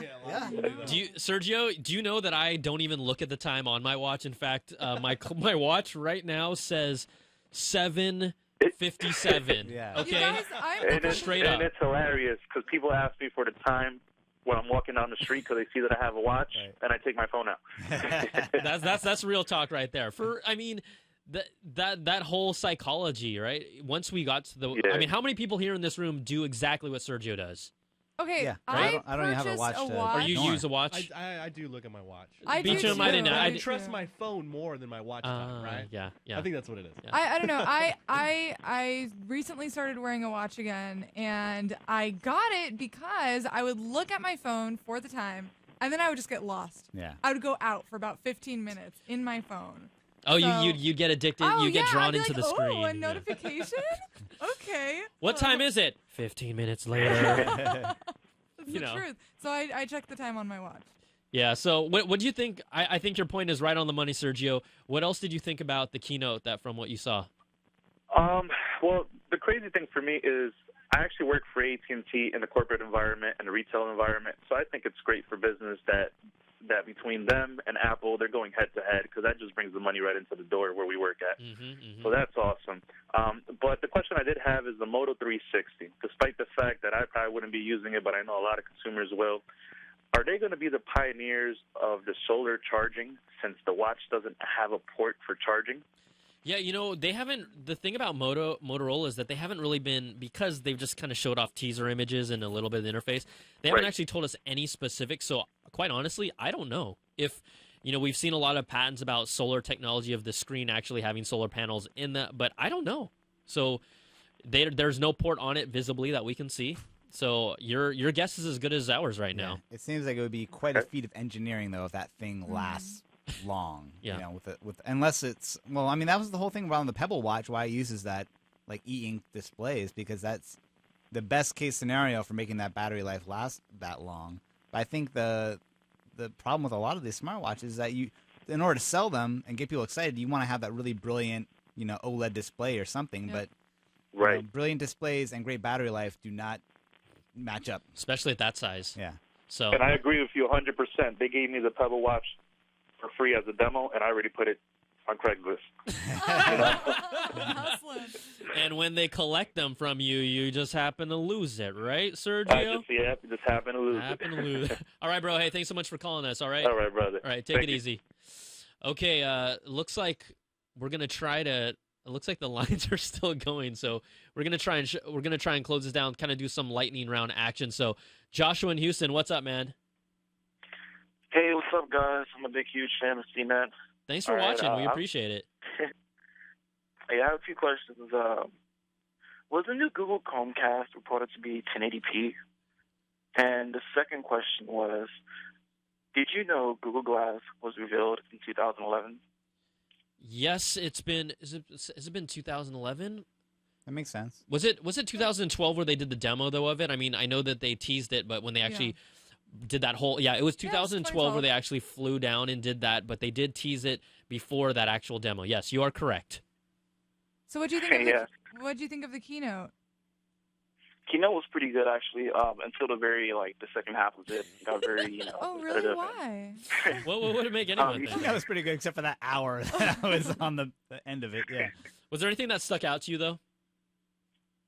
The one thing that stuck out was Google Play. I think it kind of brought the dead keynote alive for a couple seconds. Because in my opinion, I think the Google Play is one of the most successful things Google's ever done. Because they have competitive with the Apple Store and everything. Well, I think they've really grown. When Google first launched their platform, Google Play, quite honestly, could not compete at all. And now they've made a lot of media, content deals where they have pretty much most of the movies. The only thing that sticks out in my mind is sometimes iTunes gets some exclusive and extra track on their album because it's an iTunes exclusive. But beyond that, they have most of the same content, TV shows and movies that iTunes does. So I would agree. I mean, they've done a really great job where it's not a point of contention anymore, where before it was like the entire ecosystem, if you want to watch or listen to anything, you got to go on iTunes. It's not that case anymore at all. Yeah. They've squashed that argument point. So it's still not a place where I buy my music, though. I feel like between iTunes or Amazon, those are still the options I go to mostly for music. Stream. I just stream. Little Miss Streamy over here. All right, cool. Well, thanks for calling, Joshua. We appreciate it. No problem. Take care. All right, right on. Okay, let's go to Fred. Fred, what's going? Oh, let me hit Fred. Fred, there you go. Hit Fred. Sorry, I was trying to hit the button and it didn't hit. And Fred, are you there, my man? Yeah, I'm here. What's up? All right, so I went through, even though I'm at work, I went through Google I/O and just played in the background and watched stuff, and now I see the guys here on CNET talking, and I feel that they're not giving it as much credit as it deserves. Yeah, tell us more. Tell us what needs more attention than it's getting. I didn't hang up on Fred. No, I think he's listening to us on the computer, maybe, or something. Well, if you don't hear his voice in 5 more seconds, his phone probably. Maybe Did he say all he I was wanna at say. Google I/O? No, I think he said he was listening to it at work. Okay. In the background. Okay. Well, you know what? I'm gonna drop Fred. But here's the thing. Yeah, I think we need to. Huh? What, is he back? No. No. He just dropped the mic. He's like, you guys aren't giving enough credit. Boom, Peace. I'm out. That's it. Look, we Don't try to change my mind. Mostly concerned, I think, with vaporware. We are also mostly interested in what can be taken away today. And so as far as what can be taken away today, it was very minimal, right? Again, so we've got Chromecast. Well, here's the thing, though. Like, when you guys first weren't too high on it, I actually would disagree. I just think that they didn't show us enough. I think they showed us a lot of stuff. Like, takeaways were, the Android car platform, that actually looked good. We just didn't see enough of it, and the voice recognition was on point. Android OS, it's like they touched upon everything, but just not enough. But I think that there were actually a lot of takeaways. But takeaways, yes, but it would have been nice to get more examples so that we can really get a grasp on how we can expect these things to hit the market. Right now, it's like, that's really cool. I'll never get it. Yeah. No, I agree. I feel like I'm looking at it from the mindset of like, already I like, this is not a humble brag, but I've denied like 2 like PR calls, like the radio stations or whatever, about let's talk about the things that happened in Google I/O. I don't know what to tell them. Like there was.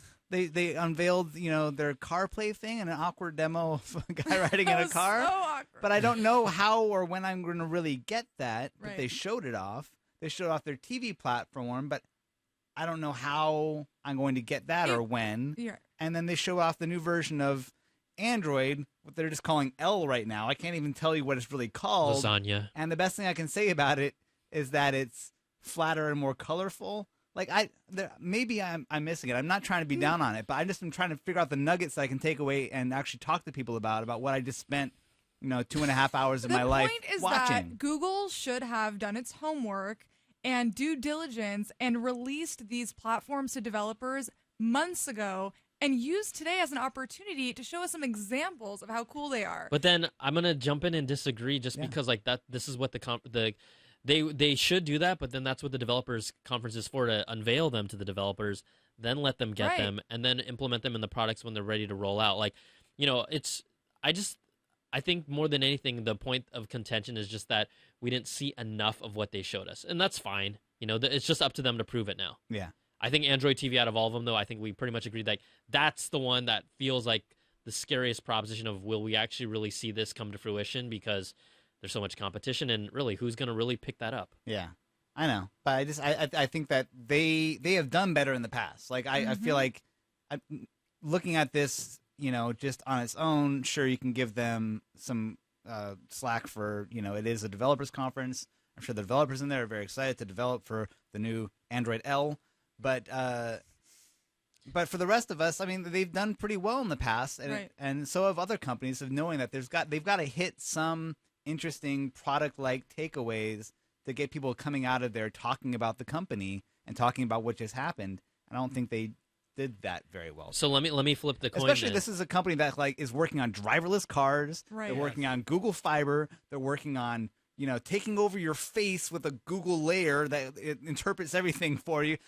They're working on some of the coolest, most mind-bending stuff out there. And all I saw was like ordering pizza on a watch. I don't.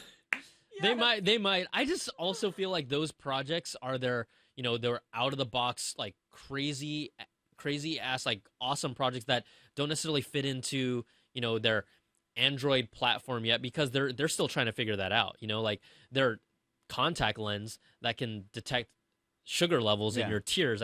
That's a project that's amazing, but we're not going to see it here at the developers conference. Let me flip the script a little bit here and ask you guys.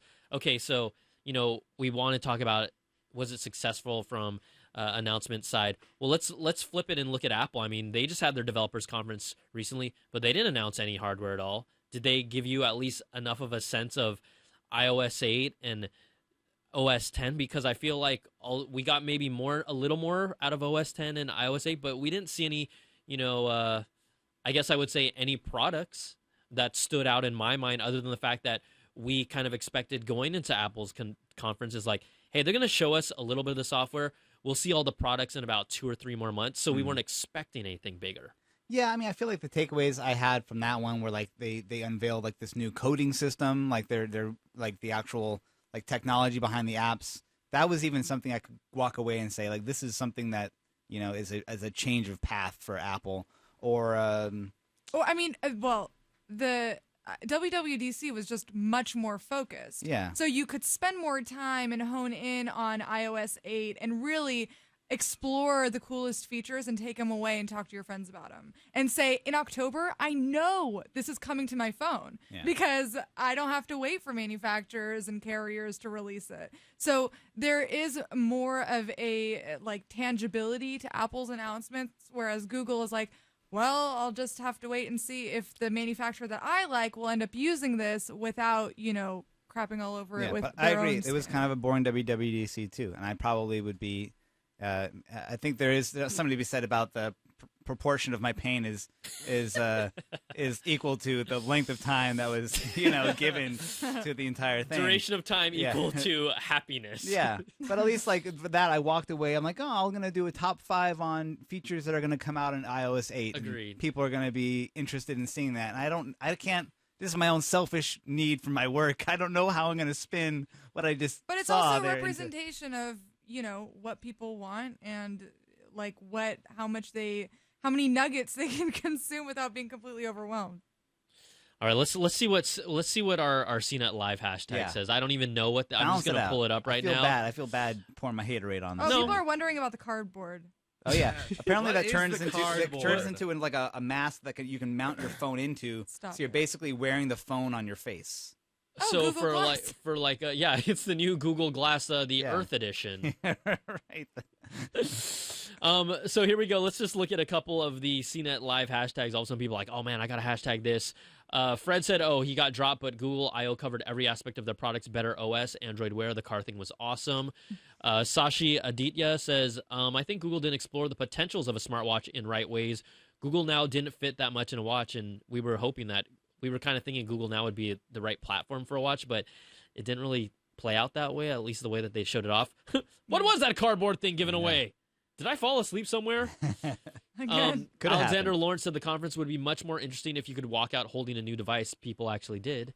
Yep. They got cardboard and an LG watch that as was a consolation. I felt so bad for those other watches, though, the ones that you're actually walking out with. They're holding them, and everyone's just thinking, how soon can I sell these on eBay and then wait for the watch I really do want, which is the Moto 360, which I'm going to get hopefully soon. This is the cardboard device, just so you guys... Yeah. Okay. Because everyone's kind of doing a plate applause. Like, yay, free stuff, thank you. And then when they said Moto 360 is coming soon, then everyone jumped out of their chair. They're like, yay! Okay, how many smartwatches do you need? Sorry, I did not mean to talk over you. I really did not. I jumped down. I apologize. Smacked you down. I apologize. Turn Donald down for what? All right. Turn down for what? Okay, let's go with, let's just hit, we are no longer taking calls. We were going to shut them down, but then I guess they left open, and we want to be nice to you. So we're going to take a few more. If we leave you on the line hanging, we are sorry. We love your enthusiasm that you're here to call in. But let's go to Nase in Ontario. What's up, Nase? Did I say your name correctly?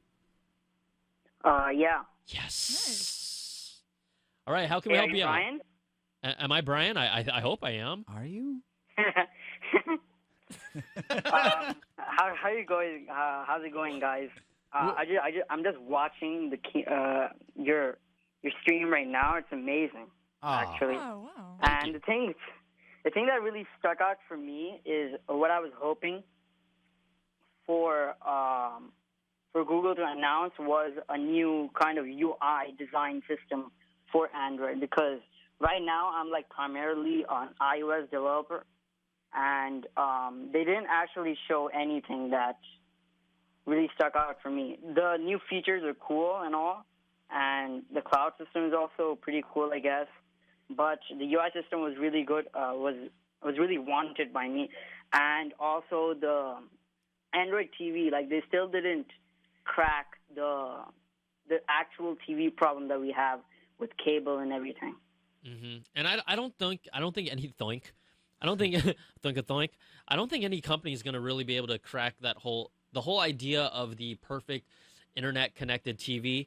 Just isn't happening anytime soon, because no one has been able to lock down any type of content deals to make that happen. And then those content carriers like Time Warner and NBC and all those networks don't want it to happen either. So we're at a point now where everyone's kind of saying, okay, well, at least right now, the set-top box solution of streaming media from these players that we all know, like Netflix and Hulu and HBO Go, all that same stuff, that's what we're going to build. Yeah. But until some company, whoever it is, may or may not be Apple, gets any type of real deal lockdown, we're not going to see the dream TV that everyone thinks they want. I honestly don't mind a dumb TV. I feel like there's so many great solutions for plugging in smartness into the back of your TV. Smartness. Like, why do I need, like, I've got, like, between my TV and the things that are connected to my TV, I have like 6 different ways to stream Netflix to my TV. They're all the same. They're all equally good. Yep.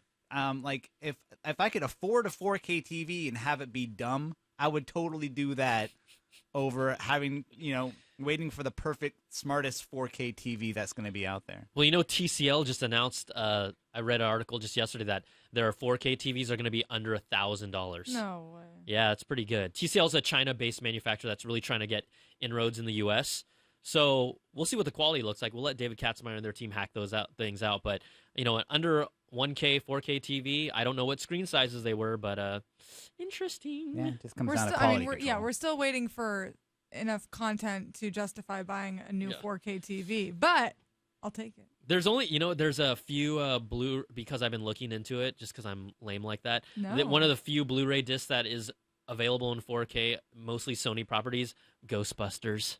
Nice. Ghostbusters in 4K. Okay, worth it. 1 and 2.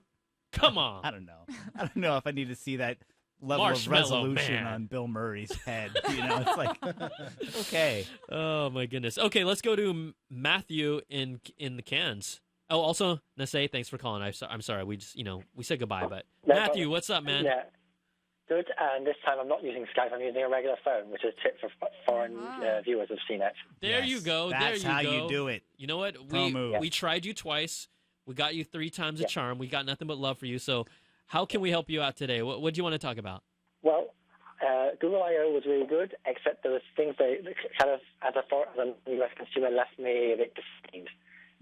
Which were basically Android Wear and a small feature that they mentioned, but I don't know if you talked about, is the feature of Chromebooks syncing with your Android. And when I saw that, because beforehand I was going to actually call you and ask you whether you thought they were going to release a competitor to Apple's handoff feature for iOS, so they would announced at WWDC. And when I saw that, I thought, yay. But then I saw that it was Chromebooks, and they literally made my heart sink because I was hoping for Windows. And Mac basically cross-platform. They just made it closed, and I thought, no, why?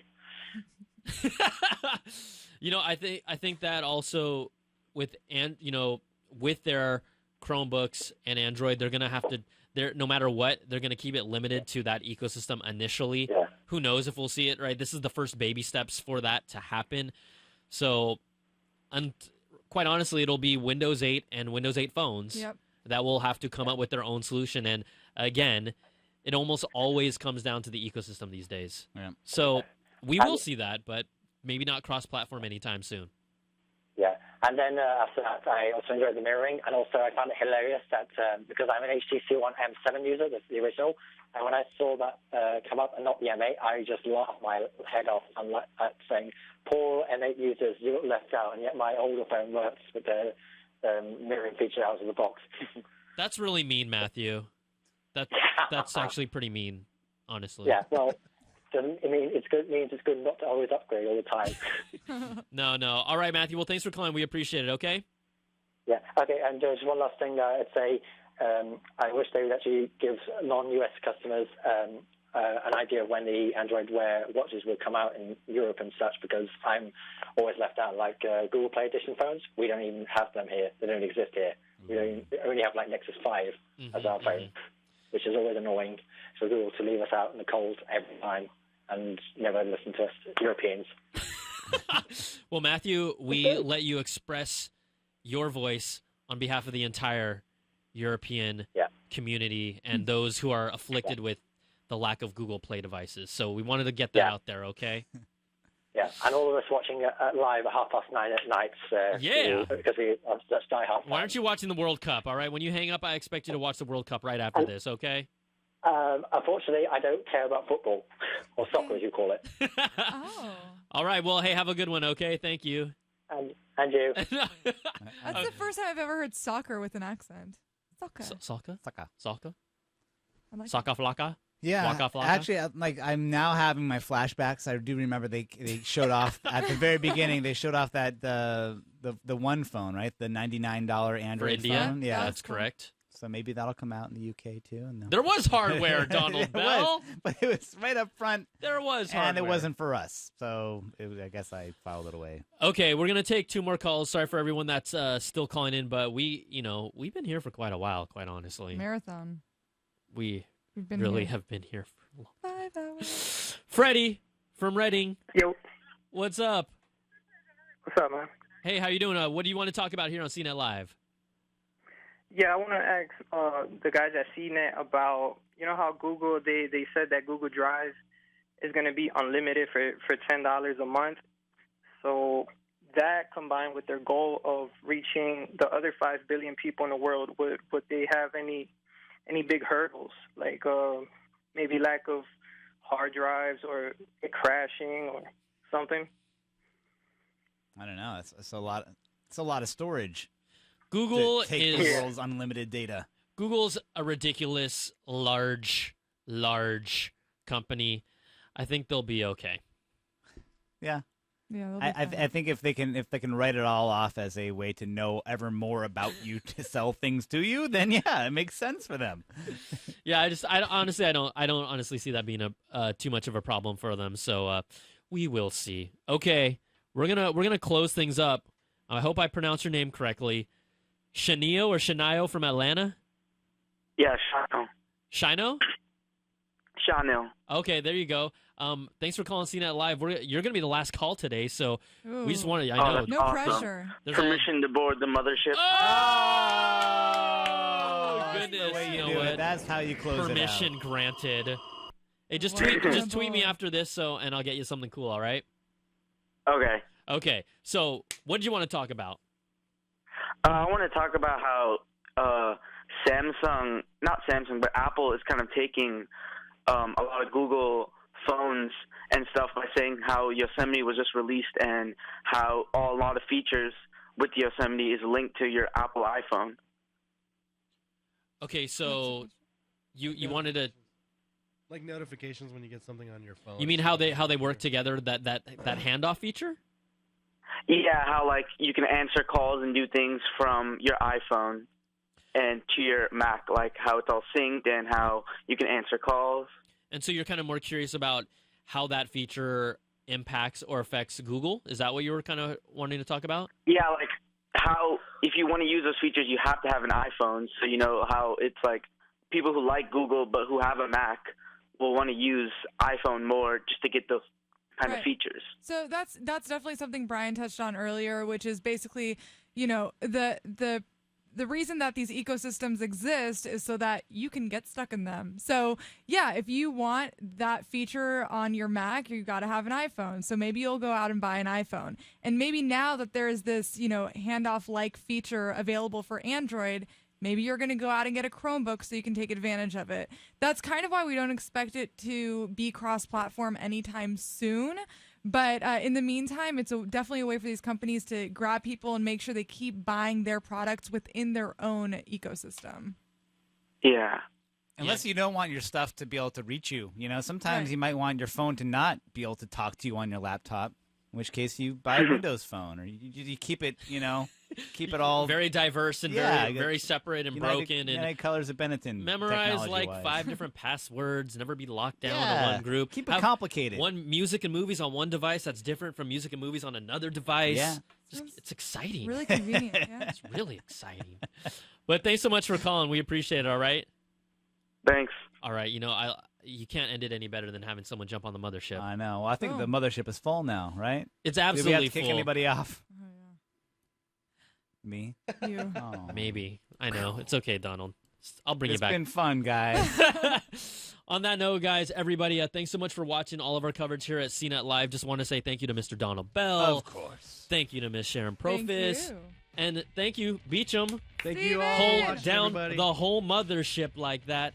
If you guys want to find out all of our follow-up coverage, we'll have video breakdowns, write-up analysis, everything you can find on CNET.com. We'll be here for the next event, whenever that is, probably an Apple event. I hope they don't do it next week. We've done 4, 5, 6 events in the past Killing it. 3-4 weeks. It's going crazy. I'm running out of fancy shirts around here. Well, just have to unbutton one a little bit for next time. You know, mix it up a little bit. All right, guys. Thanks so much for watching for CNET Live. We'll see you guys next time. Peace. Bye.